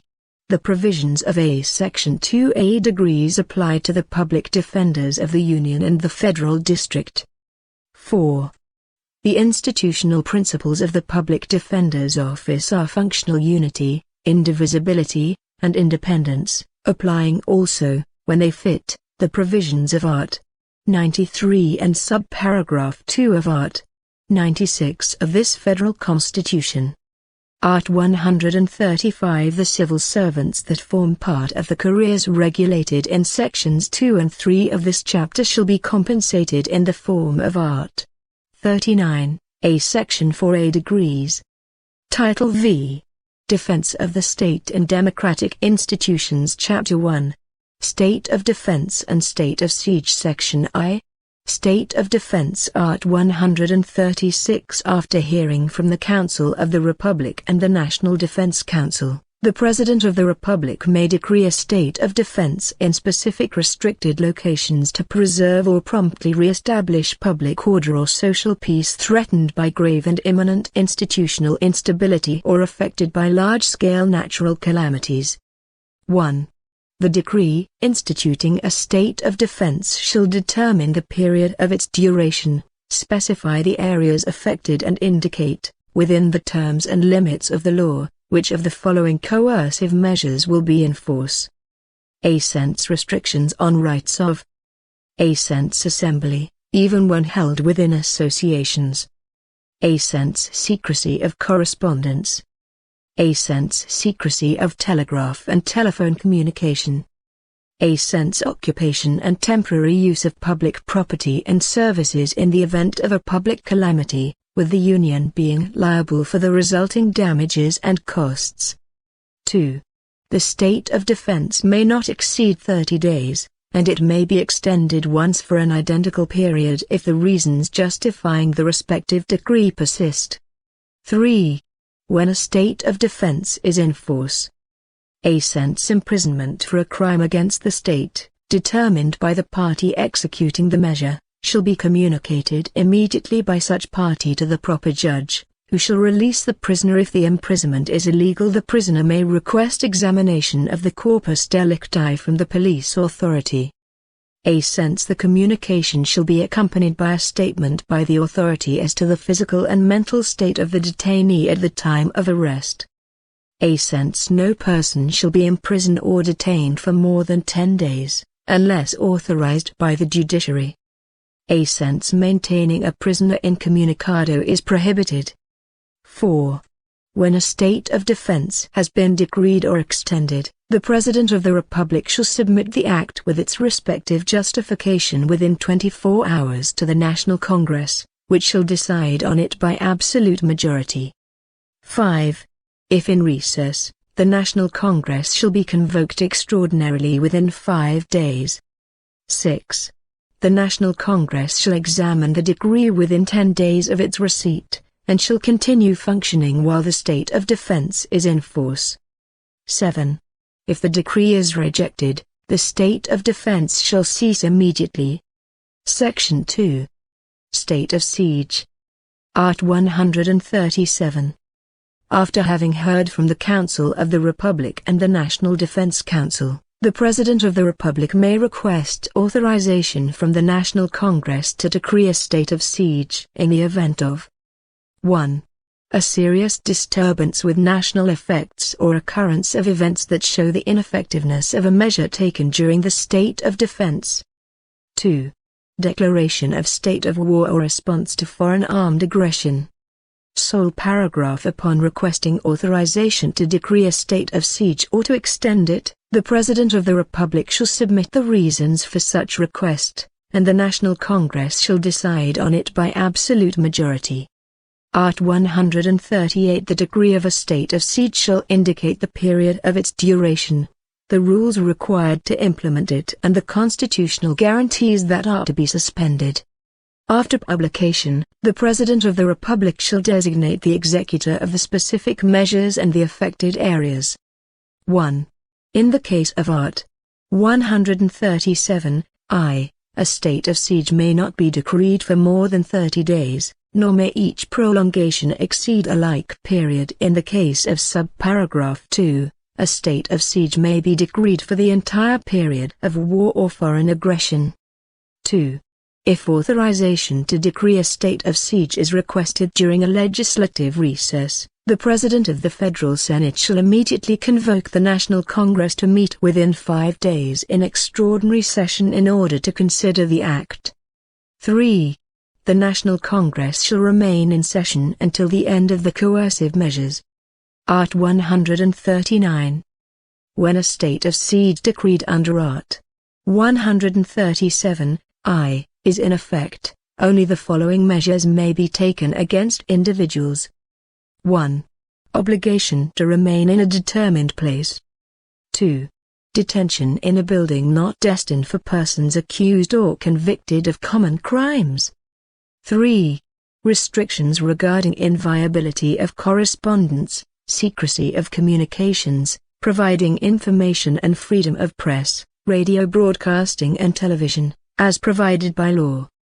4. Suspension of freedom of assembly. 5. Search and seizure in one's domicile. 6. Intervention in public utility companies. 7. Requisitioning of property. Sole paragraph. Broadcasting pronouncements made by legislators in their legislative chambers, if authorized by the respective executive committee, is not included in the restrictions of subparagraph 3. Section 3. General provisions. Art. 140. After hearing from party leaders, the Executive Committee of the National Congress shall designate a committee composed of 5 of its members to monitor and supervise implementation of measures concerning a state of defense and state of siege. Art. 141. When the state of defense or state of siege ceases, its effects shall also cease, without prejudice to liability for unlawful acts committed by its executors or agents. Sole paragraph. As soon as the state of defense or state of siege ceases, the measures applied during the period it was in force shall be reported by the President of the Republic in a message to the National Congress, specifying and justifying the actions taken, listing the names of those affected and indicating the restrictions applied. Chapter 2. Armed Forces. Art. 142. The armed forces, made up of the Navy, Army and Air Force, are permanent and regular national institutions, organized on the basis of hierarchy and discipline, under the supreme authority of the President of the Republic, and intended to defend the nation, guarantee the constitutional branches of government and, on the initiative of any of these branches, law and order. 1. A complementary law shall set out the general rules to be adopted for the organization, training and use of the armed forces. 2. Habeas corpus does not lie for military disciplinary punishments. 3. Members of the armed forces are called the military, applying to them, as well as what comes to be provided by law, the following provisions. A sense ranks with the prerogatives, rights and duties inherent to them, are conferred by the President of the Republic and assured fully to active, reserve or retired officers, who shall have exclusive rights to military titles, posts, and jointly with other members, use of the uniforms of the armed forces. A member of the military in active service who accepts a permanent civil service position or employment, except for the possibility provided for in Art. 37, subparagraph 16, line C, shall be transferred to the reserves, as provided by law. A member of the military in active service who, as provided by law, assumes a temporary non-elective public office, employment, or position, even in the indirect administration, except for possibility provided for in Art. 37, subparagraph 16, line C, shall remain part of his respective staff. So long as he remains in this situation, he may be promoted only through seniority, and his period of service shall be counted only for that promotion and transfer to the reserves. After 2 years away from active service, whether continuous or not, he shall be transferred to the reserves, as provided by law. Military servicemen are prohibited from forming unions and striking. While in active service, military servicemen may not be affiliated with political parties. An officer shall lose his position and rank only if adjudged unworthy or incompatible with being an officer, by a decision of a permanent military tribunal in peacetime or a special tribunal in wartime. An officer convicted in the ordinary or military courts and sentenced to imprisonment for more than 2 years by a final and non-appealable decision shall be submitted to the adjudication provided for in the preceding paragraph. The provisions of Art. 7, subparagraphs 8, 12, 17, 18, 19 and 25 and of Art. 37, subparagraphs 11, 13, 14 and 15, apply to military servicemen, as provided by law, and with prevalence of military activity under Art. 37, subparagraph 16.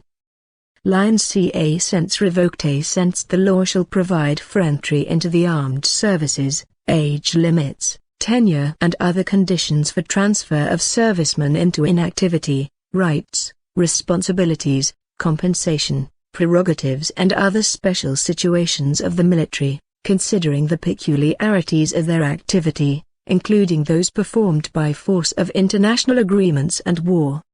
Art. 143 Military service is compulsory as provided by law. 1. The armed forces shall have the power, as provided by law, to assign alternative service in peacetime to those who, after enlistment, allege that they are conscientious objectors, understood as having objections based on religious beliefs and philosophical or political convictions for exemption from activities of an essentially military character. 2. Women and the clergy are exempt from compulsory military service in peacetime but are subject to other duties that may be assigned to them by law. Chapter 3. Public Security. Art. 144. Public security, the duty of the state and the right and responsibility of all, is exercised for preservation of public order and security of persons and property, by means of the following agencies. 1. Federal Police. 2. Federal Highway Police. 3. Federal Railway Police. 4. Civilian Police. 5. Military Police and Military Fire Brigades. 1. The Federal Police, created by law as a permanent body, organized and maintained by the Union, structured into a career, is designed A sense to detect criminal offences against the political and social order or detrimental to property, services and interests of the Union, its autarchies and its public enterprises, as well as other offences with interstate or international repercussions, requiring uniform repression according to law. A sense to prevent and repress illegal traffic in narcotics and similar drugs, contraband and smuggling, without prejudice to action by the Treasury and other government agencies in their respective areas of jurisdiction. I sense to perform the functions of maritime, airport and border police. I sense to perform exclusively the functions of judicial police of the Union. 2. The Federal Highway Police is a permanent body, organized and maintained by the Union, structured into a career and designed to patrol the federal highways ostensively, as provided by law. 3. The Federal Railway Police, a permanent body, organized and maintained by the Union, structured into a career and designed to patrol the federal railways ostensively, as provided by law. 4. Excluding the jurisdiction of the Union, the Civil Police, directed by career police chiefs, has the duty to act as judicial police and to investigate criminal offences, with the exception of military offences. 5. The military police is responsible for ostensively policing and preserving public order. The military firemen, in addition to the duties defined by law, are responsible for carrying out activities of civil defense. 6. The military police and firemen, auxiliary forces and the Army Reserves, together with the civilian police, are under the control of the governors of the state, federal district and territories. 7. The law shall regulate the organization and operation of the agencies responsible for public security in such manner as to guarantee the efficiency of their activities. 8. The counties may organize county guards in order to protect county property, services and facilities, as provided by law. 9. The remuneration of police civil servants that form part of the agencies set out in this article shall be fixed in accordance with a Section 4A degrees of Art. 39. 10. Road security, exercised for the preservation of public order and the safety of persons and their patrimony on public roads. A sense includes the instruction, engineering, and supervision of transit, along with other activities provided for by law, that assure to the citizen the right to efficient urban mobility and a sense in the ambit of the states, the federal district, and the counties. It is the responsibility of the respective organs or executive entities and their transit agents, structured in a career, as provided by law. Title VI. Taxation and Budget. Chapter 1. National Tributary System. Section I. General Principles. Art. 145. The Union, States, Federal District and Counties may levy the following tributes. 1. Taxes. 2. Fees, by virtue of exercise of police power or for effective or potential use of specific and divisible public services provided to taxpayers or made available to them. 3. Assessments for public works. 1. Whenever possible, taxes shall be personal and shall vary with the economic capacity of the taxpayer. To make these objectives effective, the tax administration may identify the patrimony, income and economic activities of the taxpayer, respecting individual rights, as provided by law. 2. Fees may not be calculated on the same basis as taxes. Art. 146. A complementary law shall 1. Deal with conflicts of taxing power among the Union, States, Federal District and Counties. 2. Regulate the constitutional limitations on the taxing power. 3. Establish general rules for tax legislation, particularly as to I. Sense definition of tributes and their types, as well as, with respect to taxes specified in this Constitution, the definition of the respective taxable events, basis for calculation and taxpayers. A. Sense tax liability, assessment, credit, Limitations, periods and lacquers. A. Adequate tax treatment for the cooperative acts performed by cooperative entities. I. Definition of differentiated and favored treatment for micro-firms and small firms, including special or simplified regimes for the tax provided for in Art. 155, 2. The contributions provided for in Art.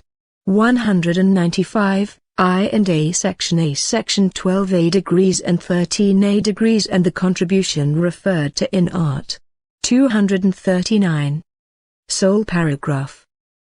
The complementary law dealt with in subparagraph 3, d, shall also institute a unified regime for collection of taxes and contributions of the Union, States, Federal District and Counties, observing that 1. It shall be optional for the taxpayer. 2. A state may establish conditions for differentiated enrollment. 3. Collection shall be unified and centralized, and the distribution of the portion of the funds belonging to the respective federative entities shall be immediate, prohibiting any retention or conditioning.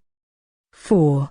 Collection, supervision and levying may be divided by the federative entities, adapting a unified national role of taxpayers. Art. 146a. In order to prevent disequilibria from competition, a complementary law may establish special criteria for taxation, without prejudice to the jurisdiction of the Union to establish by law rules for the same purpose. Art. 147. In federal territories, the Union has the power to levy state taxes and, if the territory is not divided into counties, county taxes as well. The federal district has the power to impose county taxes.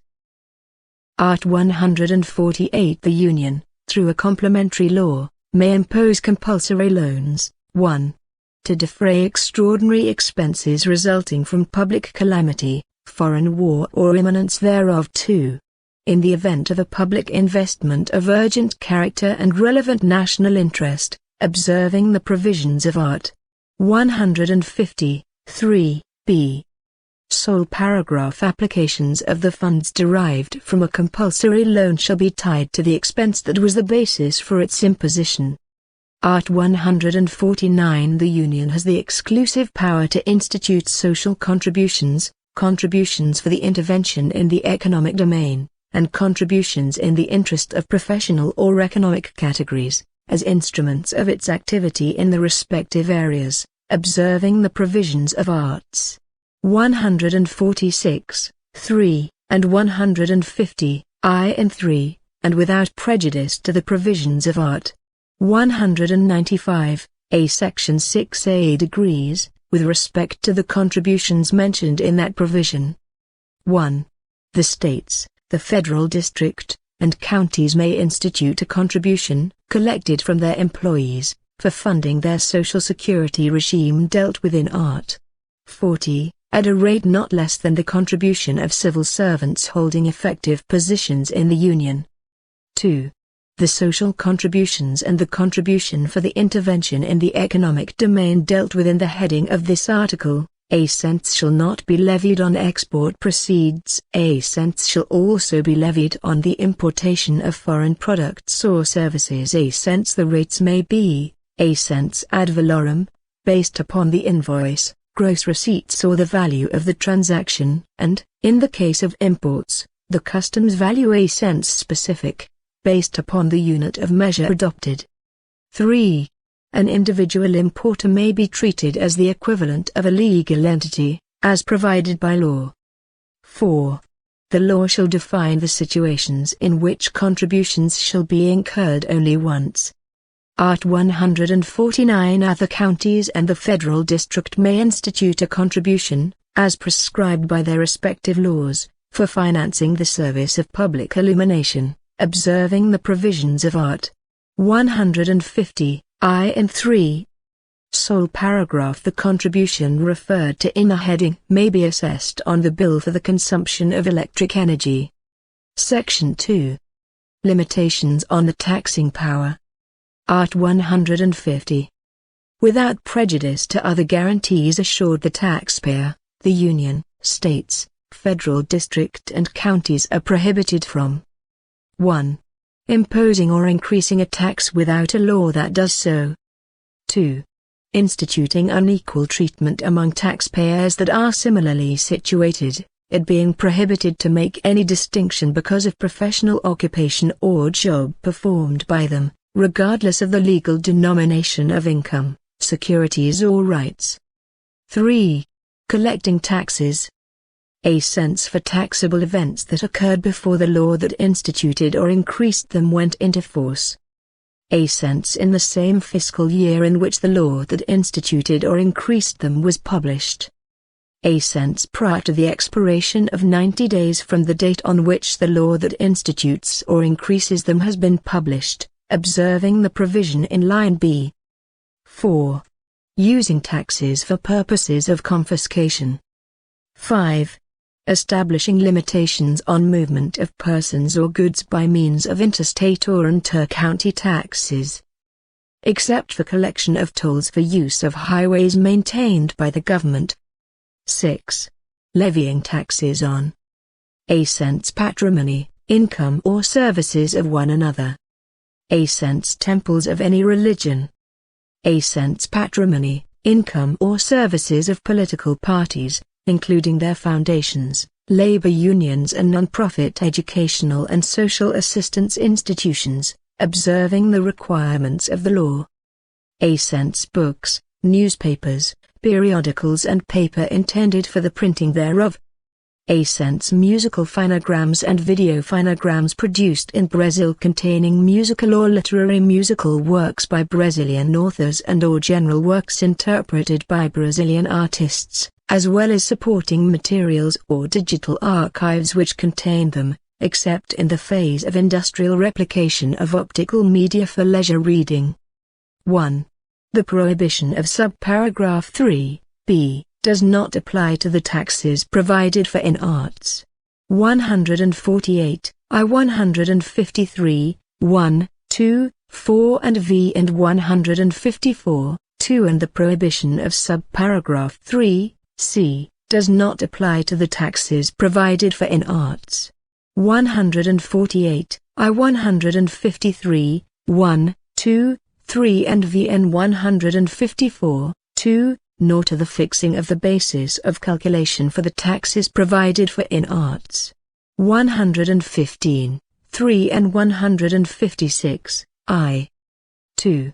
The prohibition contained in subparagraph vi, a, extends to autarchies and foundations instituted and maintained by the government with respect to the patrimony, income and services connected with their essential purposes.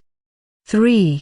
The prohibitions contained in subparagraph vi, a, and in the preceding paragraph do not apply to the patrimony, income and services connected with the exploitation of economic activities governed by the rules that apply to private ventures or to ventures in which users provide a counter-performance or pay prices or tariffs, nor exempt one who has agreed to buy property from the obligation to pay the tax thereon.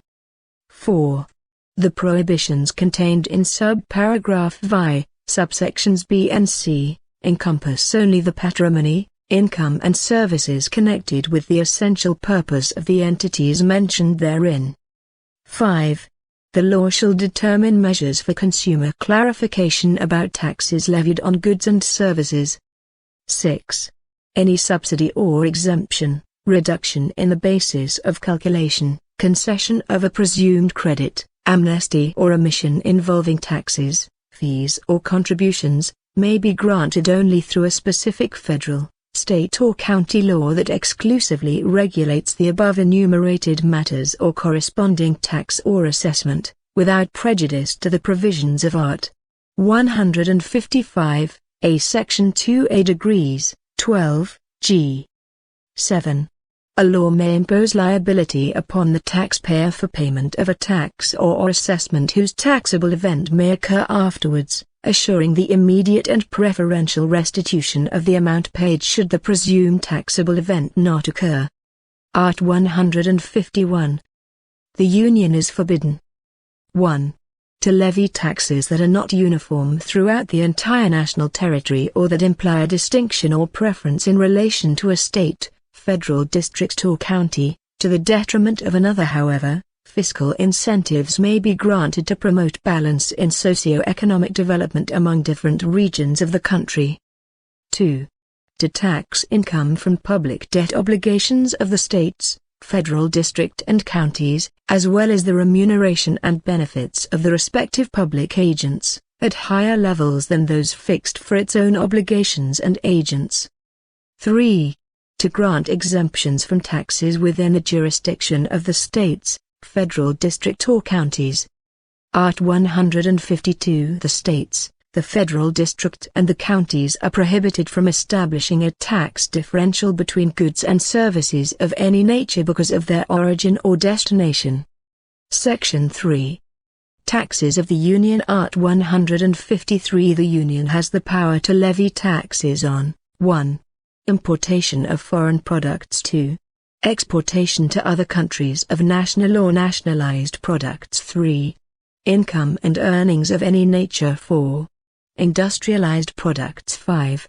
Credit transactions, foreign exchange operations, insurance or transactions relating to negotiable instruments or securities. 6.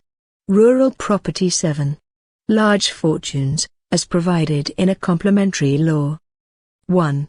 The executive may, with due regard for the conditions and limits established by law, change the rates on the taxes set out in subparagraphs 1, 2, 4 and v. 2.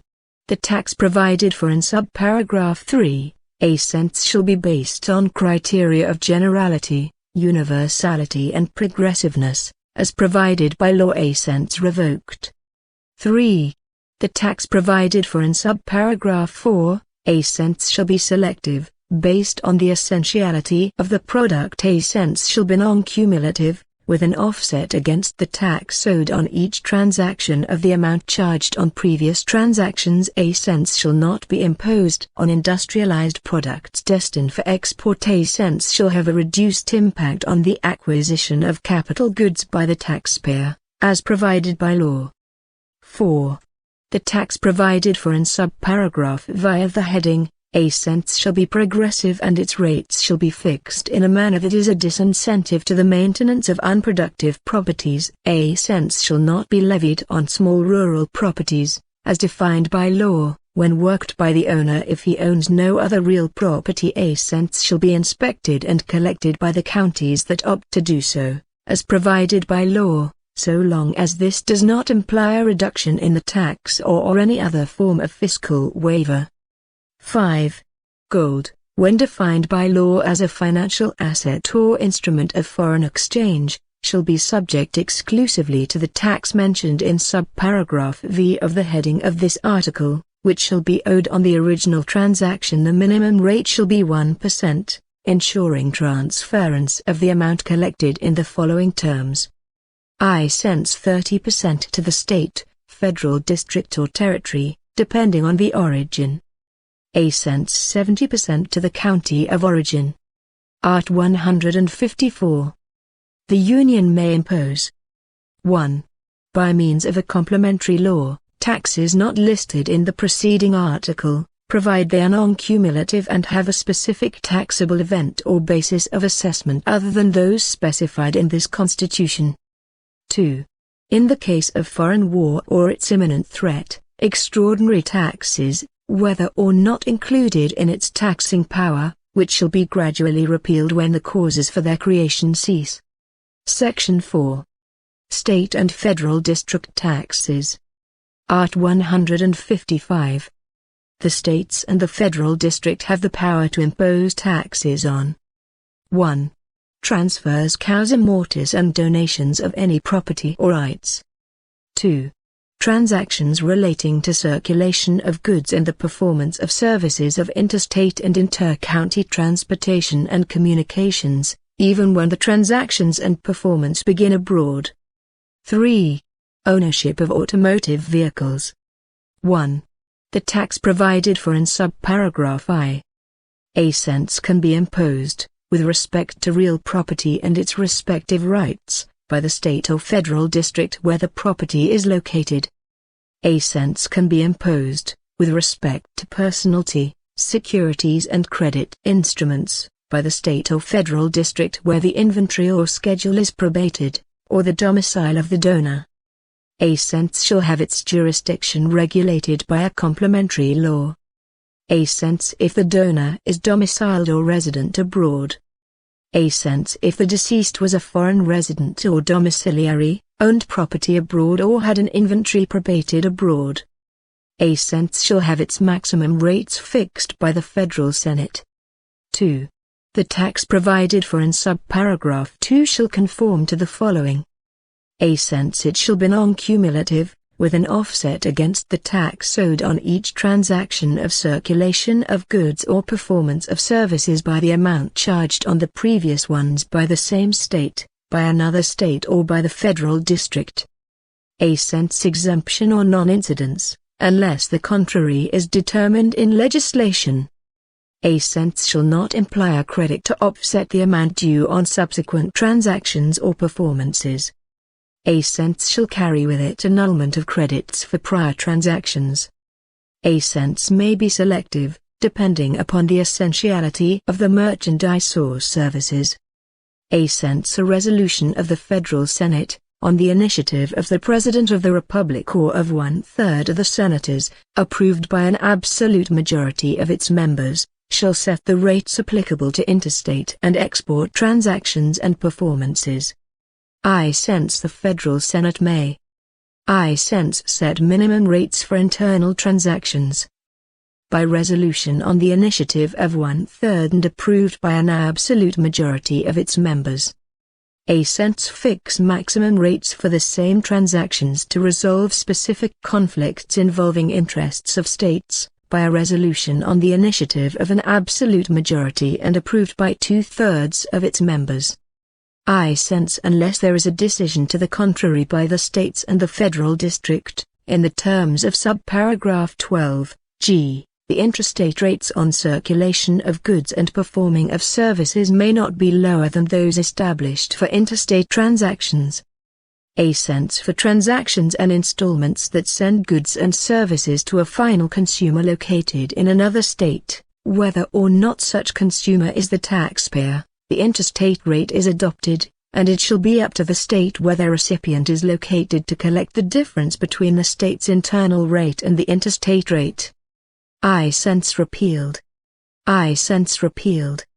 A cents liability for collection of the tax corresponding to the difference between the internal rate and the interstate rate dealt with in subparagraph V shall be attributed to A cents to the recipient when he or she is the taxpayer.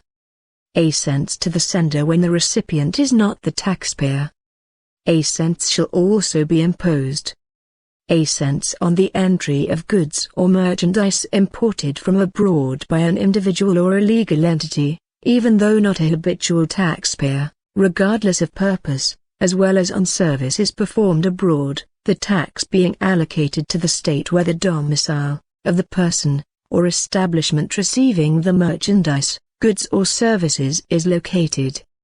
A cents on the total value of the transaction, when merchandise is furnished with services not included in the taxing power of the counties.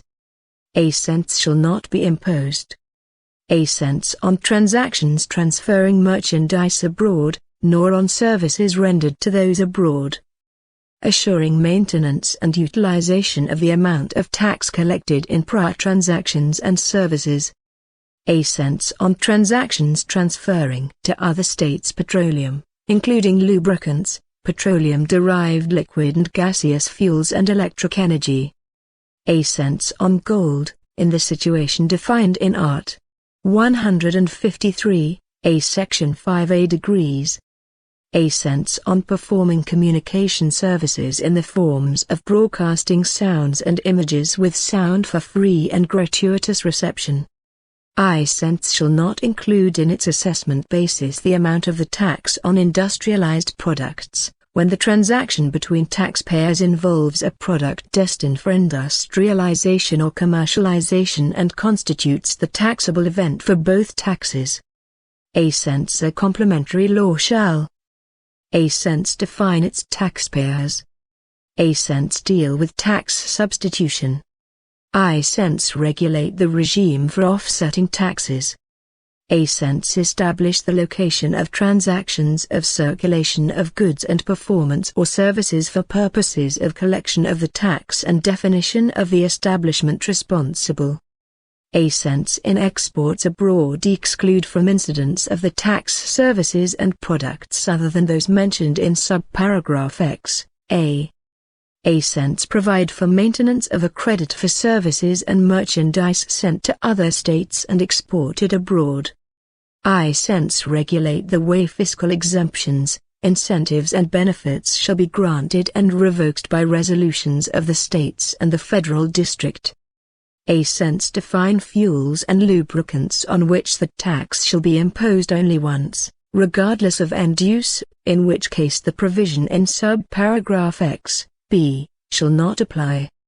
A cents fix the basis for calculation so that the tax falls on the entire amount, as well as upon the importation from abroad of the good, merchandise or service.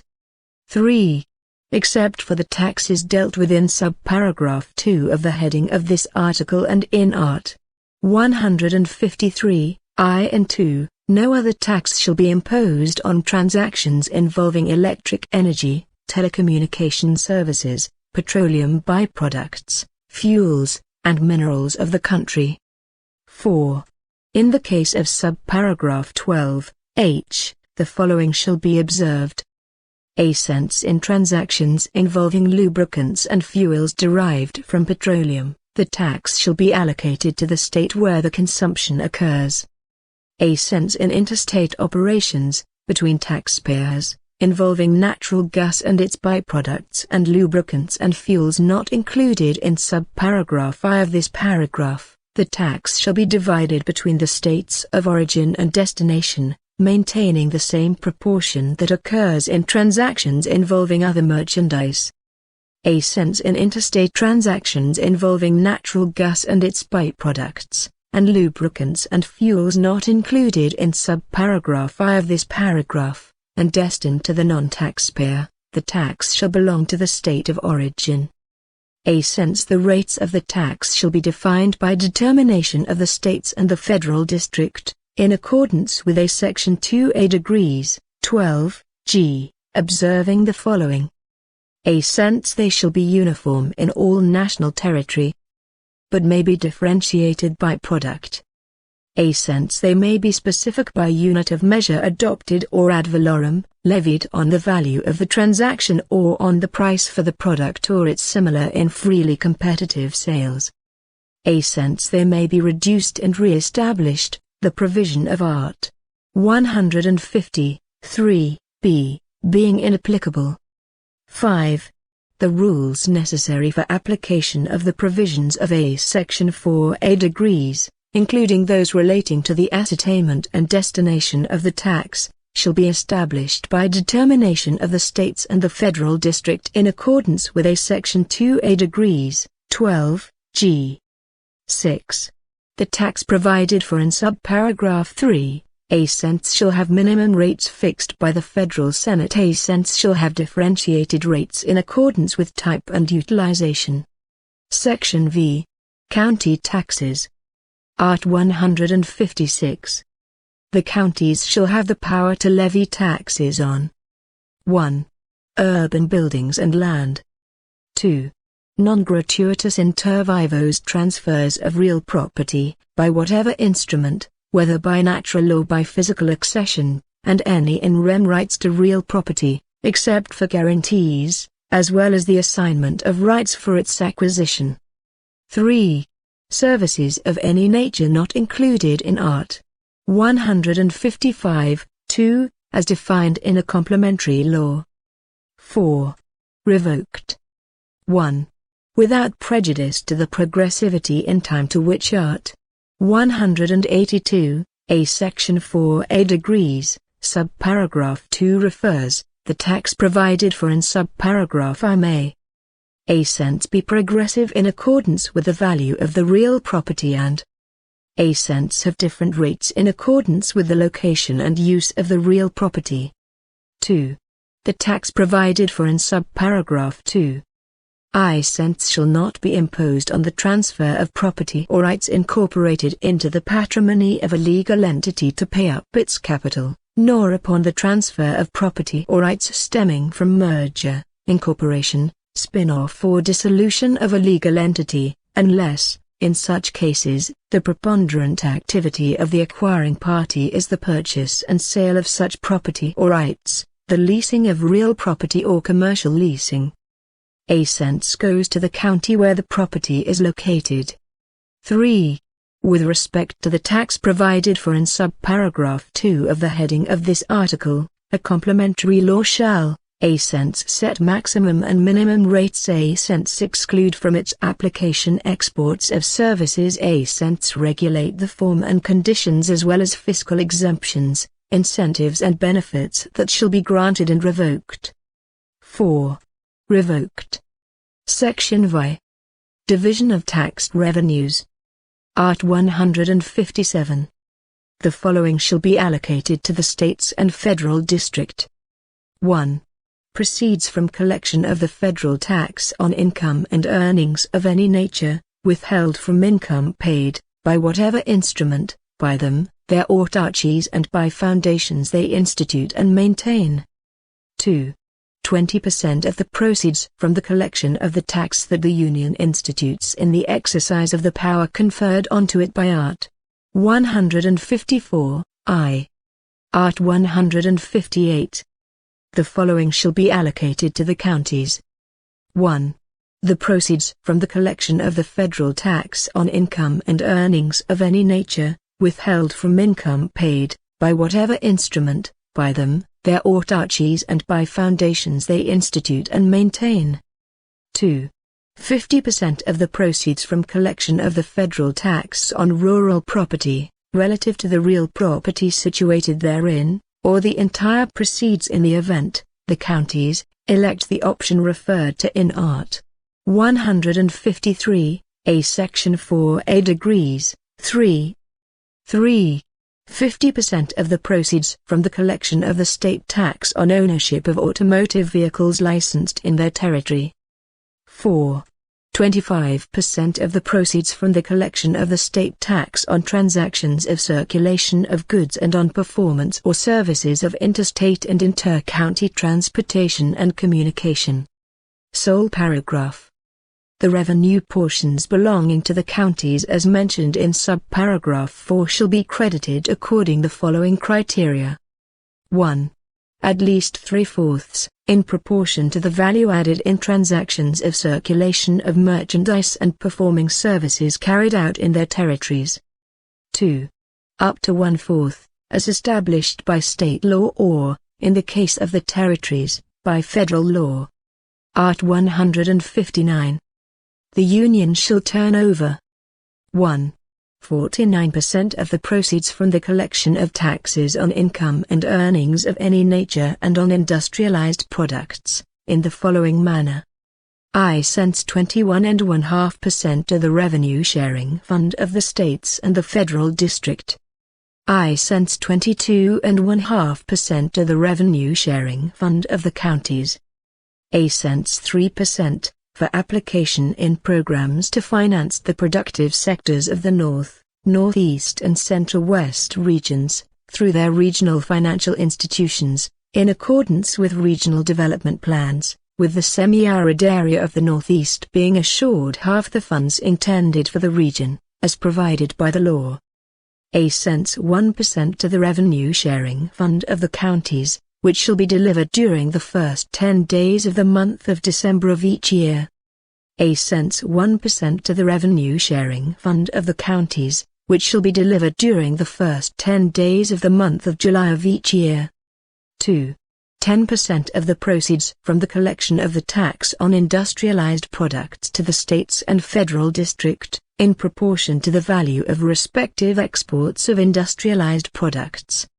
3.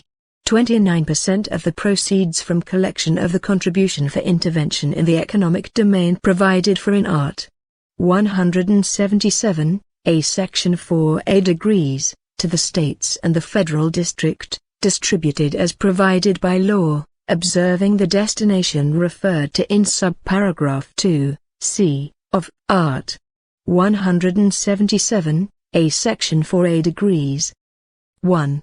For purposes of calculating the amount to be turned over under subparagraph I, the portion of the collection of the tax on income and earnings of any nature belonging to the states, federal district and counties according to Arts.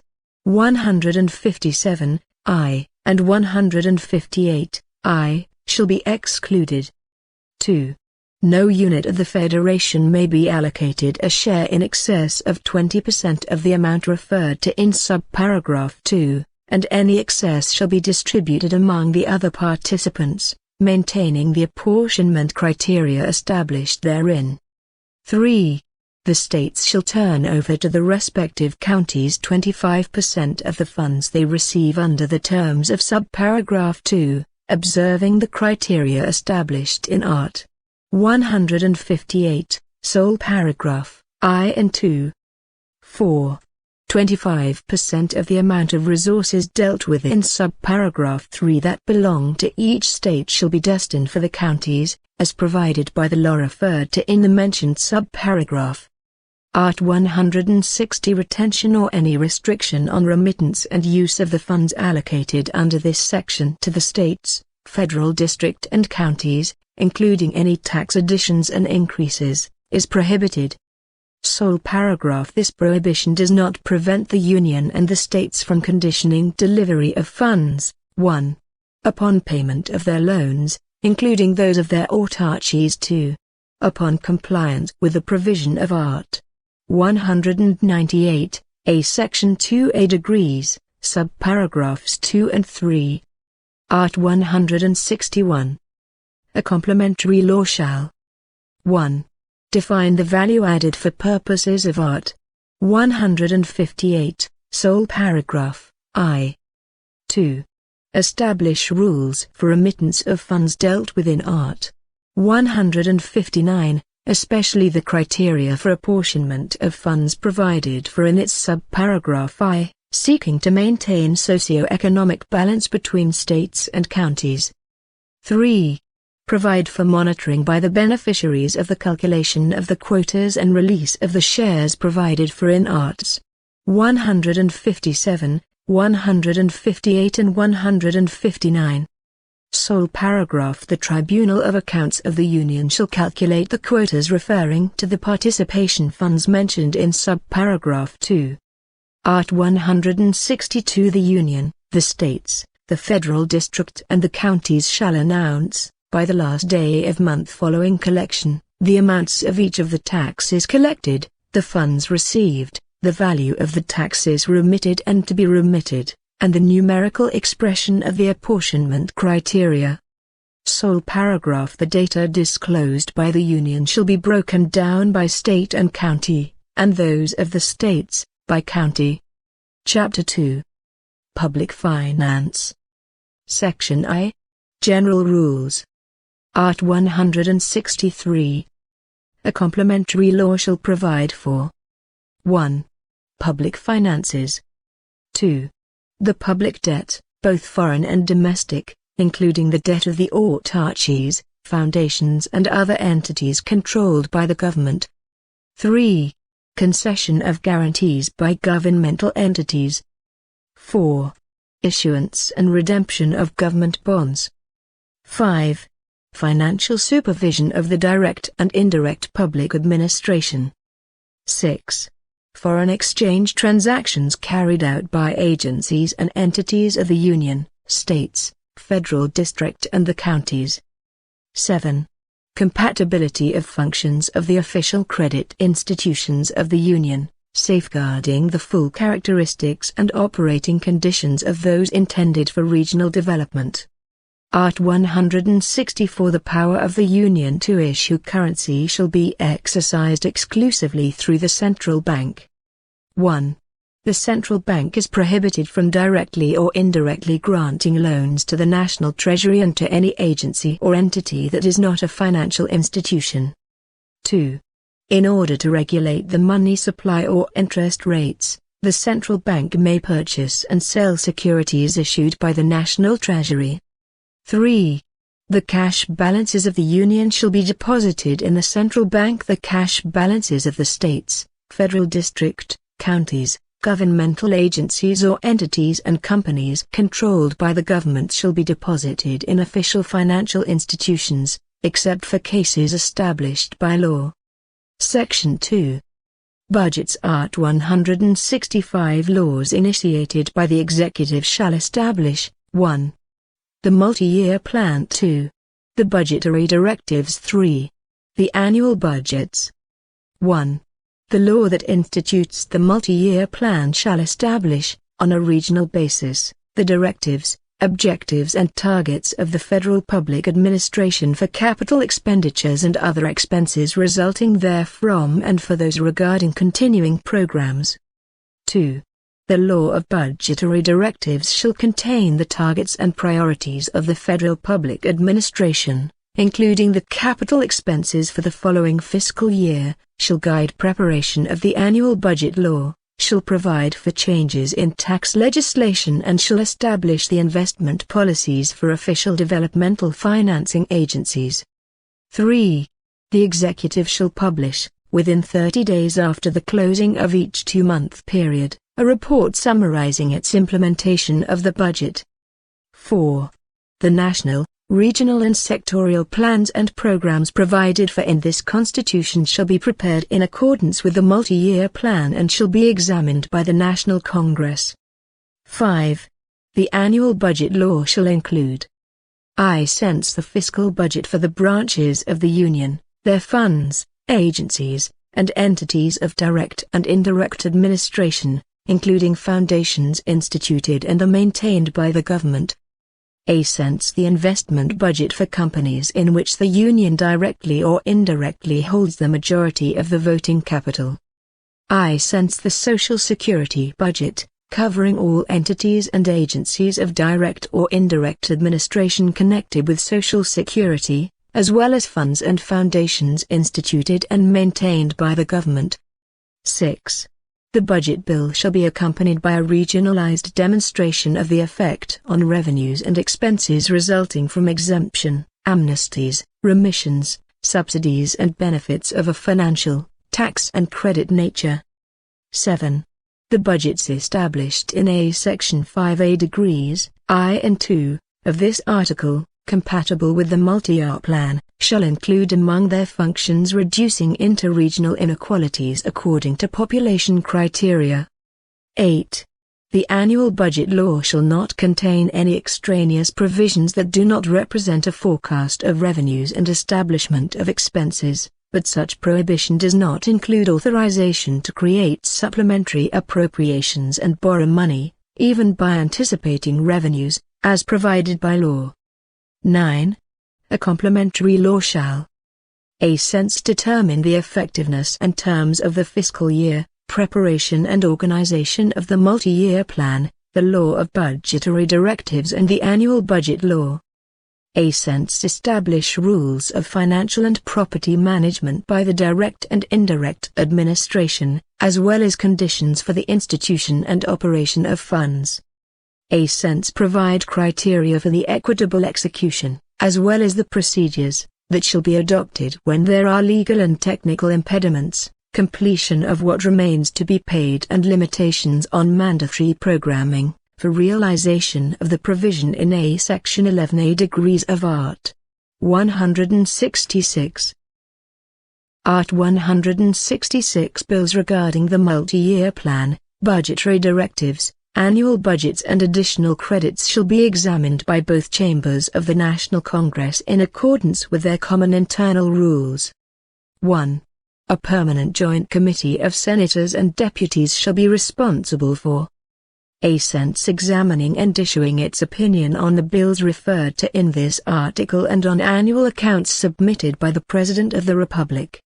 A-cents examining and issuing its opinion on the national, regional and sectorial plans and programs provided for in this Constitution, and monitoring and supervising the budget, without prejudice to the activity of the other committees of the National Congress and of its chambers, created in accordance with Art. 58. 2. Amendments shall be submitted to the Joint Committee, which shall issue its opinion on them, and shall be examined, in accordance with internal rules, by the plenary session of the two chambers of the National Congress. 3. Amendments to the annual budget bill or to bills that modify it may only be approved if, a. since they are compatible with the multi-year plan and with the law of budgetary directives, a. since they specify the necessary funds, which may only stem from elimination of expenditures, excluding those that deal with, a. since appropriations for personnel and their indirect costs, a. since debt servicing, a. since constitutional tax transfers to the states, counties and federal district, or a. since they are related, a. since to the correction of errors or omissions, or a. since to the provisions in the text of the bill. 4.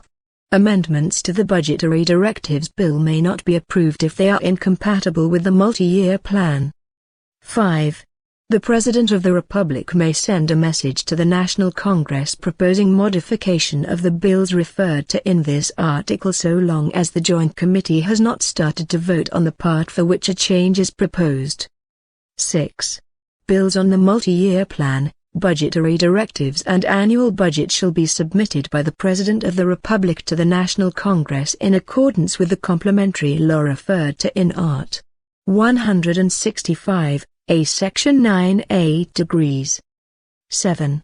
So long as they do not conflict with the provisions of this section, the other rules on legislative procedure apply to the bills mentioned in this article. 8.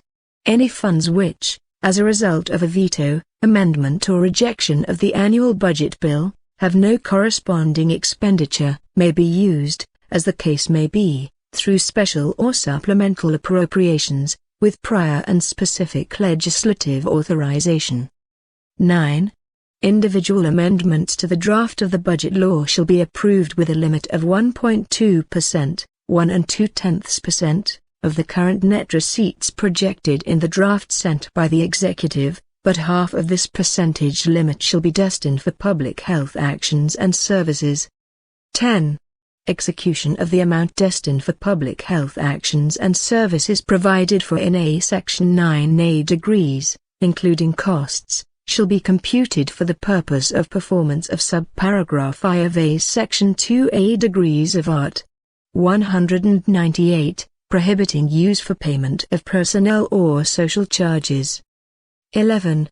Execution of the budgetary and financial programming referred to in a Section 9(a) degrees of this article is mandatory, in an amount corresponding to 1.2%, 1 2/10%, of the net current receipts collected in the prior period, in accordance with the criteria for equitable execution of programming defined in the complementary law provided for in a Section 9(a) degrees of Art.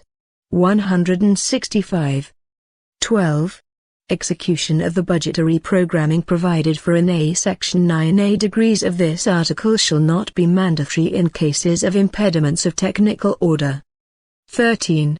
When the Union's mandatory transference for execution of the programming provided for in a Section 11 of this article is destined for the states, federal district, and counties, such transference shall be independent of performance by the receiving federative entity and shall not be part of the basis for calculation of net current receipts for application of the limits on personnel expenses dealt with in the initial paragraph of Art.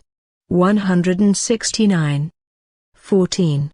In case of a technical impediment to the allotment of expense that makes up the programming, in the form of a Section 11 of this article, the following measures shall be adopted. A. Since within 120 days, after publication of the budget law, the executive, legislature, judiciary, public ministry and the public defender shall send to the legislature justifications for the impediment. A. Since within 30 days after termination of the period provided for in subparagraph I, the legislature shall indicate to the executive the remanagement of the programming whose impediment cannot be overcome. A. Since by the 30th of September or within 30 days after termination of the period provided for in subparagraph 3, The executive shall send a draft of a law on rehandling the programming whose impediment cannot be overcome. A sent if, by the 20th of November or within 30 days after the end of the period provided for in subparagraph 3, the National Congress does not consider the draft law. The rehandling shall be implemented by Executive Act, in accordance with the terms provided for in the budgetary law. 15. After the period provided in subparagraph 4 of A Section 14, execution of the budgetary programming provided in A Section 11 shall not be mandatory in cases of impediments justified in the notification provided for in subparagraph I of A Section 14. 16. What remains to be paid shall be considered for purposes of performance of financial execution provided for in A Section 11, up to a limit of 0.6%, 0.6%, of the current net receipts realized in the prior fiscal period. 17. If verified that re-estimate of receipts and expenses may result in non-compliance with the fiscal target established in the Law of Budgetary Directives, the amount provided for in A Section 11 of this article may be reduced up to the same proportion of the limitation on the total of discretionary expenditures. 18. Execution of mandatory programming shall be considered equitable if it deals with the amendments presented in an egalitarian and impersonal manner, regardless of authorship. Art. 167. It is prohibited to 1. Begin programs or projects not included in the annual budget law. 2. Expend funds or assume direct obligations that exceed the budgetary or additional appropriations. 3. Borrow funds in excess of the amount of capital expenses unless authorized through supplemental or special appropriations for a precise purpose, approved by an absolute majority of the legislature. 4. Bind receipt of tax revenues to an agency, fund or expenditure, except for apportionment of the proceeds from the collection of taxes referred to in Arts. 158 and 159, allocation of funds for public health activities and services, for maintenance and development of education and for carrying out tax administration activities, as determined respectively in Arts. 198. A Section 2A degrees, 212, and 37, 22, and guaranteeing loans by anticipating revenues provided for in Art. 165, A Section 8A degrees, as well as the provision of A Section 4A degrees of this article. 5. Open a supplemental or special appropriation without prior legislative authorization and without indication of the respective funds. 6. Reclassify, reallocate or transfer funds from one programming category to another or from one agency to another without prior legislative authorization. 7. Grant or utilize unlimited appropriations. 8. Utilize, without specific legislative authorization, funds from the fiscal and social security budgets to satisfy a need or cover a deficit of companies, foundations and funds, including those mentioned in Art. 165, A Section 5A degrees. 9. Institute funds of any nature without prior legislative authorization. 10. Transfer resources voluntarily and concede loans, including by anticipation of revenues, by the federal and state governments and their financial institutions, for payment of the expenses of active, inactive and retired personnel of the states. Federal District and Counties. 11. Utilization of the resources stemming from social contributions dealt with in Art. 195, I, A, and 2 for payment of expenses other than payment of benefits for the general social security regime dealt with in Art. 201. 1.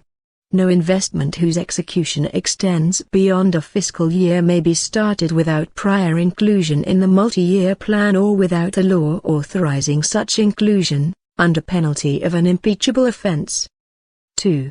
Special and extraordinary appropriations shall be in force in the fiscal year in which they are authorized, unless the act authorizing them is promulgated during the last 4 months of that fiscal year, in which case, the limits of their balances being reopened, they shall be incorporated into the budget of the subsequent fiscal year. 3. Opening of extraordinary appropriations shall only be permitted to meet unforeseeable and urgent expenses, such as those resulting from war, internal commotion or public calamity, observing the provisions of Art. 62. 4. Binding one's own receipts generated by the taxes referred to in Arts. 155 and 156, and of the resources dealt with in Arts. 157, 158 and 159, I, and B, and 2, is permitted as a guarantee or counter-guarantee to the Union and for payment of debts owed to it. 5. Reclassification, reallocation, or transference of resources from one programming category to another shall be permissible in the area of activities of science, technology, and innovation, for the purpose of making viable the results of projects restricted to these functions, via an executive act, without need for the prior legislative authorization provided for in subparagraph via this article. Art. 168 1/12 of the funds corresponding to budgetary appropriations, including supplemental and special appropriations, destined for agencies of the legislature, judiciary, public ministry and the public defenders, shall be delivered to them by the 20th day of each month, as provided for by the complementary law referred to in Art. 165, a Section 9(a) degrees. Art. 169 expenditures for active and inactive personnel of the Union, States, Federal District and Counties may not exceed the limits established by complementary law. 1.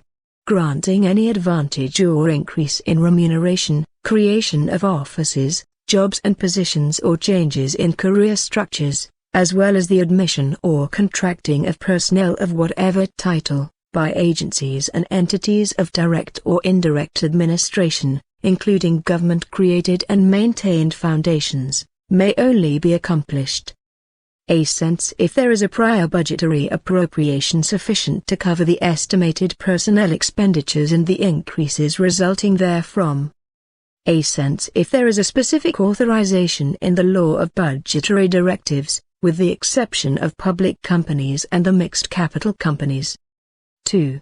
Once the period established in the complementary law referred to in this article for adoption of the parameters provided herein has run, all remittances of federal or state funds to the states, federal district and counties that do not observe the referred to limits shall be immediately suspended. 3. For compliance with the limits established as the basis of this article, during the period fixed in the complementary law referred to in the heading, the Union, States, Federal District and Counties shall adopt the following measures. A cents reduction by at least 20% in expenses with commission offices and positions of confidence. A cents dismissal of non-tenured civil servants. 4. If the measures adopted on the basis of the prior paragraph are insufficient to assure compliance with the determinations of the complementary law referred to in this article, tenured civil servants may lose their office, so long as the motivating normative act of each one of the branches specifies the functional activity or administrative agency or unit that is the object of the reduction in personnel. 5. A civil servant who loses his office in accordance with the prior paragraph shall have a right to just compensation corresponding to 1 month of remuneration for each year of service. 6. Offices that are eliminated in accordance with the prior paragraphs shall be considered extinct. Creation of offices, jobs or positions with equal or similar powers is prohibited for a period of 4 years. 7. Federal law shall provide for general rules to be obeyed for carrying out the provisions of a Section 4(a) degrees. Title 7. Economic and Financial Order. Chapter 1. General Principles of Economic Activity. Art. 170. The economic order, founded on the appreciation of the value of human labor and free enterprise, is intended to assure everyone a dignified existence, according to the dictates of social justice, observing the following principles. 1. National sovereignty. 2. Private property. 3. Social function of property. 4. Free competition. 5. Consumer protection. 6. Environmental protection, including through differentiated treatment in accordance with the environmental impact of the products and services and the processes by which they are elaborated and rendered. 7. Reduction in regional and social inequalities. 8. Pursuit of full employment. 9. Preferential treatment for small-scale firms organized under Brazilian law with their headquarters and the management in the country. Sole paragraph: free exercise of any economic activity is assured for all, without need for any governmental authorization, except as provided by law. Art. 171 revoked. Art. 172 The law shall regulate, on the basis of national interest, foreign capital investment, granting incentives for reinvestment and regulating remittance of profits. Art. 173 With the exception of the cases provided for in this Constitution, direct exploitation of an economic activity by the state shall only be permitted when necessary for the imperatives of national security or a relevant collective interest, as defined by law. 1. The law shall establish the legal regime of public companies, mixed capital companies and their subsidiaries that engage in the economic activities of production or marketing of goods or services, dealing with a. Sense their social functions and the forms of supervision by the state and by society. A. Sense subjection to the same legal regime as private enterprises, including their civil, commercial, labor and tax rights and obligations. A. Sense competitive bidding and contracting of works, services, purchases and transfers, observing the principles of public administration. A. Sense organization and functioning of boards of directors and supervisory councils, with participation of minority shareholders. A. Sense the offices, evaluation of performance and liability of administrators. 2. Public companies and the mixed capital companies may not enjoy fiscal privileges that are not extended to private sector companies. 3. The law shall regulate the relationship of public companies with the state and with society. 4. The law shall repress abuse of economic power seeking to dominate markets, to eliminate competition and to increase profits arbitrarily. 5. Without prejudice to the personal liability of the officers of a legal entity, the law shall establish the liability of the latter, subjecting it to penalties compatible with its nature for acts that contravene the economic and financial order and the popular economy. Art. 174 As the normative and regulatory agent of economic activity, the state, as provided by law, shall perform the functions of supervision, incentive promotion and planning, the latter being binding for the public sector and advisory for the private sector. 1. The law shall establish directives and bases for planning balanced national development, which shall incorporate and make compatible national and regional development plans. 2. The law shall support and stimulate cooperative activity and other forms of association. 3. The state shall favor organization of cooperatives for prospecting and placer mining activity, taking into account protection of the environment and the socio-economic promotion of the prospectors and miners. 4. The cooperatives referred to in the preceding paragraph shall have priority in obtaining authorizations or concessions for prospecting and mining mineral resources and deposits in areas where they are operating and in those fixed in accordance with Art. 21-25, as provided by law.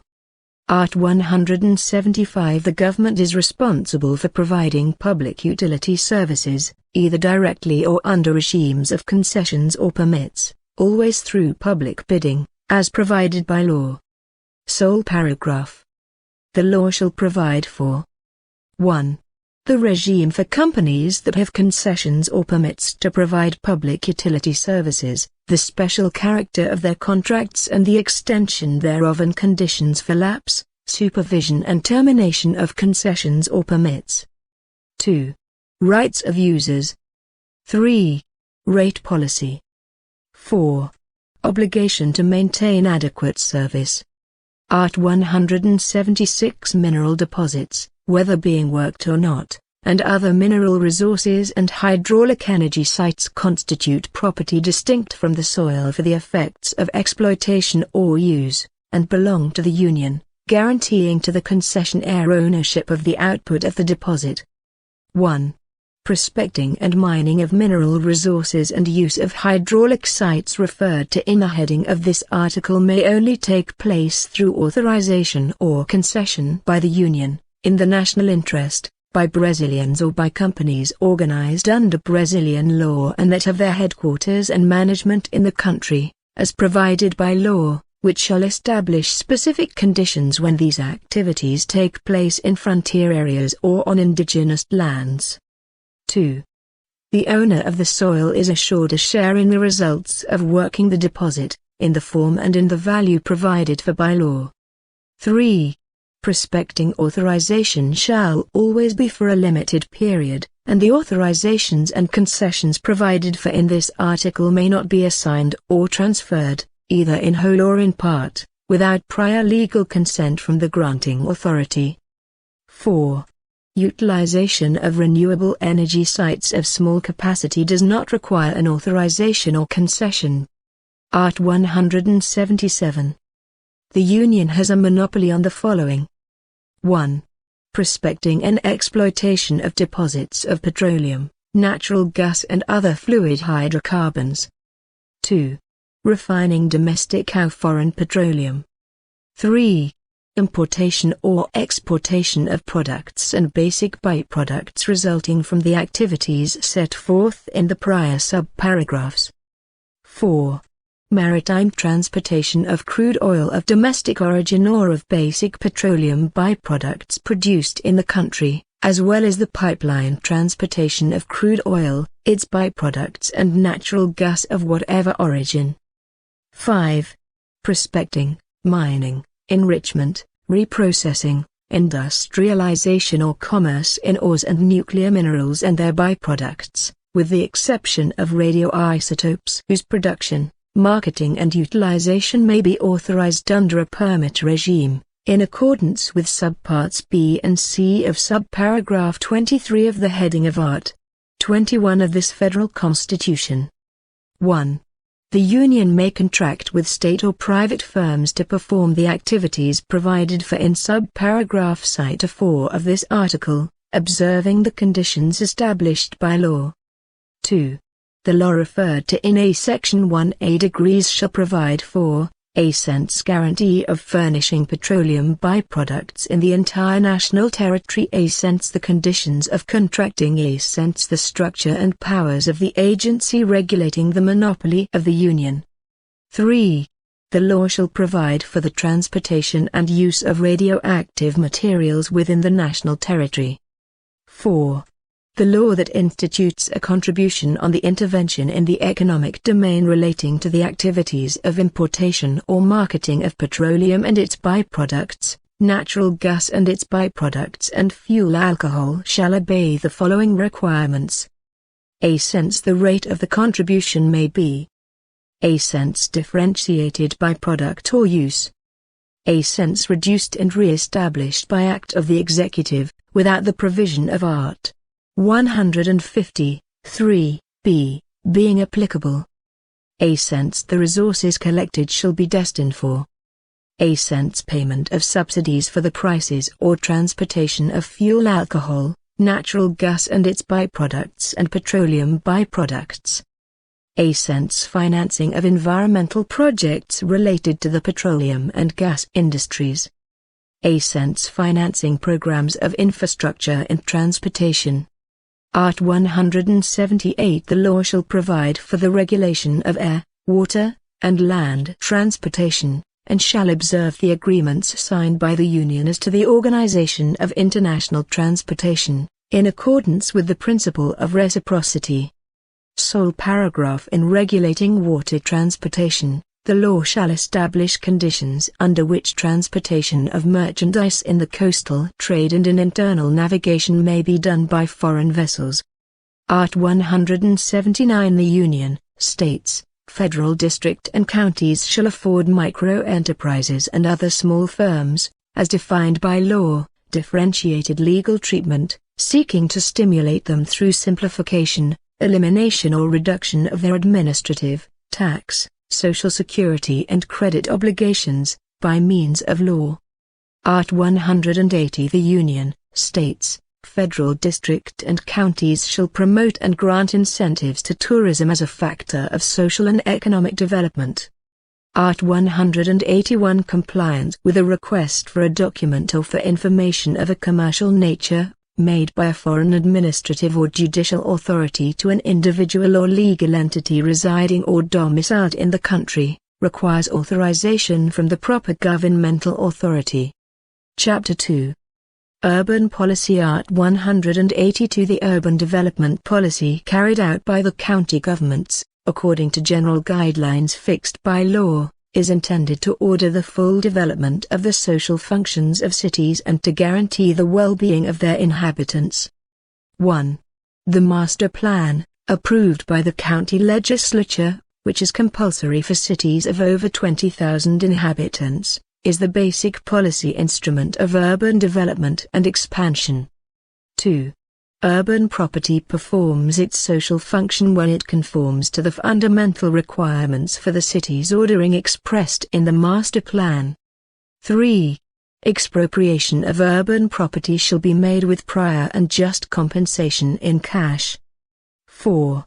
County governments may, by means of a specific law for areas included in the master plan, require that the owner of non-built, underused or unused urban land provide for adequate use of such land, under penalty, successively, of a cents compulsory subdivision or construction, a cents building and urban property tax rates that increase over time, a cents expropriation with payment in public bonds, from an issue previously approved by the Federal Senate, redeemable in up to 10 years, in equal and successive annual installments, ensuring the real value of the compensation and legal interest. Art. 183. An individual who possesses as his own an urban area of up to 250 square meters, for 5 years without interruption or opposition, using it as his or as his family's residence, shall acquire title to such property, provided that he does not own any other urban or rural property. 1. The deed of title and concession of use shall be granted to the man or woman, or both, regardless of their marital status. 2. This right shall not be recognized more than once for the same holder. 3. Public lands may not be acquired by usucaptio. Chapter 3.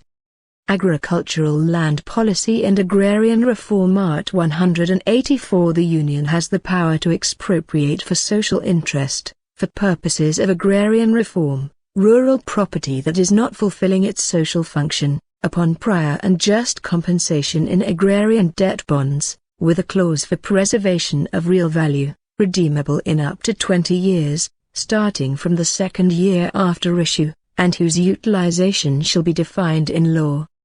1. Useful and necessary improvements shall be compensated in cash. 2. The decree declaring property as being of social interest for agrarian reform purposes authorizes the Union to file the expropriation action. 3. Complementary law shall establish a special summary adversary procedure for expropriation actions. 4.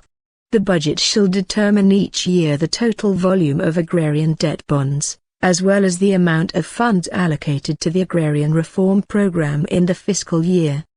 5. Transfers of property expropriated for agrarian reform purposes are exempt from federal, state and municipal taxes. Art. 185. The following shall not be subject to expropriation for agrarian reform purposes. 1. Small and medium-sized rural property, as defined by law, so long as its owner does not own other property. 2. Productive property. Sole paragraph. The law shall guarantee special treatment for productive property and set rules for compliance with requirements for its social function. Art. 186. The social function is met when rural property simultaneously complies with the following requirements, in accordance with the criteria and standards prescribed by law. 1. Rational and adequate use. 2. Adequate use of available natural resources and preservation of the environment. 3. Observance of provisions regulating labor relations. 4. Exploitation that favors the well-being of owners and workers. Art. 187. Agricultural policy shall be planned and executed as provided by law, with the effective participation of the productive sector, consisting of producers and rural workers, as well as the sectors of marketing, storage and transportation, particularly taking into account 1. Credit and fiscal instruments. 2. Prices compatible with production costs and marketing guarantees. 3. Incentives for research and technology. 4.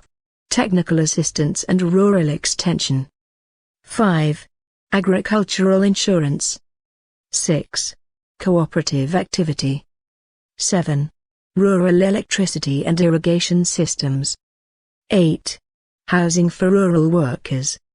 1. Agricultural planning includes the activities of agro-industry, livestock, fishing and forestry. 2. Agricultural policy actions shall be made compatible with agrarian reform actions. Art. 188. The use to which public and vacant lands are put shall be made compatible with agricultural policy and the National Agrarian Reform Plan. 1.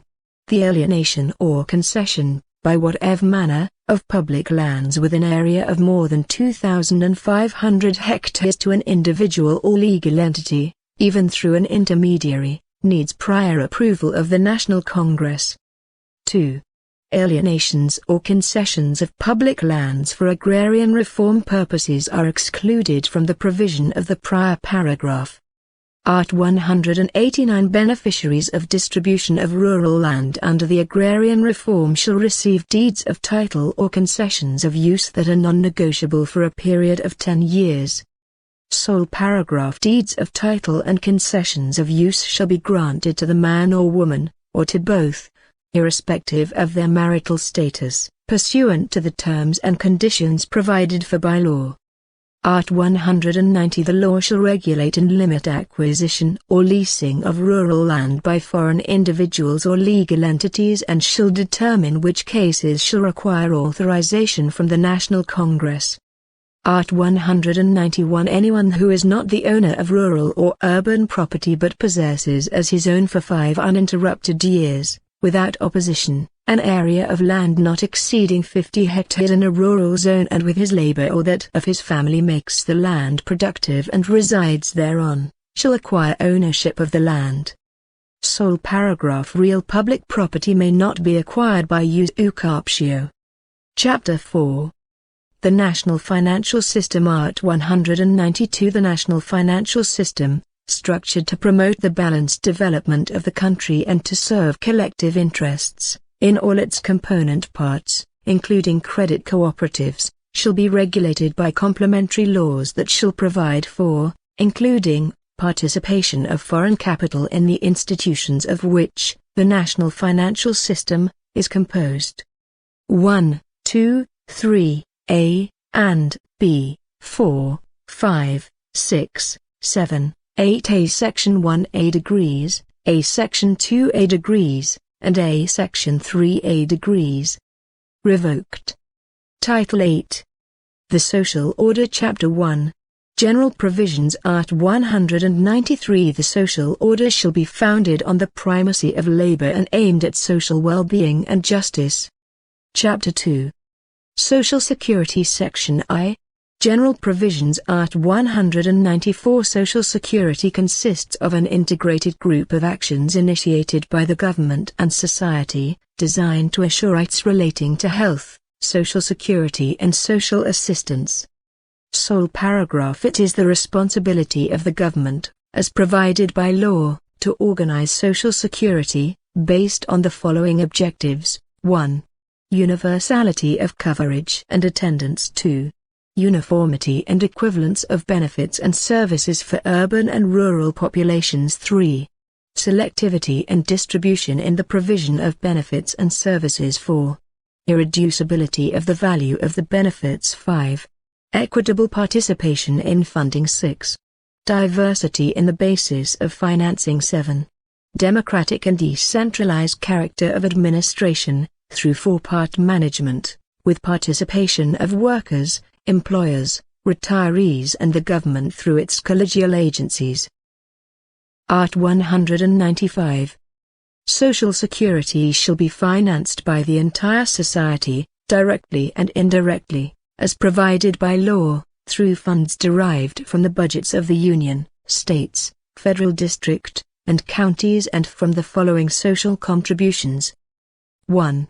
From employers, firms and equivalent entities, as provided by law, incident upon a cents payrolls for wages and other earnings from work paid or credited, in whatever form, to individuals who render services to them, regardless of whether there is an employment link. A cents receipts or invoices. A cents profits. 2. From workers, and other persons insured by Social Security, but not imposed upon the contribution for retirement benefits and pensions conceded under the general Social Security regime dealt with in Art. 201. 3. From lottery revenues. 4. From the importer of foreign goods and services, or from a person whom the law deems equivalent thereto. 1. The revenues of the states, federal district and counties intended for Social Security shall be included in their respective budgets and shall not be part of the Union's budget. 2. The proposal for the Social Security budget shall be prepared jointly by the agencies responsible for health, Social Security and social assistance, taking into account goals and priorities established in the law of budgetary directives, assuring each area management of its funds. 3. A legal entity owing money to the Social Security system, as established by law, may not contract with the government nor receive benefits or fiscal or credit incentives therefrom. 4. The law may institute other sources in order to guarantee maintenance or expansion of Social Security, observing the provisions of Art. 154, I. 5. No Social Security benefit or service may be created, increased or extended without a corresponding source of full funding. 6. The social contributions dealt with in this article may be collected only 90 days after the publication date of the law that instituted or modified them, and the provisions of Art. 153, b shall not apply to them. 7. Charitable entities of social assistance complying with the requirements established by law are exempt from Social Security contributions. 8. Rural producers, joint venturers, sharecroppers, and self-employed fishermen, as well as their respective spouses, who conduct their activities as a family enterprise, without permanent employees, shall contribute to Social Security by applying a rate to the proceeds from marketing their production and shall be entitled to benefits, as provided by law. 9. The social contributions provided for in subparagraph I of the heading of this article may have differentiated rates or bases of calculation in accordance with economic activity, intensive utilization of manpower, the size of the firm or the structural condition of the labor market. 10. The law shall define the criteria for transference of resources for the unified system of health and social assistance actions of the Union for the states, federal district and counties, and of states for counties, observing the respective counterparts of the resources. 11. Concession of remission or amnesty for social contributions dealt with in subparagraphs I, A, and 2 of this article is prohibited for debts in amounts greater than that fixed by complementary law. 12. The law shall define sectors of economic activity so that the contributions levied in subparagraphs I, B and 4 of the heading shall be non-cumulative. 13. The provision of A Section 12A degrees applies in the event of gradual, total or partial substitution of the contribution levied in the form of subparagraph I, A, upon receipt or issuance of an invoice. Section 2. Health Art 196. Health is the right of all and the duty of the national government and shall be guaranteed by social and economic policies aimed at reducing the risk of illness and other maladies and by universal and equal access to all activities and services for its promotion, protection and recovery. Art 197. Health activities and services are of public importance, and it is the government's responsibility to provide, in accordance with the law, for their regulation, supervision and control. Such activities and services shall be carried out directly or through third parties and also by individuals or legal entities of private law. Art 198. Public health activities and services are part of a regionalized and hierarchical network and constitute a unified system, organized in accordance with the following directives. 1. Decentralization, with a single management in each sphere of government. 2. Full service, giving priority to preventive activities, without prejudice to treatment services. 3. Community participation. 1. The unified health system shall be financed, in the terms of Art. 195, with funds from the Social Security budget of the Union, states, federal district and counties, as well as other sources. 2. The Union, states, federal district and counties shall apply annually in public health activities and services a minimum of the funds derived from the application of percentages calculated on A cents in the case of the Union. The net current receipts from the respective fiscal period may not be less than 15%, 15%. A cents in the case of the states and the federal district, the amount of tax collections referred to in Art. 155 and the funds dealt with in Arts. 157 and 159, subparagraph I, A, and subparagraph 2, deducting the amounts transferred to the respective counties. A cents in the case of the counties and the federal district, the amount of tax collections referred to in Art. 156 and the funds dealt with in Arts. 158 and 159, subparagraph I, B, and A Section 3A degrees. 3. Complementary law, which shall be re-evaluated at least every 5 years, shall establish A cents the percentages dealt with in subparagraphs 2 and 3 of A Section 2A degrees. A cents the criteria for allocating the resources of the Union linked to health destined for the states, federal district and the counties, and from the states destined to their respective counties, with the goal of progressive reduction in regional disparities. A cents the rules for supervision, evaluation and control of health expenses in the federal, state, district and county spheres. I cents repealed. 4. Local managers of the unified health system shall admit community health agents and agents for combat of endemic diseases through a public selection procedure, in accordance with the nature and complexity of their powers and specific requirements for their functioning. 5. Federal law shall provide for the legal regime, national professional minimum salary, directives for the career plans and regulation of the activities of community health agents and agents for endemic disease control, with the Union, in accordance with the law, rendering complementary financial assistance to the states, the federal district, and the counties, for performance of the referred to minimum salary. 6. In addition to the cases provided for in A Section 1A degrees of Art. 41 and A Section 4A degrees of Art.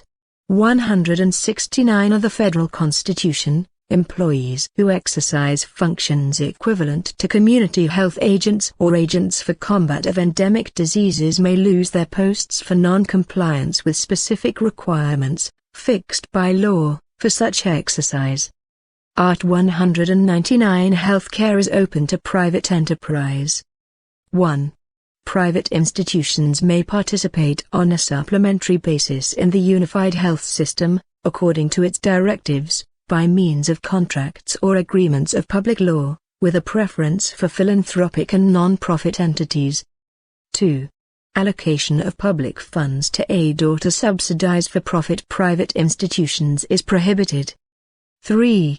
Direct or indirect participation of foreign firms or capital in health assistance in the country is prohibited, except for cases provided by law. 4.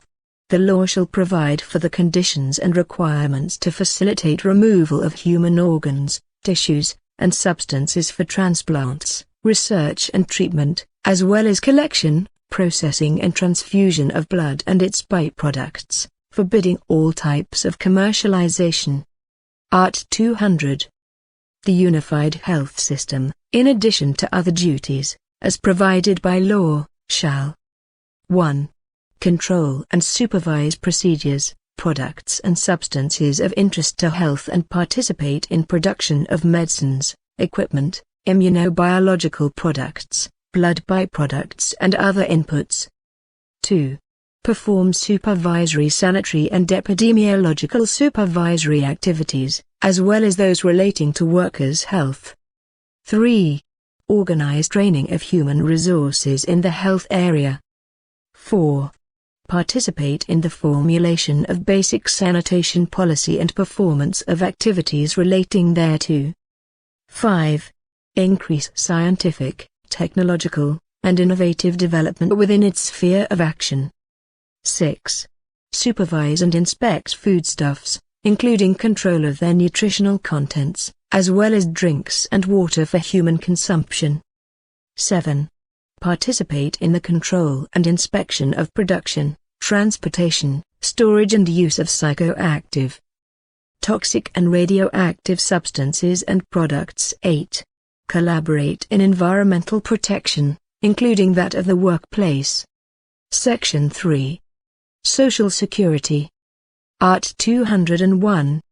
Social Security shall be organized in the form of a general regime, characterized by contributions and the mandatory affiliation, observing the criteria that preserve the financial and actuarial equilibrium, and shall provide for, as defined by law. 1. Coverage of the events of illness, disability, death and advanced age. 2. Maternity protection, especially for pregnant women. 3. Protection for the involuntarily unemployed. 4. Family allowance and confinement aid for dependents of insured persons with low incomes. 5. A pension for the death of an insured man or woman, for the spouse or companion, and dependents, obeying the provision of a Section 2A degrees. 1. Adoption of differentiated requirements and criteria for the concession of retirement benefits in the general regime of Social Security is prohibited, except for activities under special conditions that prejudice health or physical integrity and for insureds who are handicapped, as defined by complementary law. 2. No benefit that replaces the contribution salary or earnings from labor of the insured shall have a monthly value lower than the minimum wage. 3. All contribution salaries included in the calculation of benefits shall be duly updated, as provided by law. 4. Readjustment of benefits to maintain their real value permanently is assured according to criteria defined by law. 5. A person participating in his or her own Social Security regime is prohibited from affiliating with the general Social Security regime as an optional insured. 6. The Christmas bonus of retirees and pensioners shall be based on the value of earnings in the month of December of each year. 7. Retirement in the general Social Security regime is assured, as provided by law, obeying the following conditions: a cent's contributions for 35 years if male, and 30 years, if female, a since age 65, if male, and age 60, if female, this age limit being reduced by 5 years for rural workers of both sexes and for those who perform their economic activities with their family, including rural producers, placer miners and self-employed fishermen.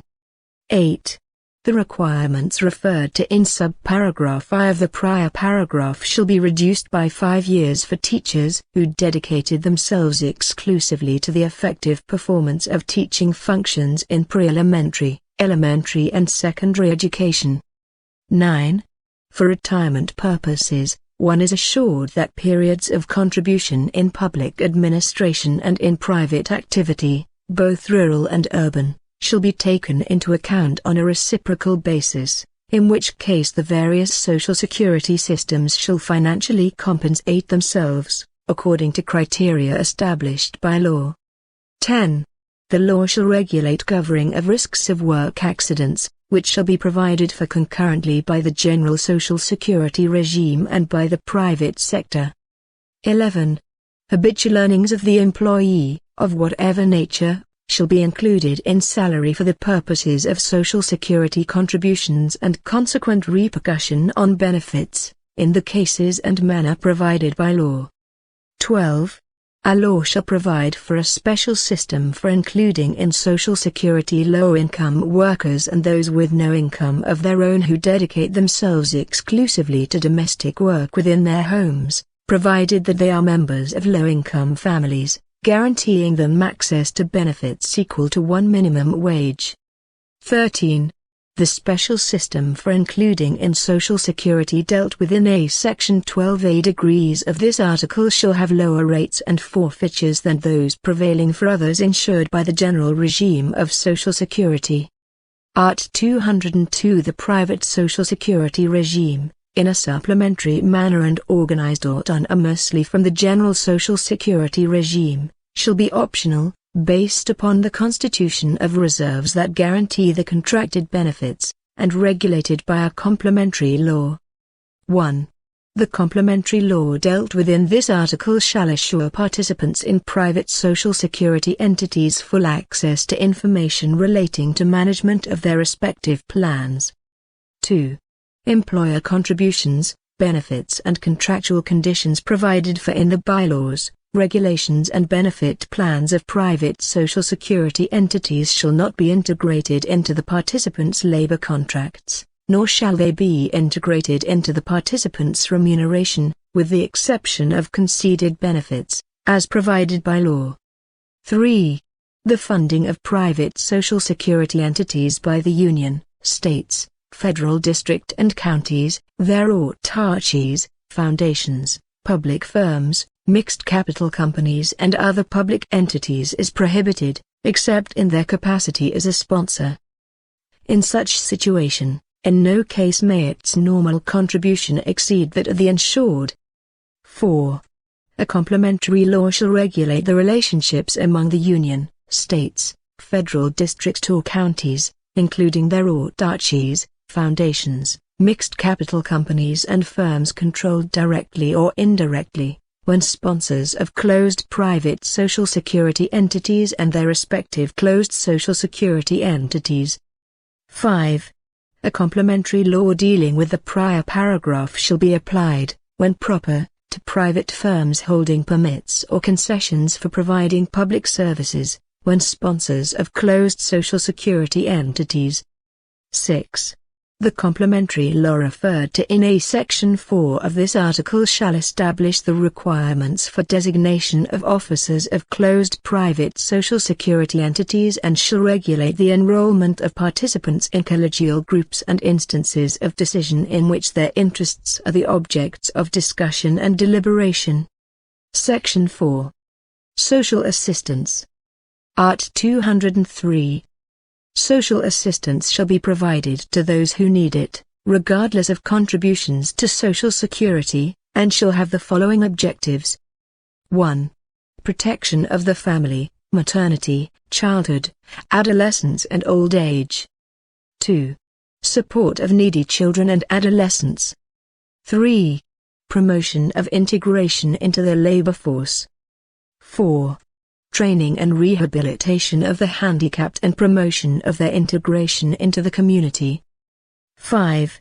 Guarantee of a monthly benefit of 1 minimum wage to the handicapped and elderly who prove that they are without means to provide for their own support or having it provided by their family, as provided by law. Art. 204. Government actions in the social assistance area shall be implemented with funds from the Social Security budget, as provided for in Art. 195, along with other sources, and shall be organized on the basis of the following directives. 1.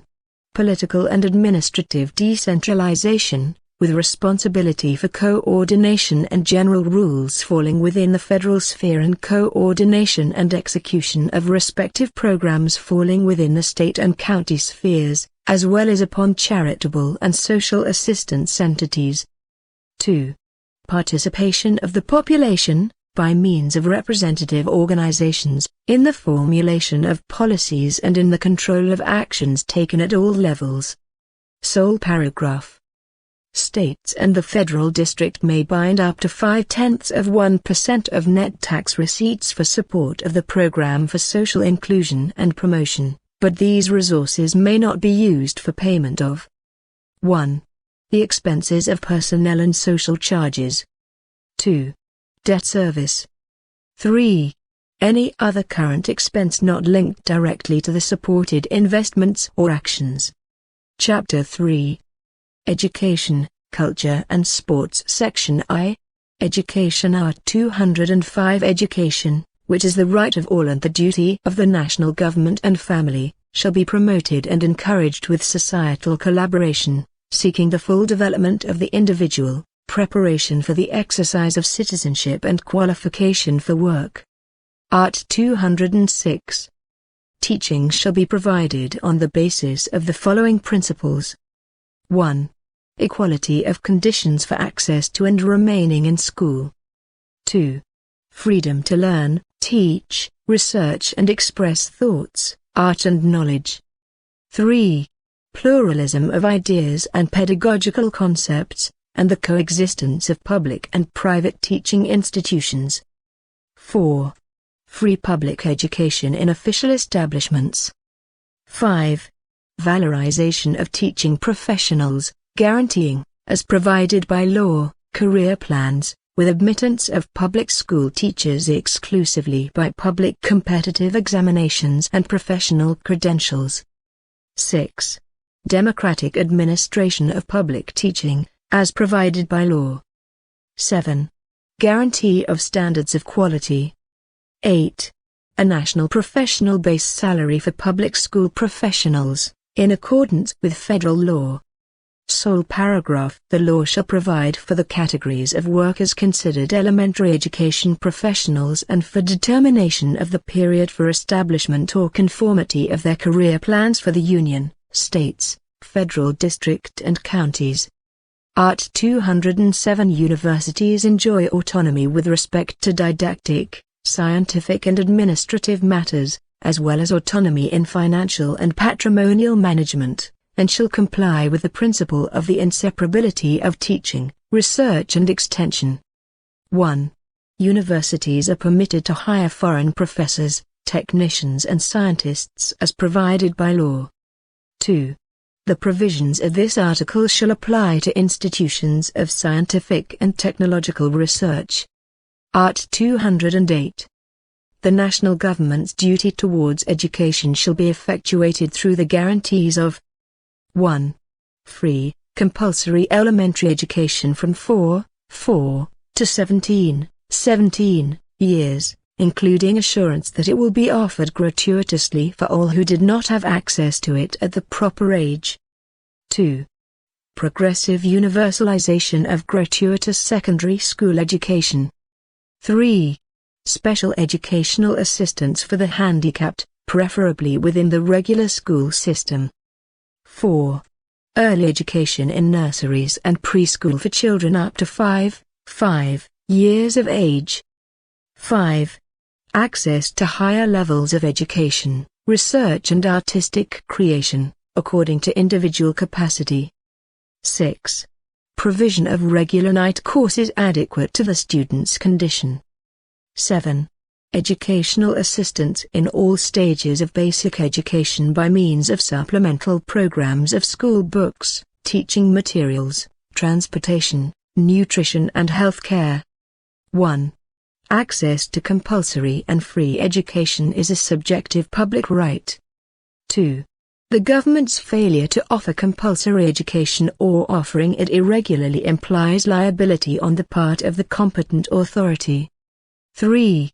The government has the responsibility to conduct a census of elementary school students, to take attendance, and to make sure, jointly with parents or guardians, that students attend school. Art. 209 Education is open to private enterprise, observing the following conditions. 1. Compliance with the general rules of national education. 2.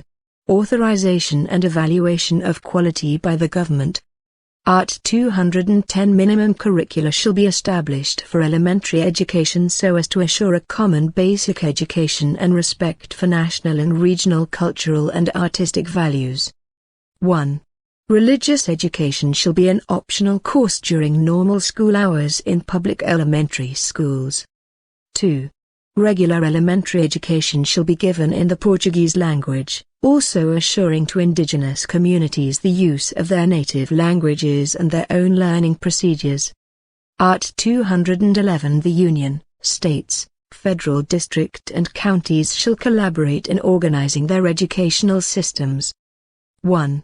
The Union shall organize the federal education system and that of the territories, shall finance the institutions of federal public education, and shall exercise a redistributive and supplementary function in educational matters, so as to guarantee equalization of educational opportunities and a minimum standard of educational quality through technical and financial assistance to the states, federal district, and counties.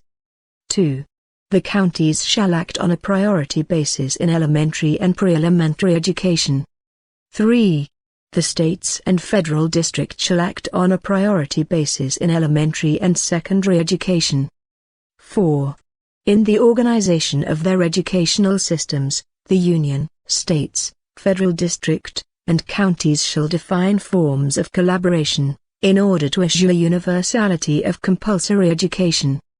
5. Elementary public education shall give priority to regular teaching. Art. 212 The Union shall apply annually not less than 18% of its tax revenues, and the states, federal district and counties at least 25% of their tax revenues, including revenues resulting from transfers, for maintenance and development of education. 1. For the purposes of the calculation provided for in this article, the share of tax revenues transferred from the Union to the states, federal district and counties, or from the states to their respective counties, shall not be considered as revenues of the government making the transfer. 2.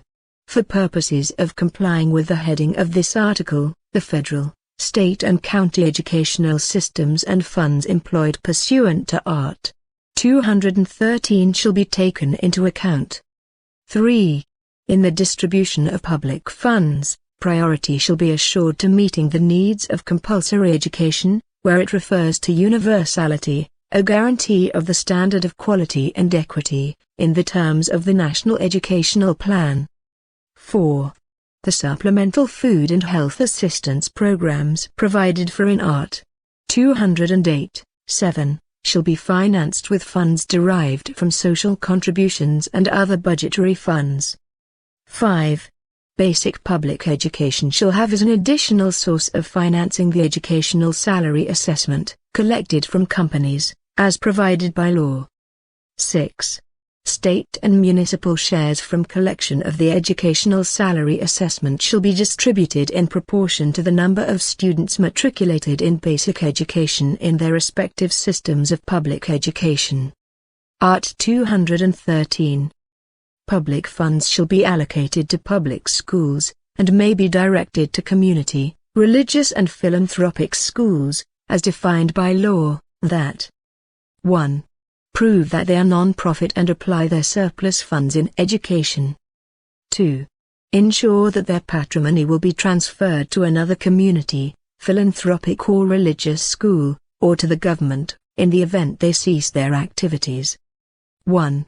The funds dealt with in this article may be used for elementary and secondary school scholarships, as provided by law, for those who show that they have insufficient funds, whenever there are no places or regular courses in the public school system in the locale where the student resides, placing the government under an obligation to invest, on a priority basis, in expansion of the public school system in that locale. 2. Activities of research, extension, and stimulation and promotion of innovation performed by universities and/or institutions of professional or technological education may receive financial support from the government. Art. 214.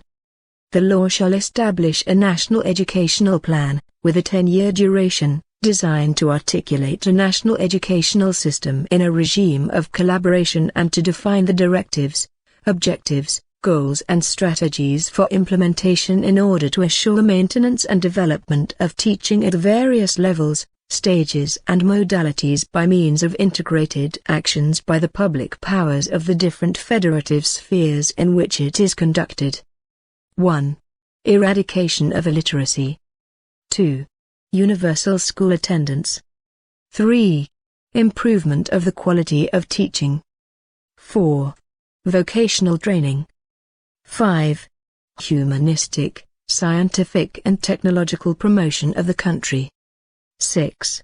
Establishment of a goal for application of public resources in education as a percentage of gross domestic product. Section 2. Culture. Art. 215. The national government shall guarantee to all full exercise of cultural rights and access to sources of national culture, and shall support and grant incentives for appreciation and diffusion of cultural expression. 1. The national government shall protect expressions of popular, indigenous and Afro-Brazilian cultures and those of other participant groups in the process of national civilization. 2. The law shall provide for establishing highly significant commemorative dates for various national ethnic segments. 3.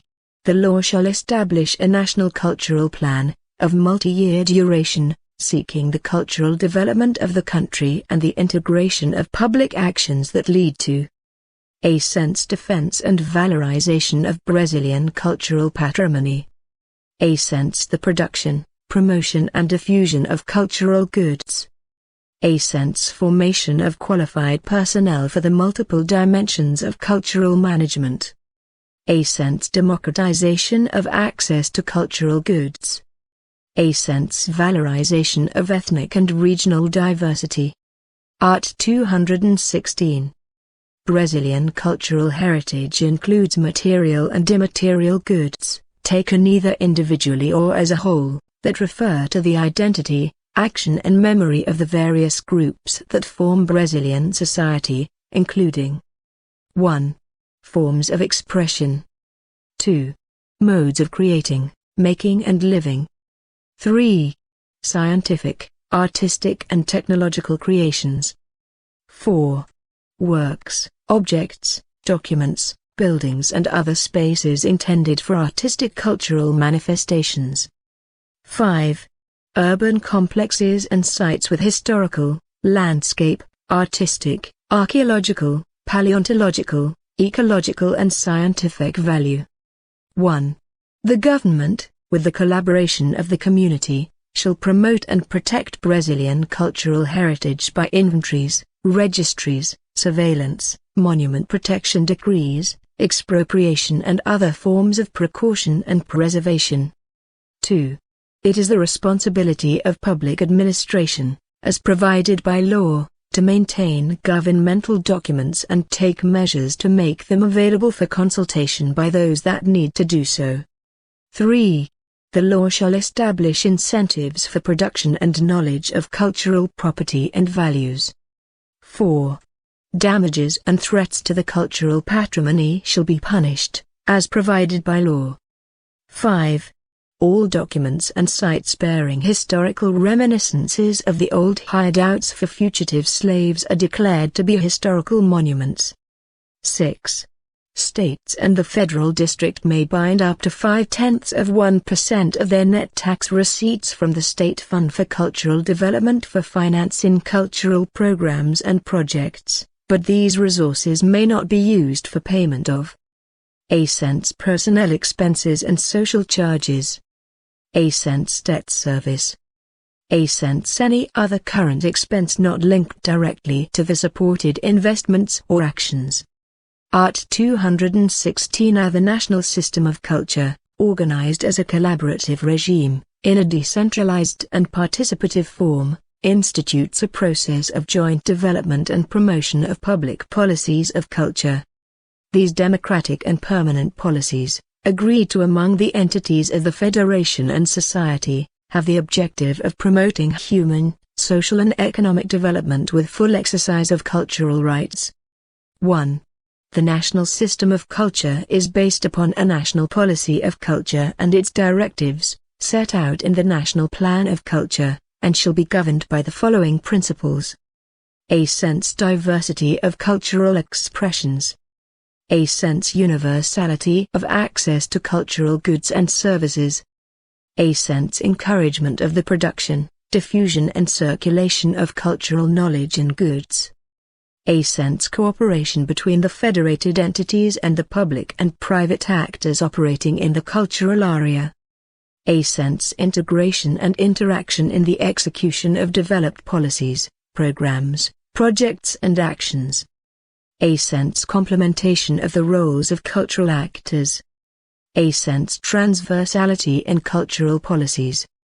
A sense autonomy of federated entities and the institutions of civil society. I sense transparency and sharing of information. A sense democratization of the decision-making process with social participation and control. A sense articulated and agreed to decentralization in administration, resources, and actions. A sense progressive increasing of the resources contained in public budgets for culture. 2.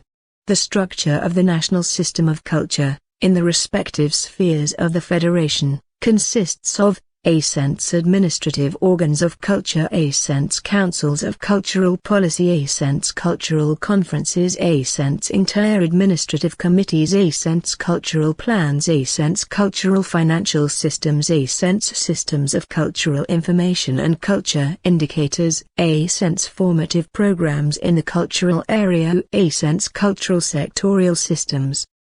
3. Federal law shall provide for the regulations for the national system of culture, as well as for its articulation with respect to the other national systems or sectorial policies of the government.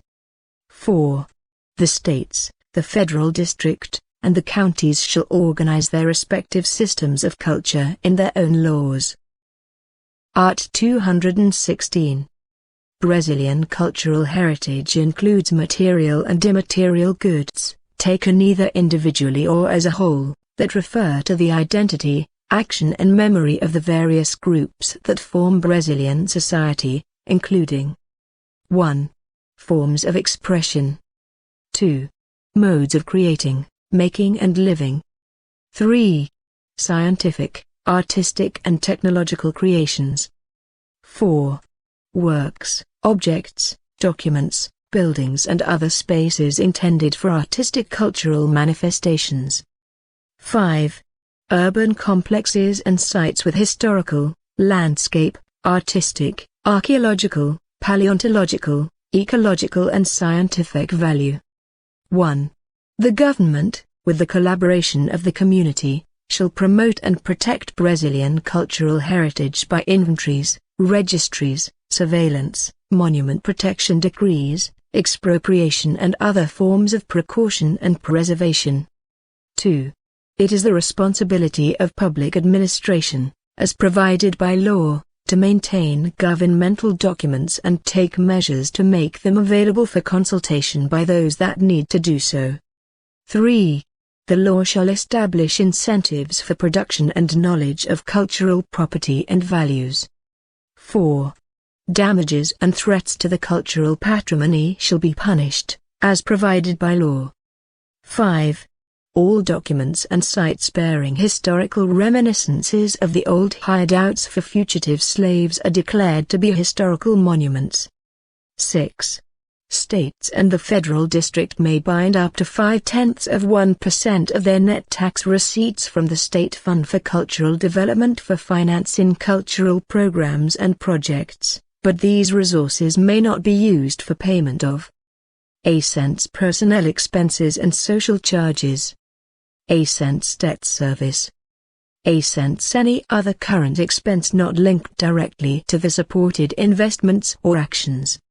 Art 216 The national system of culture, organized as a collaborative regime, in a decentralized and participative form, institutes a process of joint development and promotion of public policies of culture.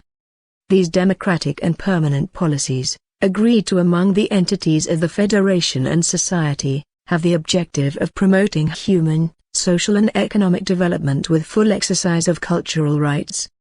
1. The national system of culture is based upon a national policy of culture and its directives, set out in the National Plan of Culture, and shall be governed by the following principles. A sense diversity of cultural expressions. A sense universality of access to cultural goods and services.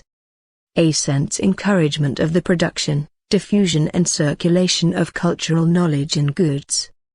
A sense cooperation between the federated entities and the public and private actors operating in the cultural area. A sense integration and interaction in the execution of developed policies, programs, projects and actions. A sense complementation of the roles of cultural actors. A sense transversality in cultural policies. A sense autonomy of federated entities and the institutions of civil society. I sense transparency and sharing of information. A sense democratization of the decision-making process with social participation and control.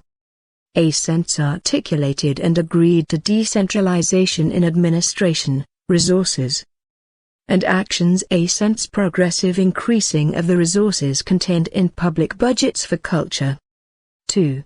The structure of the national system of culture, in the respective spheres of the Federation, consists of a sense administrative organs of culture, a sense councils of cultural policy, a sense cultural conferences, a sense inter-administrative committees, a sense cultural plans, a sense cultural financial systems, a sense systems of cultural information and culture indicators, a sense formative programs in the cultural area, a sense cultural sectorial systems. 3. Federal law shall provide for the regulations for the national system of culture, as well as for its articulation with respect to the other national systems or sectorial policies of the government. 4.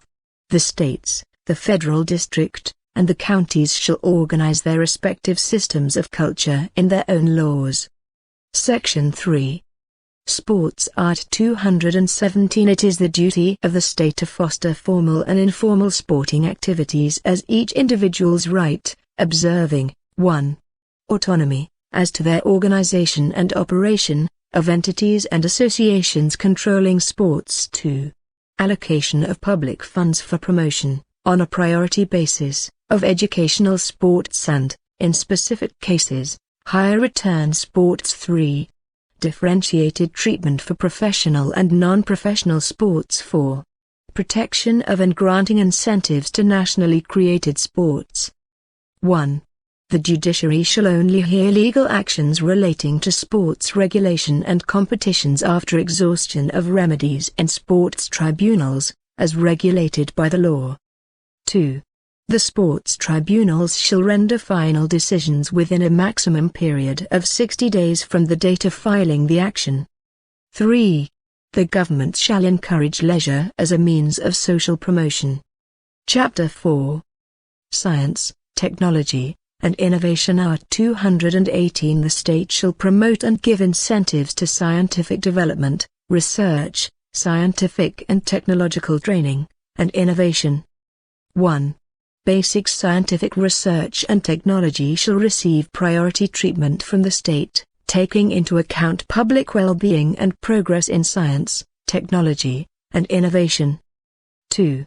Technological research shall be oriented principally towards solution of Brazilian problems and towards development of national and regional productive systems.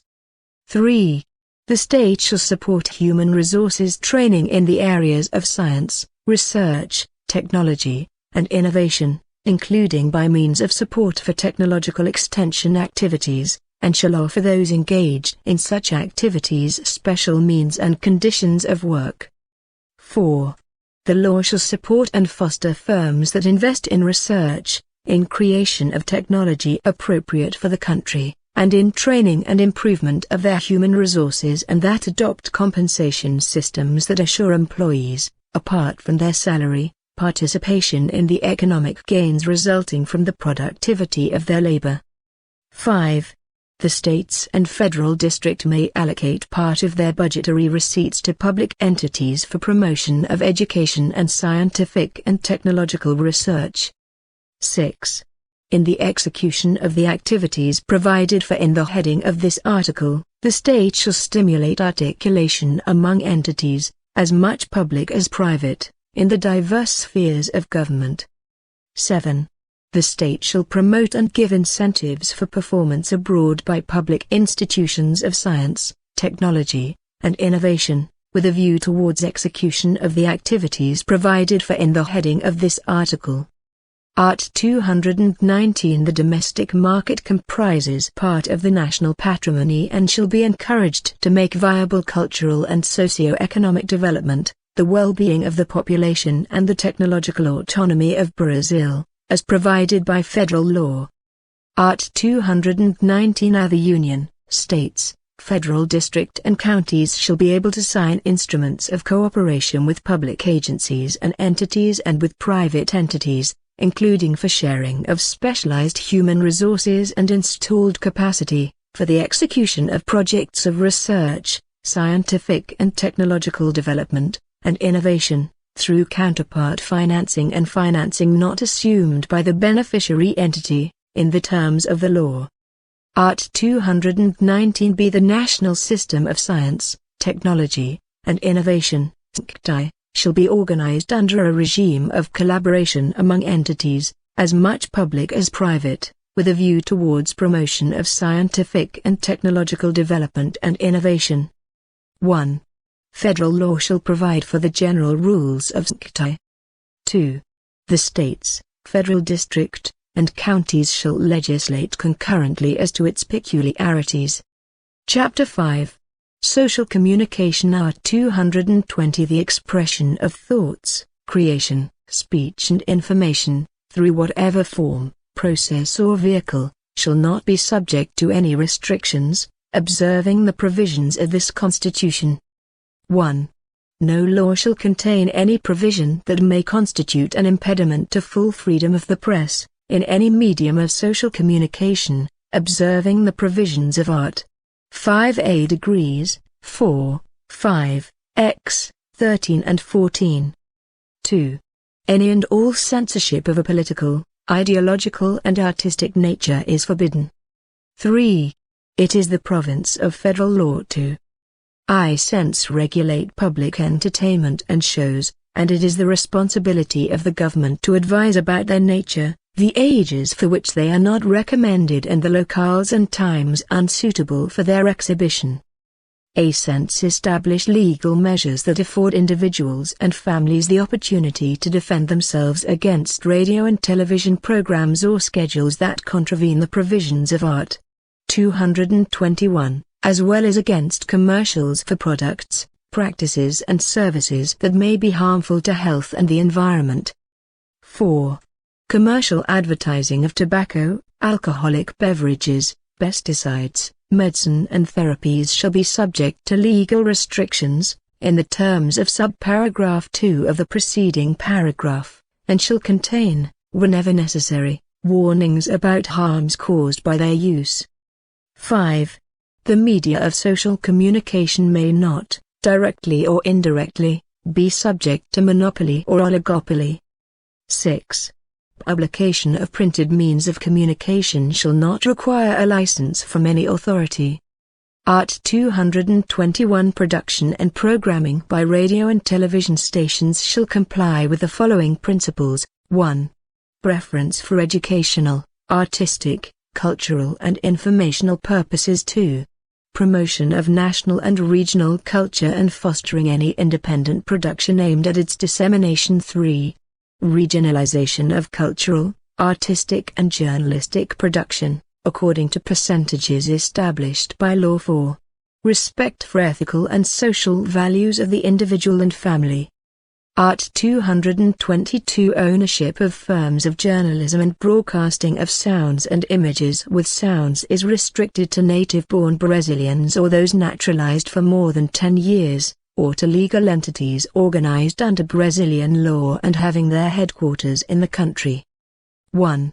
In either case, at least 70% of the total capital and voting capital of firms of journalism and broadcasting of sounds and images with sounds must be owned, directly or indirectly, by native-born Brazilians or those naturalized for more than 10 years, who must manage the activities and determine the programming content. 2. In any means of social communication, editorial responsibility and the activities of selecting and directing programming are restricted to native-born Brazilians or those naturalized for more than 10 years. 3. Irrespective of the technology utilized for rendering the service, electronic means of social communication shall observe the principles enunciated in Art. 221, in the form of a specific law, that shall also guarantee the priority of Brazilian professionals in the execution of national productions. 4. Participation of foreign capital in the firms dealt with in a Section 1A degrees shall be regulated by law. 5. Changes in controlling shareholders in the firms dealt with in a Section 1A degrees shall be communicated to the National Congress.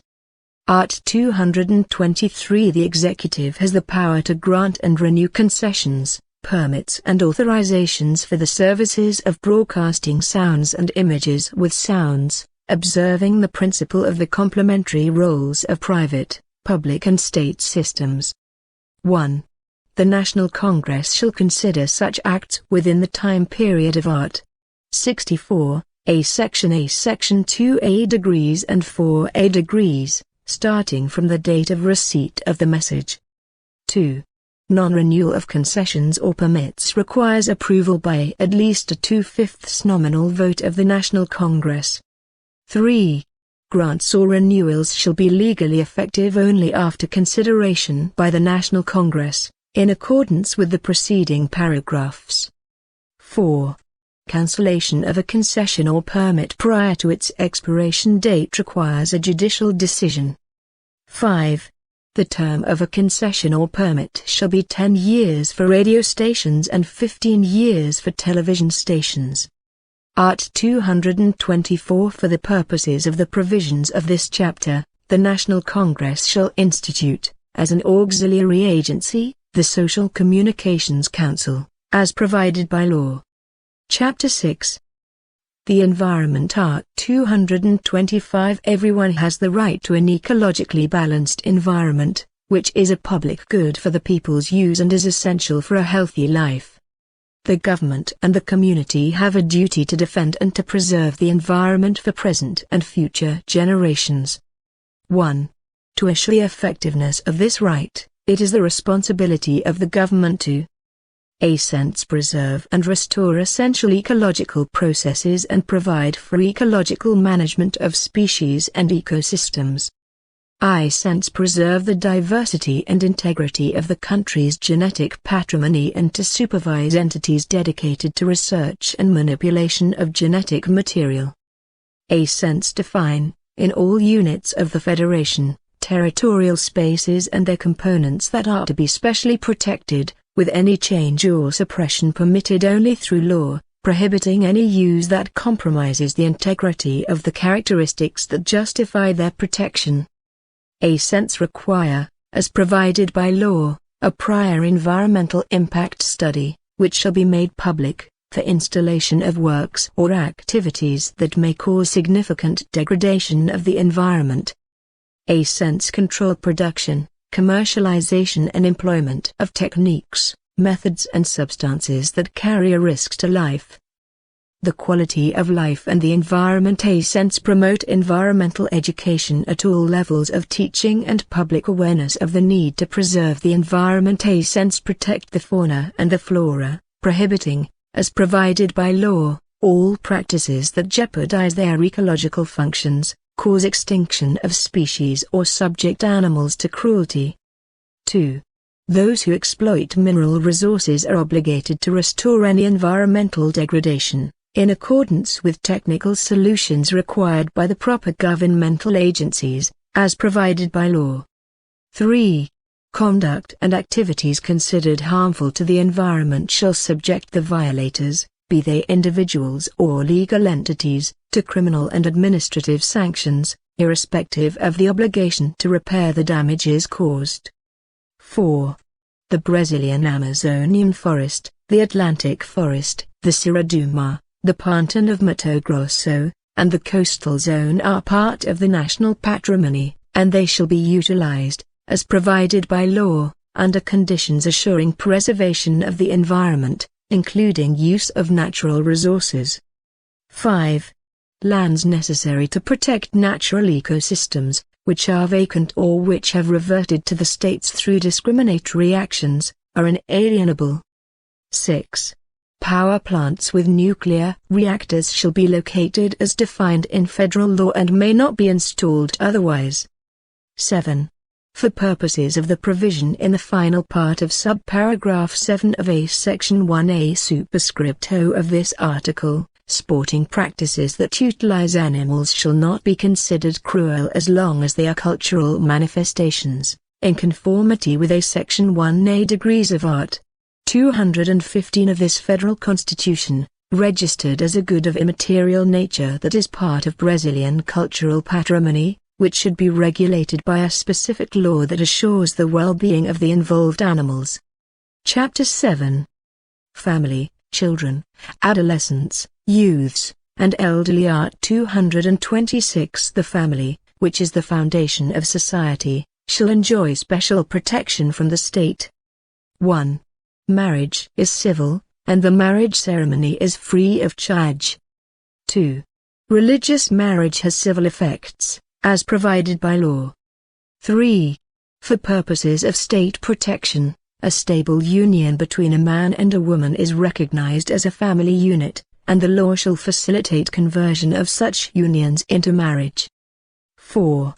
The community formed by either parent and his or her descendants is also considered a family unit.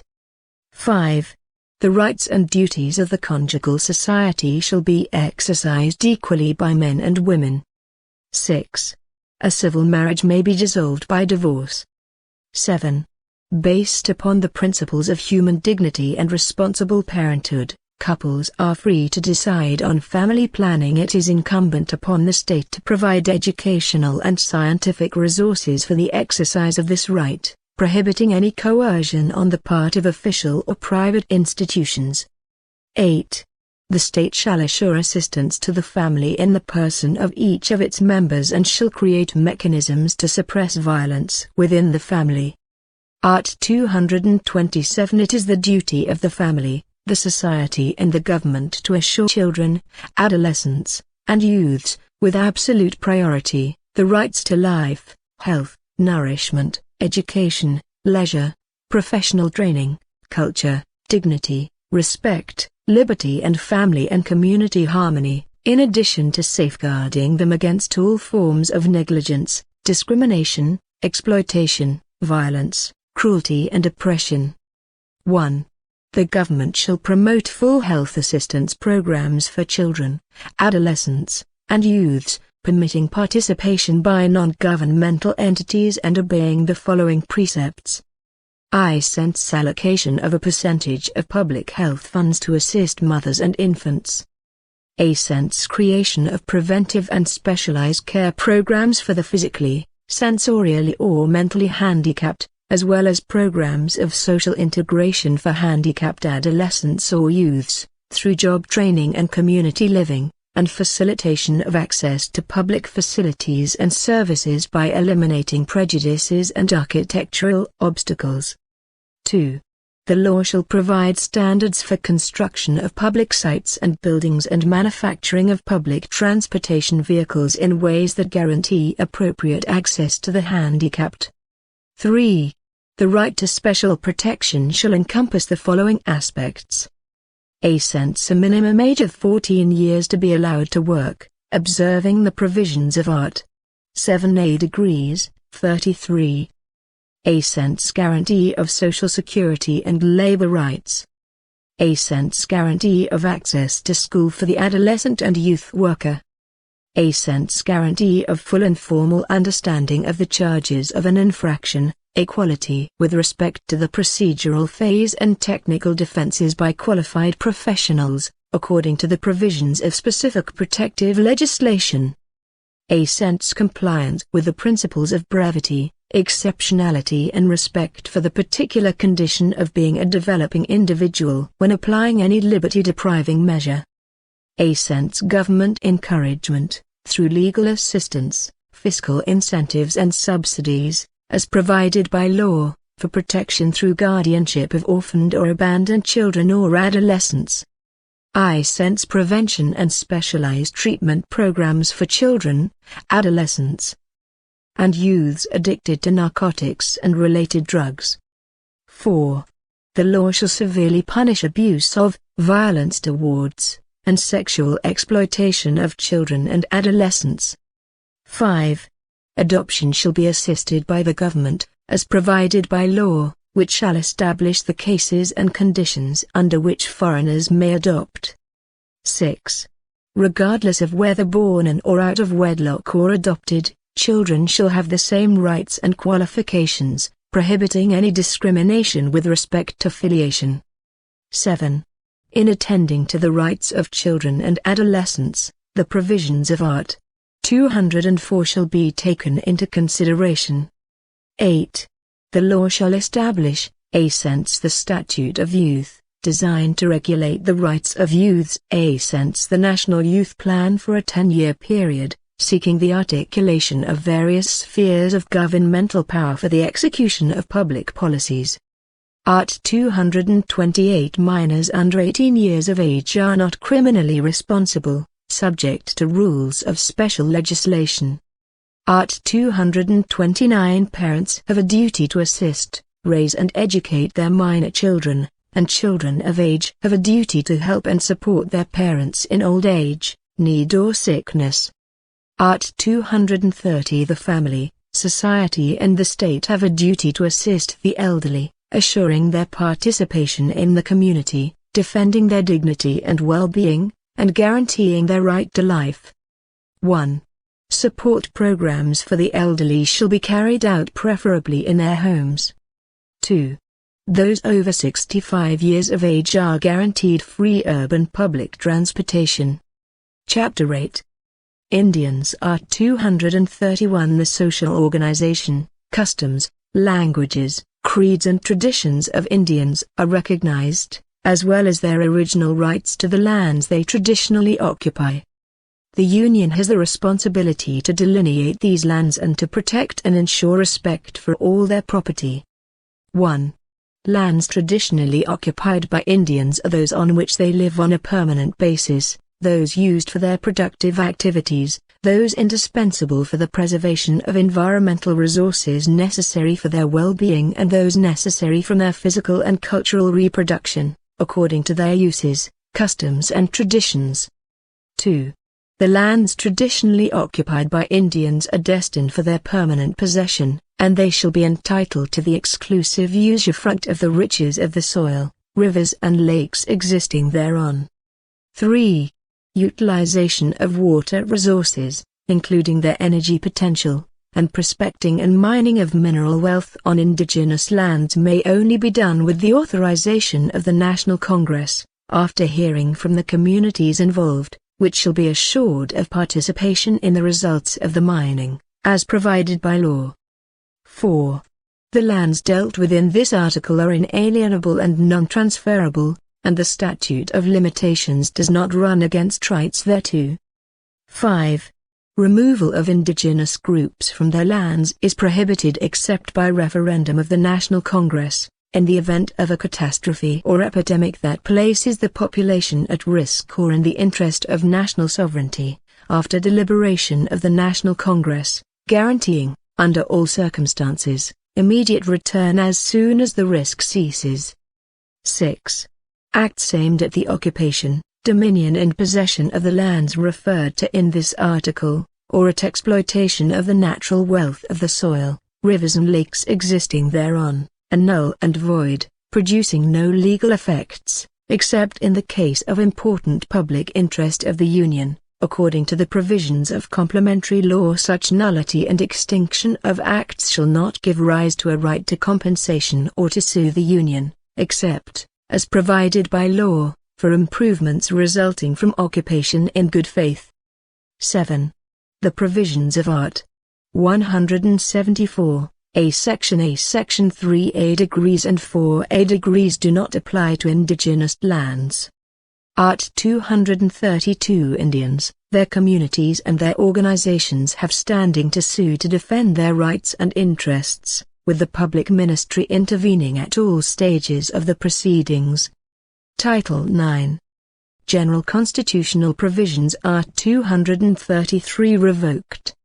Art. 234. The Union is prohibited from assuming, directly or indirectly, as a result of creation of a state, charges related to expenses with inactive personnel and charges and amortization of domestic and foreign debts of the public administration, including the indirect administration. Art. 235. During the first 10 years after creation of a state, the following basic rules shall be observed. 1. The Legislative Assembly shall be made up of 17 deputies if the population of the state is less than 600,000 inhabitants, and of 24 representatives, if the population is equal to or greater than this number, up to 1,500,000 inhabitants. 2. The government shall have no more than 10 departments. 3. The Tribunal of Accounts shall have 3 members, appointed by the elected governor, from among Brazilians of proven good reputation and notable knowledge. 4. The Tribunal of Justice shall have 7 justices. 5. The first justices shall be appointed by the elected governor, chosen in the following manner. A. 5 from among judges more than 35 years old, presiding within the area of the new state or of the state which gave rise to the new state. I. 2 from among public prosecutors, under the same conditions. And attorneys of proven good reputation and legal knowledge, with at least 10 years of professional practice, obeying the procedures set out in the Constitution. 6. In the case of a state created from a federal territory, the first 5 justices may be chosen from among professional judges from any part of the country. 7. The initial state court judges, public prosecutors, and public defenders in each judicial district shall be appointed by the elected governor after public competitive examinations and comparison of professional credentials. 8. Until promulgation of the state constitution, positions in the state's Procuracy General, Advocacy General, and Defender General's office, shall be held by lawyers of notable knowledge, at least 35 years of age, appointed by the elected governor and removable at will. 9.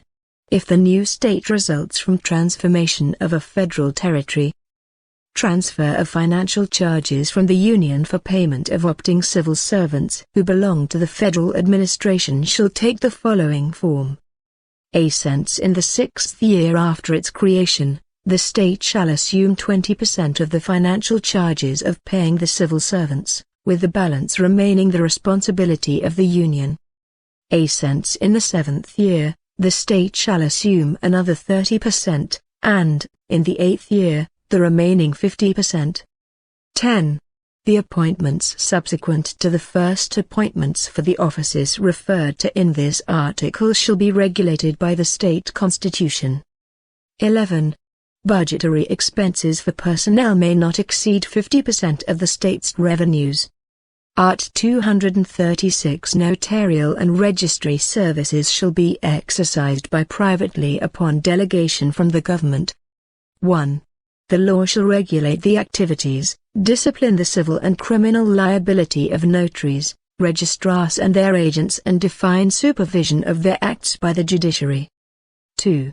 Federal law shall establish general rules for fixing fees for notarial and registration services. 3. Becoming a notary public or registrar depends on public competitive examinations and comparison of professional credentials. No office may remain vacant for more than 6 months without opening a public competition to fill it, either by approval of a new entrant or a transferee. Art. 237 The Finance Ministry shall exercise the supervision and control over foreign trade, which is essential to the defense of national fiscal interests. Art. 238 The law shall organize the sale and resale of petroleum fuels, fuel alcohol and other fuels derived from renewable raw materials, respecting the principles of this Constitution.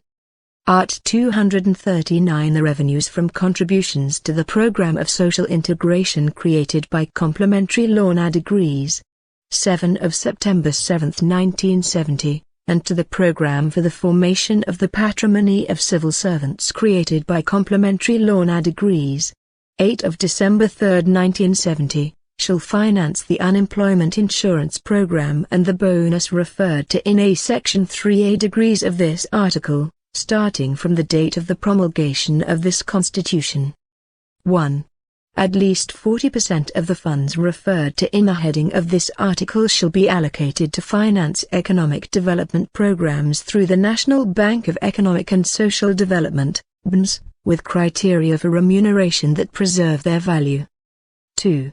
The assets accumulated in the program of social integration and the program for the formation of patrimony of civil servants shall be preserved, maintaining the criteria for withdrawal in the situations provided for in specific laws, with the exception of withdrawal because of marriage, prohibiting distribution of the revenues referred to in the heading of this article for deposit in the individual accounts of participants. 3. Employees who receive monthly compensation of up to 2 minimum wages from employers contributing to the program of social integration or to the program for the formation of patrimony of civil servants are assured payment of 1 annual minimum wage, which shall include the income from the individual accounts, in the case of those who have already participated in such programs before the date of promulgation of this Constitution. 4. Funding for the unemployment insurance program shall receive an additional contribution from any company whose labor force turnover exceeds the average turnover rate of the sector, as provided by law. Art. 240 The present compulsory contributions by employers on their payrolls, destined for private entities of social service and professional training linked to the syndicalist system, are excluded from the provisions of Art. 195. Art. 241 The Union, States, Federal District and Counties shall regulate by law public consortiums and cooperation agreements among the federative entities, authorizing the associated management of public services, as well as the total or partial transference of duties, services, personnel and goods essential to the continuity of the transferred services. Art. 242 The principle of Art. 206, 4, does not apply to official educational institutions created by state or county law, in existence on the date of promulgation of this Constitution, and that are not totally or preponderantly maintained with public funds. 1. Teaching of Brazilian history shall take into account the contribution of different cultures and ethnic groups in the formation of the Brazilian people. 2. The School of Pedro II, located in the city of Rio de Janeiro, shall be maintained in the federal sphere. Art. 243 Rural and urban properties in any region of Brazil on which illegal cultivation of psychotropic plants or the exploitation of slave labor, as provided by law, are found shall be expropriated and destined for agrarian reform and programs of popular housing, without any compensation to the owner and without prejudice to other sanctions provided by law, observing, to the extent applicable, the provisions of Art. 5. Sole paragraph. Any and all goods of economic value seized as a result of traffic in narcotics and similar drugs and the exploitation of slave labor shall be confiscated and shall revert to a special fund with a specific destination, as provided by law. Art. 244. The law shall provide for adaptation of public sites and buildings and of existing public transportation vehicles, so as to ensure adequate access to the handicapped, pursuant to the provisions of Art. 227, A Section 2A degrees. Art. 245. The law shall provide for circumstances and conditions under which the government shall assist needy heirs and dependents of victims of intentional crimes, without prejudice to the civil liability of the perpetrator of the unlawful act. Art. 246. No provisional measure may be adopted to regulate an article of the Constitution whose wording has been altered by means of a constitutional amendment promulgated between January 1, 1995, and the promulgation of this amendment, September 11, 2001. Art. 247. The laws provided for in subparagraph 3 of A Section 1A degrees of Art. 41 and in A Section 7A degrees of Art.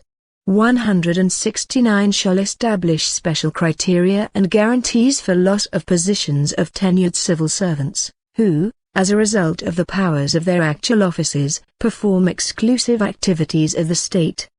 Sole paragraph. In cases of inadequate performance, loss of the office shall only occur through an administrative proceeding in which the civil servant is assured the adversary system and a full defense.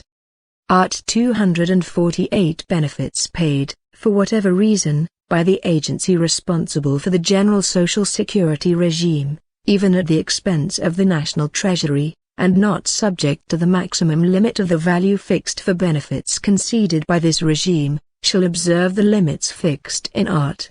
37, 11. Art. 249. To assure funds for payment of retirement and pension benefits conceded to respective civil servants and their dependents, in addition to the resources of their respective treasuries, the Union, states, federal district and counties may constitute funds, made up of resources from contributions and by property, rights, and assets of any nature, through a law that provides for the nature and administration of these funds. Art. 250. To assure funds for payment of benefits conceded by the general social security regime, in addition to funds from collections, the Union may constitute a fund, made up of property, rights and assets of any nature, through a law that provides for the nature and administration of this fund.